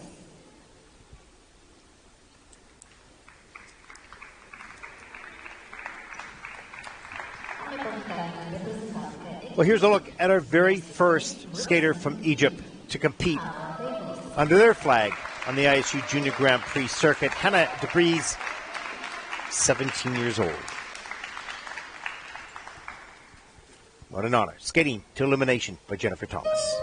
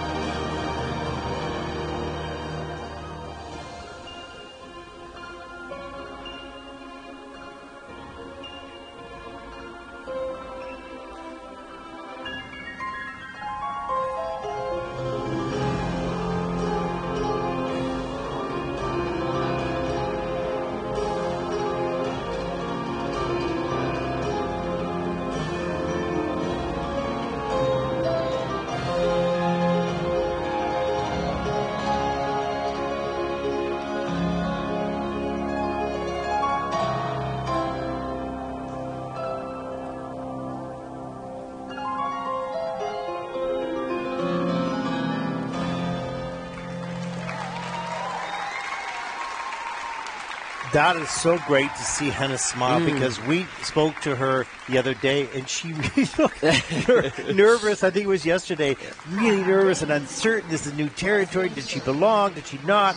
With that smile, she enjoyed that performance. And so did I. There's some really good movement throughout the performance as well. Absolutely. And some stuff that I loved. There was a fan loop jump within the step sequence, some unique movement. And like you say, the highlight for me was the smile. Having seen a skater who looked trepidatious and unaware of quite what to expect from the experience, that smile was everything. And history made. Absolutely. And has, pretty good skating skills. She's aggressive, not afraid. She's not passive. She's not backing down. She's going for it. So that's awesome. And she went for the double axel at the top of the program. That got off on a little bit of an angle. We'll see that probably right now. Here it is. There's the bracket.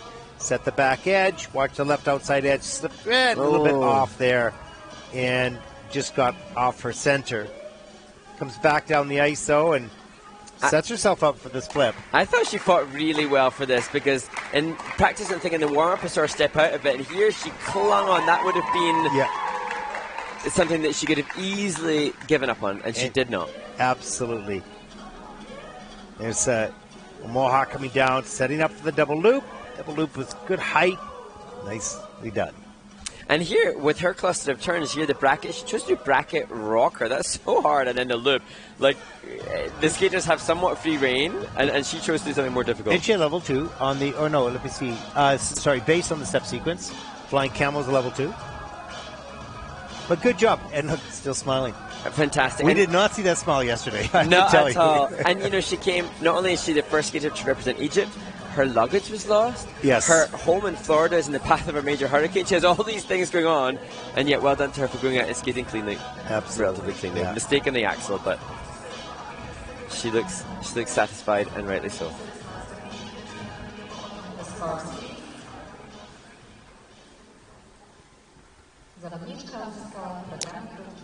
Short program score for Hannah Davies from Egypt, 22.79. And that will put Hannah currently in the 40th position. She's currently in 14th place.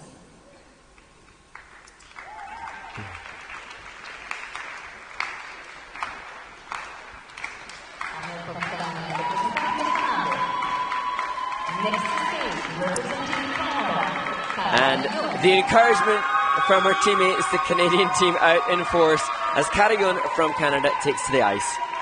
Well, coached by Joe McLeod and Neil Wilson, just 13 years old, first Junior Grand Prix experience. And Caro will skate to You Are the Reason by Kellum Scott and John McGuire.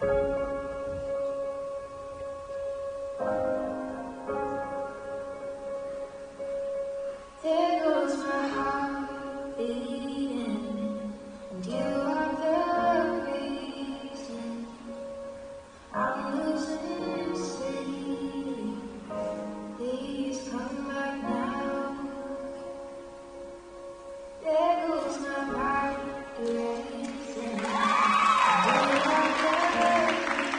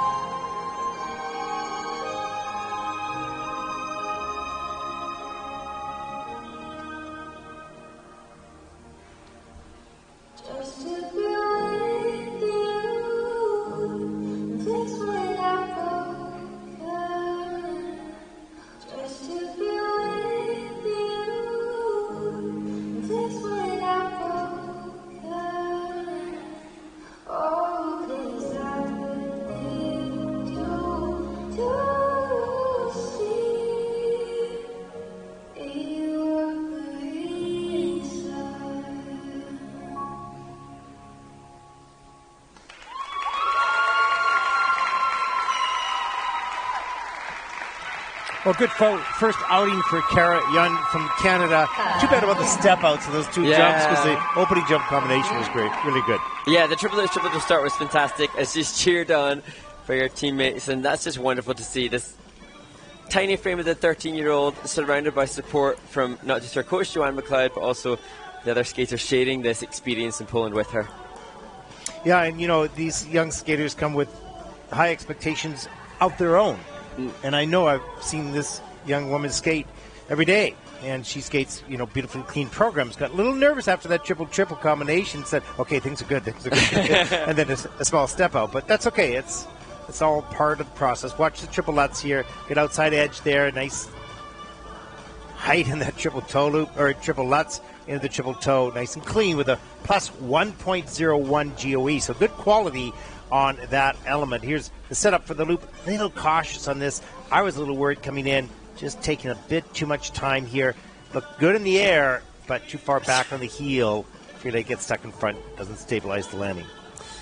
And it's interesting, you know, we've referenced the changes in the age criteria moving into seniors. So at 13 years old now, Kara, we're going to be able to enjoy seeing her develop on the Junior Grand Prix. And now, with the triple X triple toe, I'm sure she and the team will be working on triple axel and quads, but it will be the skating skills and the components as we see her step into the double axel.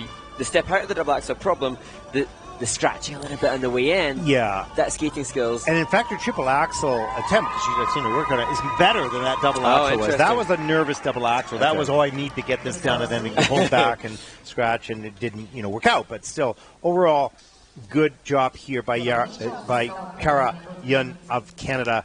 Short program scores 57.08. And for those two mistakes, that's a pretty good score. And that puts Kara currently in 8th place. And a smile to boot. And delight from her teammates as well. I think they'd be delighted whenever she got. They're so supportive. Exactly. Okay, we are on a break, Mr. Film Man. And what do we have coming up for some entertainment and education and inspiration? So we move forward to our 4th ice resurface of the day, and we get to enjoy a conversation with Brian Orser. I was lucky enough to chat to Brian at the last Junior Grand Prix in Riga, and he obviously brilliant 2-time Olympic medalist himself and coached to so many wonderful skaters in the past. And the next video will be from the Center of Excellence in China, where we look at some analysis of the Lutz jump. And finally, again, just tuning into what's happening on the 4th of December, the World Ice Skating Day, and that's something that we're eager for all to take part in. And get your skates out and get ready for December 4th. So let's take a look. Enjoy. We'll be back.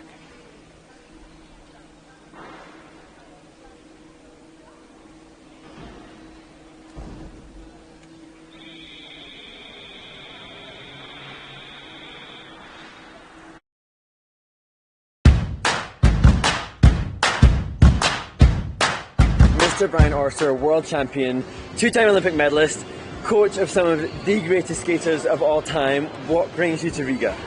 Well, I'm just starting the junior circuit. Yeah. And it's kind of fun to be, you know, I mean, when COVID happened and a lot of the big shots had to go home, so Yuzu and Junwon and Katya and Evgenia, it kind of allowed me to have time to spend with some of the younger ones. Yeah. So then you fast forward 2.5, 3 years later, which is where we are now, and then I have some kids here at the Junior Grand Prix. So it's kind of nice for me and our coaching team to be focusing on, you know, the new ones and the young talent that's coming up. So, and I always get a kick out of doing the Junior Grand Prix because they all come in like wide-eyed. Excited. You know, they're excited, but then they get nervous instantly. And it's kind of, it's fun to see, you know, to see their experience, you know. They're through their eyes. Through their eyes. It's to them again. Yeah, it's really fun, and it's exciting to sort of be part of all of this too. But then you're putting yourself back up for, like, coming back at juniors, you're committing yourself to then a whole other generation of skaters.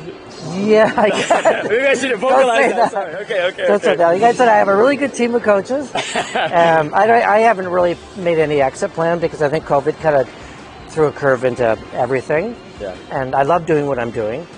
And, you know, keep doing what you love. Yeah, and you know what, and then now they're kind of trickling back, some of the skaters, and you'll see that as we get into the senior circuit. and we haven't been able to really train together much, but it's starting. So now you're doubled up. Now you're doubly busy. You're going to have your juniors, your seniors. Well, you're just going to be relentless. Yeah, and then even with the Challenger series as well, that seems to be taking hold as well.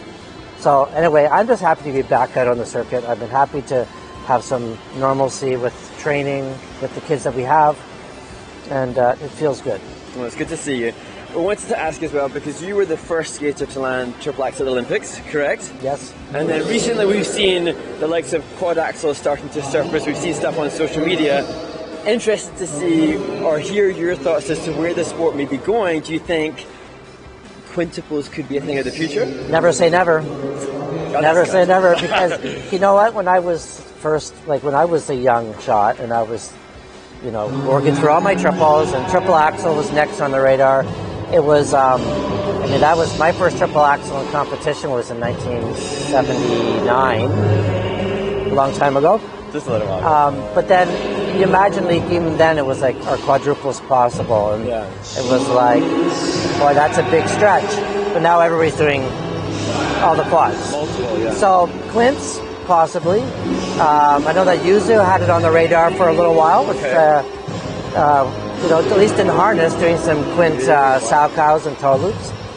And then, of course, we've heard about his quad axle. But now with Ilya seems to have a pretty good hold on that. So it's exciting when there's a new trick that's going to be coming out, Maybe some of your juniors will be who knows? The first to quint. It's a lot of pressure, though, when they're doing a new trick like that, especially with the quad axle, because then everybody's going to be expecting it to happen all the time.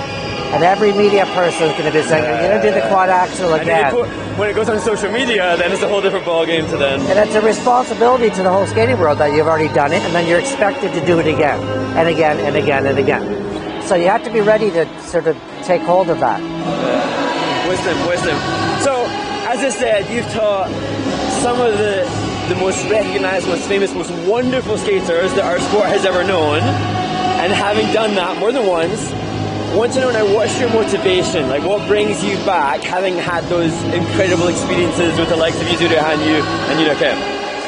Boy, I've just been really blessed having such great talent, and it's been quite a journey for us, and I say us because it's the choreographers, and it's Tracy, and it's myself, and, it's a whole team of people, and federations, and support. I don't know, I just love skating. I love skating. I love good skating. I love teaching. I like seeing it happen for them. Like to see, like the ones you mentioned, and then, with Javier Fernandez. Like when that happened, that was spectacular. And then some of the juniors. We've had some junior world champions, and I just love skating. I like to see them do well, and I like the journey. Well, we're glad that you love skating, and we're glad you're still here. So thank you very much, Mr. Brian Orff. Thank you.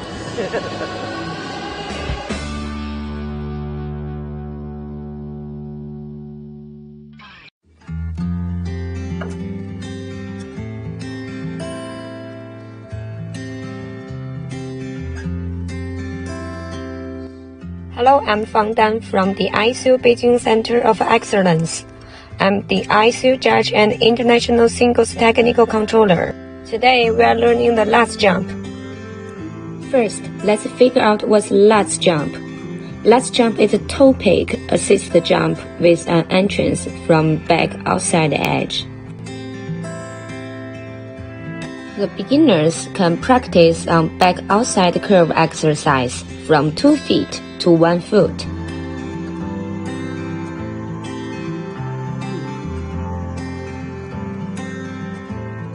Notice, before the toe pick, keep the left arm straight forward. Don't move the hip. Hold the toe pick leg, and the left arm and the left leg should rotate together as the skater takes off. Before learning double lats, you can stand still, practice the toe pick rotating followed by backspin. These moves could help the skater find the center of rotation better. That's all for today. See you next time. Bye bye.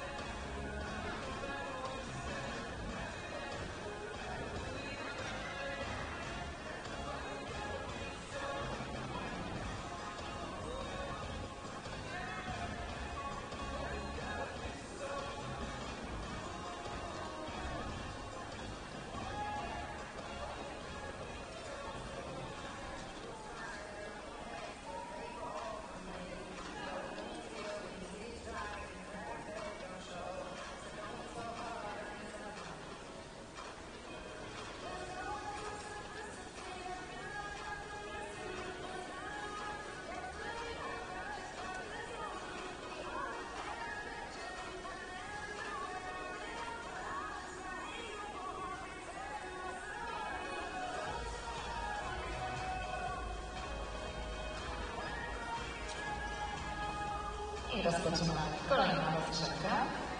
The following skaters may now take the ice for a 6-minute warm-up. From Czech Republic, Barbara Frankova. From Philippines, Sofia Alexey-Rafinka. From Finland, Ida Kampinen. From Japan, Mona Chiba. From Switzerland, Yerevan. Also from Switzerland, Egna. Welcome back to Gdansk for the final group of women competing in the short program here at the Solidarity Cup. And Mao Shimada from Japan leads the field with a score of 68.81. She was the heavy favourite coming into this event, and she has maintained that lead, having skated 5th in the starting order of the 49 women.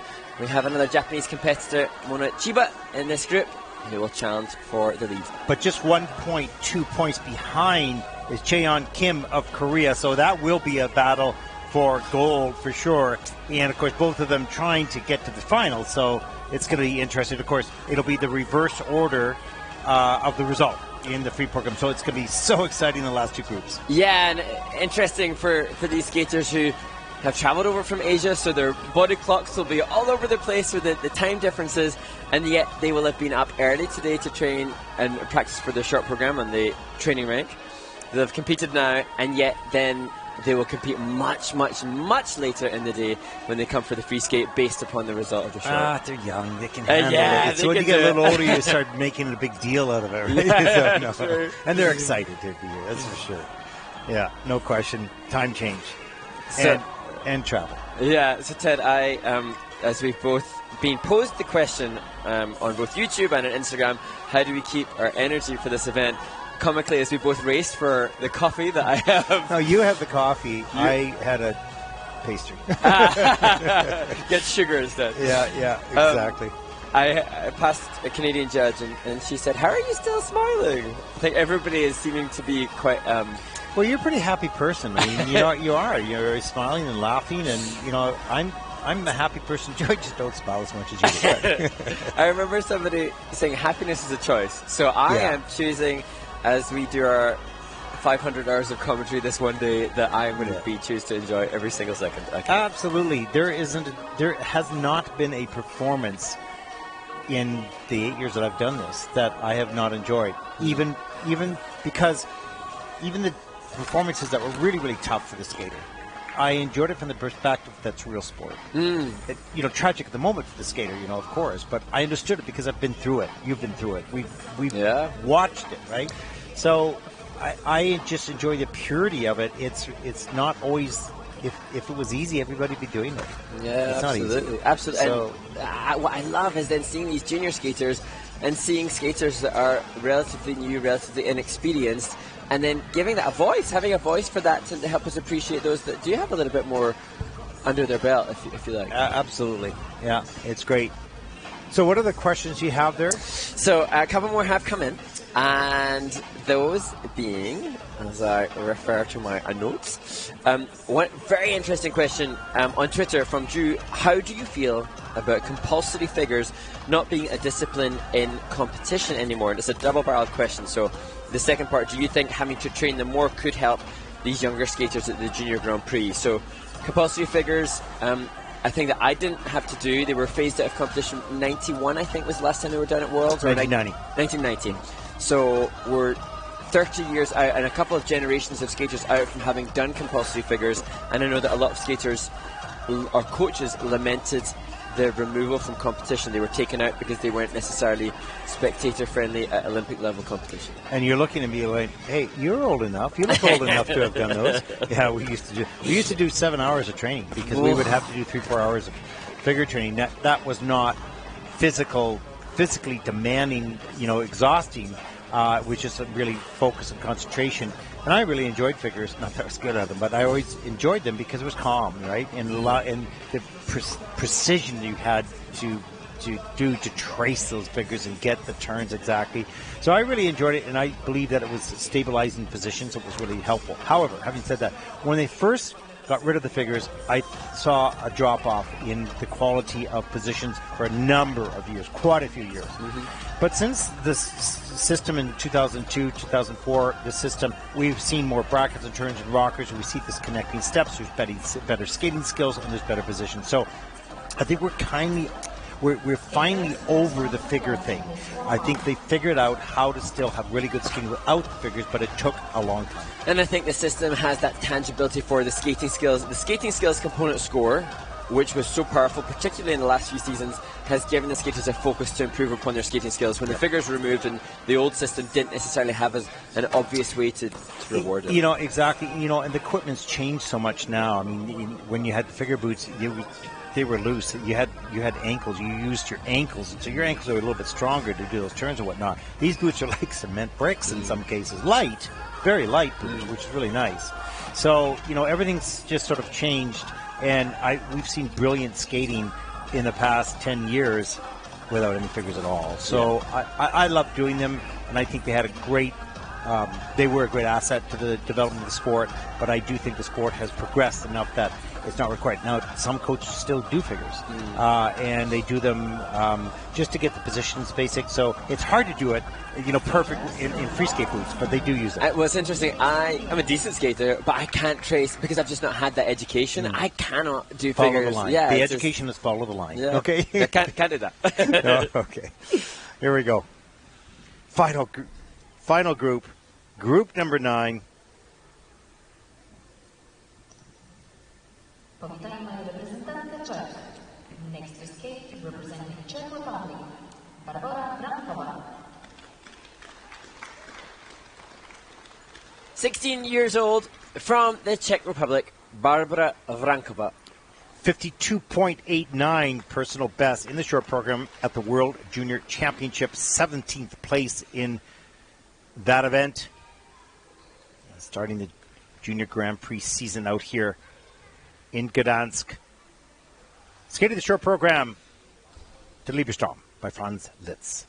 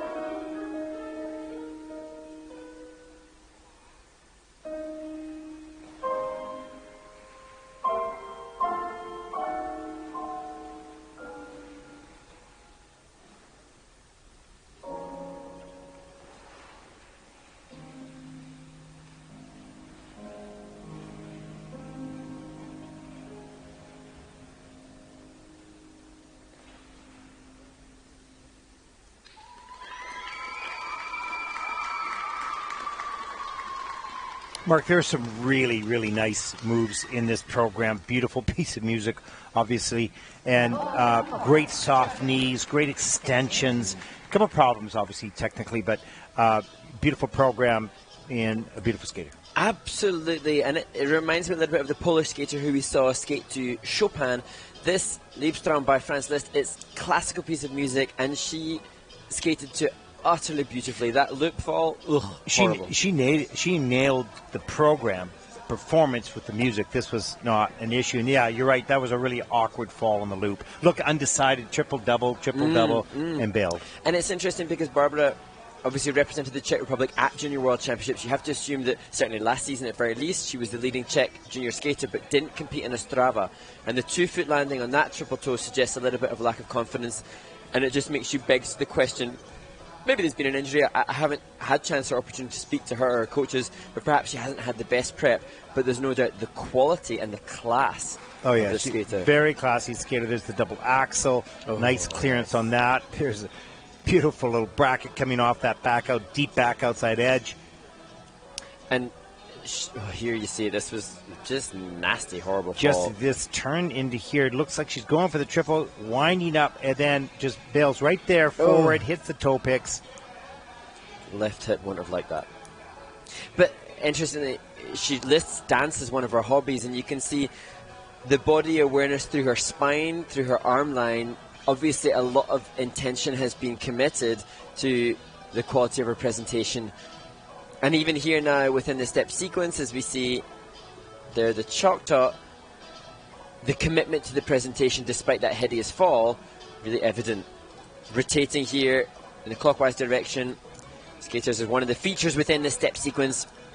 Rotation, full rotation both directions.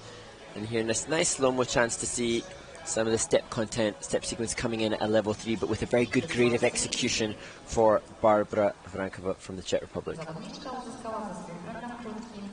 Short program scores for Barbara 49.08. That's 16th in the short program so far. Lovely skater. Well, challenges today. Bright future. Looking forward to seeing this young woman skate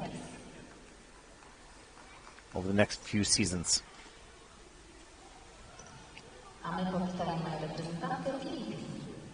Next to skate, representing Philippines,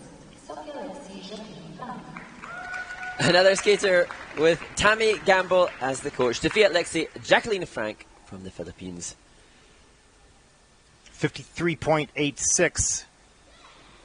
Personal best in the short program at the Junior World Championships last season. Skating to jump by the pointer sisters.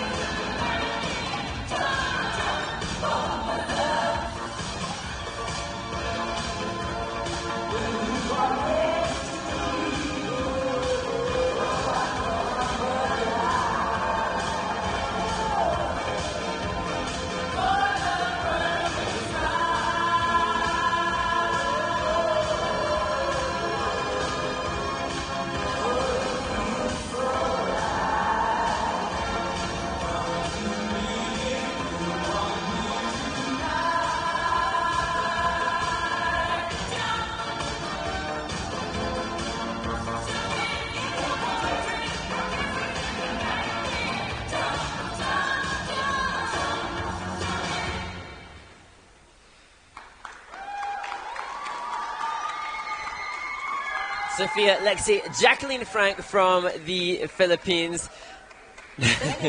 Not quite sure if she's satisfied or not. The intention was to do triple lutz, triple toe to start the program, but came off with a safe and good quality triple lutz double toe to start. A great jump technique, no question. Good energy throughout the program too. Not an easy program to skate to because it's 80s types of music, right? But she carried that off, especially in the step sequence. Absolutely, and I think as we see so consistently and regularly, when the jump elements are out of the way, the skater can free themselves up to interpret a little bit more. But when you have a music that has the vocal jump so repeatedly throughout the program, here was the lutz toe, nice. Beautiful triple lutz. The double axel, nice as well. Gets the free leg back, good extension, strong back position as well.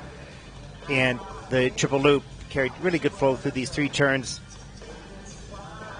Set up maybe a little bit too long, but a little under maybe. She was under, but I thought she did well to stay up in that. A little bit short, a little bit weight back. Well, they gave it to her. It's not under in the system. They're kinder than us. Yeah. And Sophia does train with Alexa Claire-So from the States and Logan Agas-Chen, who we've seen already. And being in an environment where you're surrounded by other young women going through the same experiences as you helps to motivate to demand that more from your own skating. And even though you're competing against each other, it's a little bit of a journey, a little bit of a family, especially taking with the same coach. Absolutely. Gosh, Tammy Gamble must be exhausted. I'm sure, like all the coaches do, she's I just spoke to her 2 seconds ago. How many more times are we going to see you in the kissing price? Let me see. Oh, yeah, 3 more times. So she's 4 times with women and 1 man. So she's 5 times, yeah. Good on her. Busy. She was actually saying that Armenian competition being cancelled was good because it meant that some of our skaters be in the same competition. Be in the same event. Yeah, absolutely. He does such a great job. Short program scores: Sophia, Lexi, Jacqueline Frank from the Philippines, 49.99, and that will put her currently in the 15th position.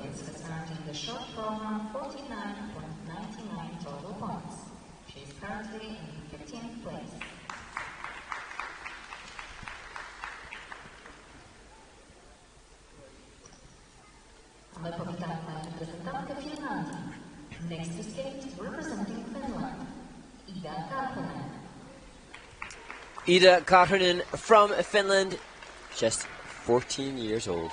First Junior Grand Prix event in season 3rd at the Junior National Championships last year, skating to winter, Genesis by Vivaldi.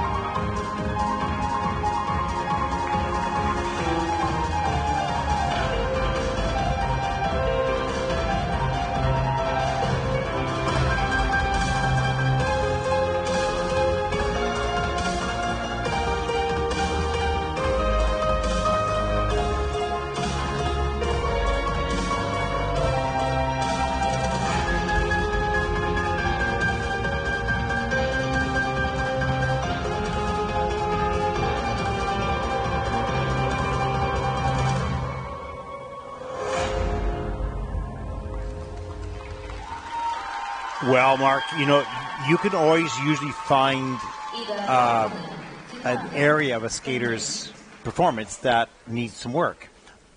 Couldn't find, obviously, maybe performance, but technique on the spins and the jumps, really so incredibly solid. Not because she just landed them, because the basics of the technique, the mechanics is there on everything there. And I'm just so conscious that, I don't know if they're underrated, but there's so often so many brilliant Finnish female skaters. No, I think the things I've watched over many, many years, of course, they always have great skating skills and they're always beautiful on the ice. They always have nice programs, but they perhaps have under-delivered in competition more than one would think, because you'd see in practice, oh, wow, this is amazing, right? But then there would be mistakes. But not today. There's triple Lutz, reload, patient, gets up into the triple toe loop, gets a free leg back, and some edge work as well. And then you can see, watch this, preparation for the triple loop here, a little longer maybe coming in, but straight down, straight up, right on top, gets the free leg back as well. Really beautiful technique. Absolutely, and it's her first Junior Grand Prix, but looking back at her stats, she's competed at many internationals and she's been a medalist. She won the Volvo Open, she won the Bavarian Open, she won the Yerevan Cup, so she's got lots of experience competing internationally, and I think that's what served her really well here, not being at all overawed by the occasion. Skating in the last group, final group, big occasion. This is the Junior Grand Prix is a whole different entity compared to some of the other internationals, and she has risen to the occasion. Well, I would certainly feel that she's one of the top flight skaters, certainly in the last two groups. We'll see where she ends up on this. We don't have a personal best score for her. It's interesting. We've got Mao Shimada and Cheon Kim just over a point separating them, but then if we look a little bit further down, lots of women very closely connected. And I think that Ida will be there as well. 57.53. That puts Ida currently into 7th place. 3 skaters with 57 points. So lots can and probably will happen in the free program.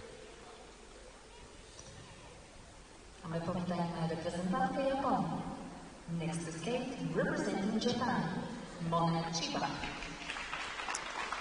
Born in Sendai, the birthplace of the great Yuzuru Hanyu, representing Japan, Mona Chiba. 17 years old, 3rd at the Junior Nationals, 11th in seniors in Japan last season, skating to Schindler's List.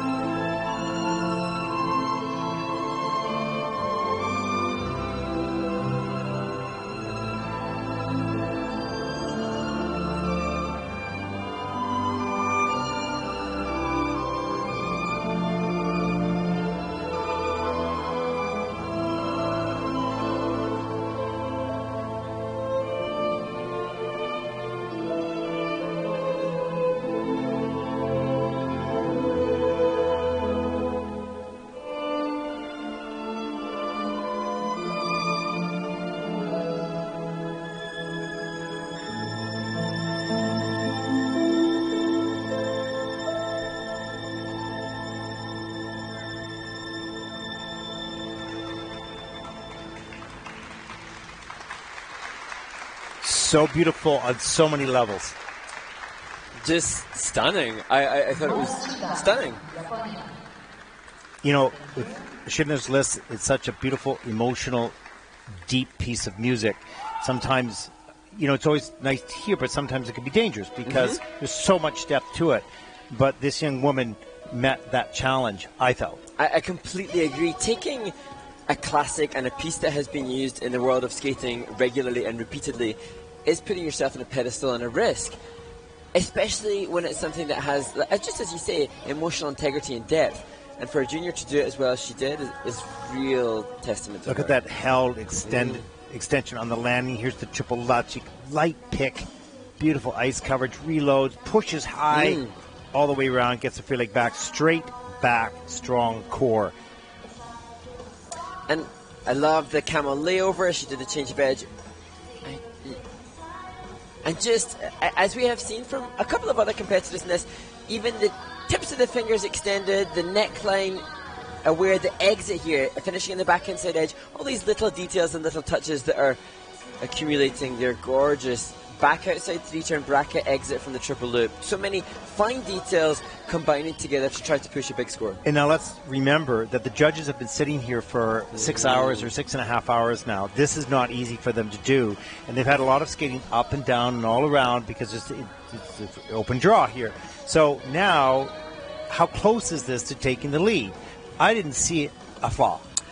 No, not at all. And interesting, Mao-Shimada, I think, was under-rotated on maybe the jump combination if we look back. But for me also, I think Mao-Shimada is phenomenal. But to me, this was the performance of the day. Yeah, so far, that's what I would agree. But will the judges agree? We will find out right now. Short program scores. 70.16. Monoshiba of Japan takes the lead. And a good, strong high five. There it is. Here's a look at the top 5 skaters so far in this competition. It's close, and it's strong field, most certainly. Next to skate, representing Switzerland, And we saw this young skater in Riga at the last event, Kimi Ripond from Switzerland. 15 years old, second Junior Grand Prix season, second event this fall, 6th in Riga. 60.82 personal best of the World Junior Championship last season, skating to 2 feet medley arranged by Hugo Schwienar.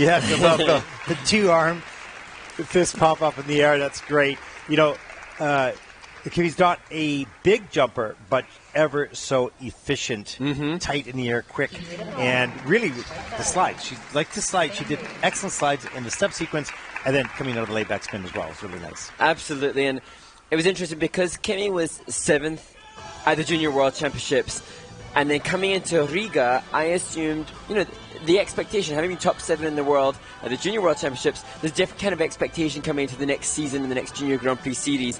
And so I didn't know how she would feel about a 6th place at Riga, but she said she loved being in Riga, great skates, and being around the great skaters there excited and motivated her. So she said that being in Riga, alongside those others that competed there, excited and motivated her, and it's just a very short turnaround between the two events, and it looks like she's gone. She's worked hard. This is her best performance in my mind, anyways, between Riga and this. Well, she got 58.88 at Riga. Yeah. And I think she'll definitely top that. Yeah, her personal best 60.82. We'll see whether she can top that score. There's a look at the opening combination, triple left, triple toe. Doesn't have a lot of airtime, but she's so efficient in rotation, and you can see those slides coming in.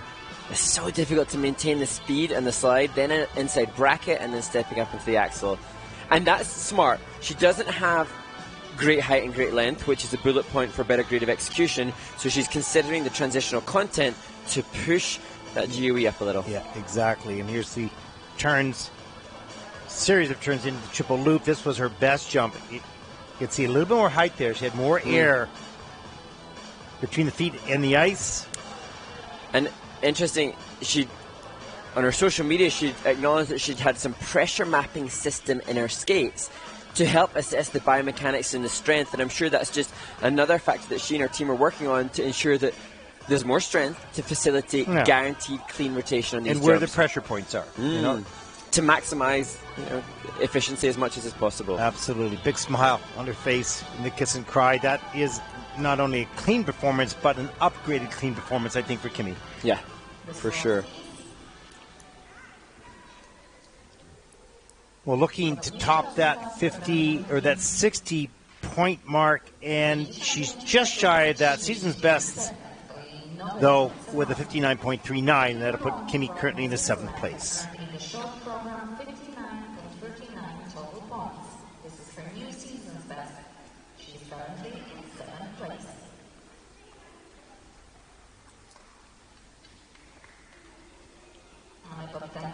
Well, next up, her teammate, Mark. Yes. Random draw finds 2 Swiss skaters and the final skater in the competition, Elina Plues from Switzerland.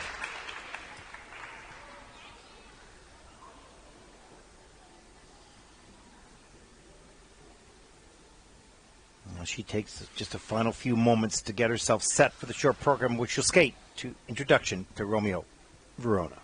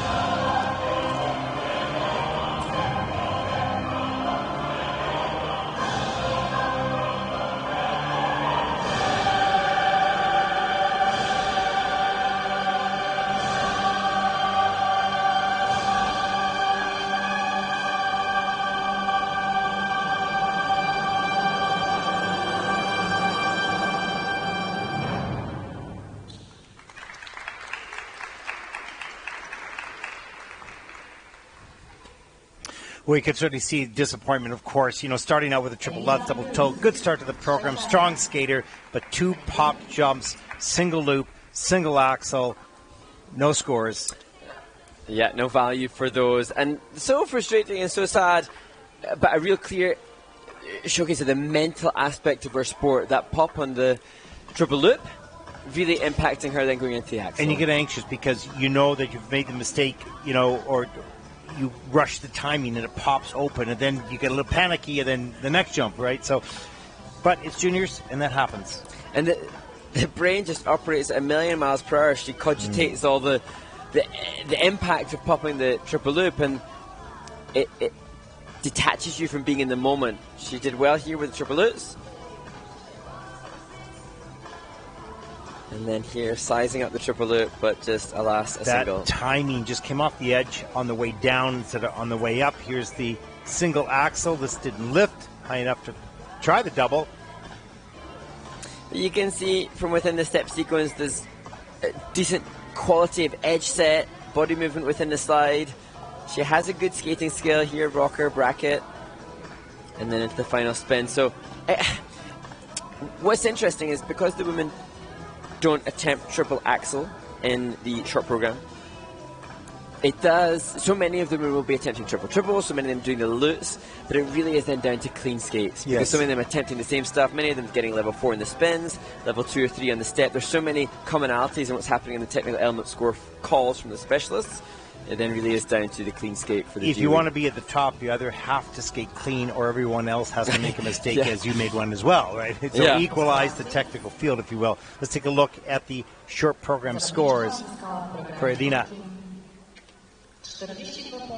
A 42.14, and that will put Alina currently into 25th position.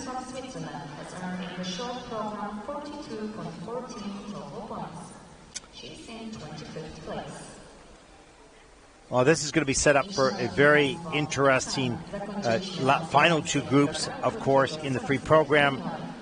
And we'll see some very determined skaters to right the ship, if you will, after a couple of mistakes in the short program. And we'll take a look at the results here in just a moment. Gosh, so close, just 3 points separating 12th and 6th. That's so tight. And there's a look. Of course, the top 3 skaters, but from 4 down to, where are we there? 9, 10, 11, 12. Amazing. Yeah, really, really tight. And that's wonderful. That's exactly what we want. That's motivation for everybody to... They're going to want to claw their way up that ladder. Yep. Here they are. They're going to fight for everything. Absolutely. And there's no doubt there's a potential for big change and big movement in the free skate. We did it. 49 women in the short program, and that concludes our coverage of the short program. Of course, the Paris short program will be coming up in about 30 minutes. So thank you for joining us. For all of us here at the ISU, for Mark Hanratty, I'm Ted Barton. Goodbye, everyone.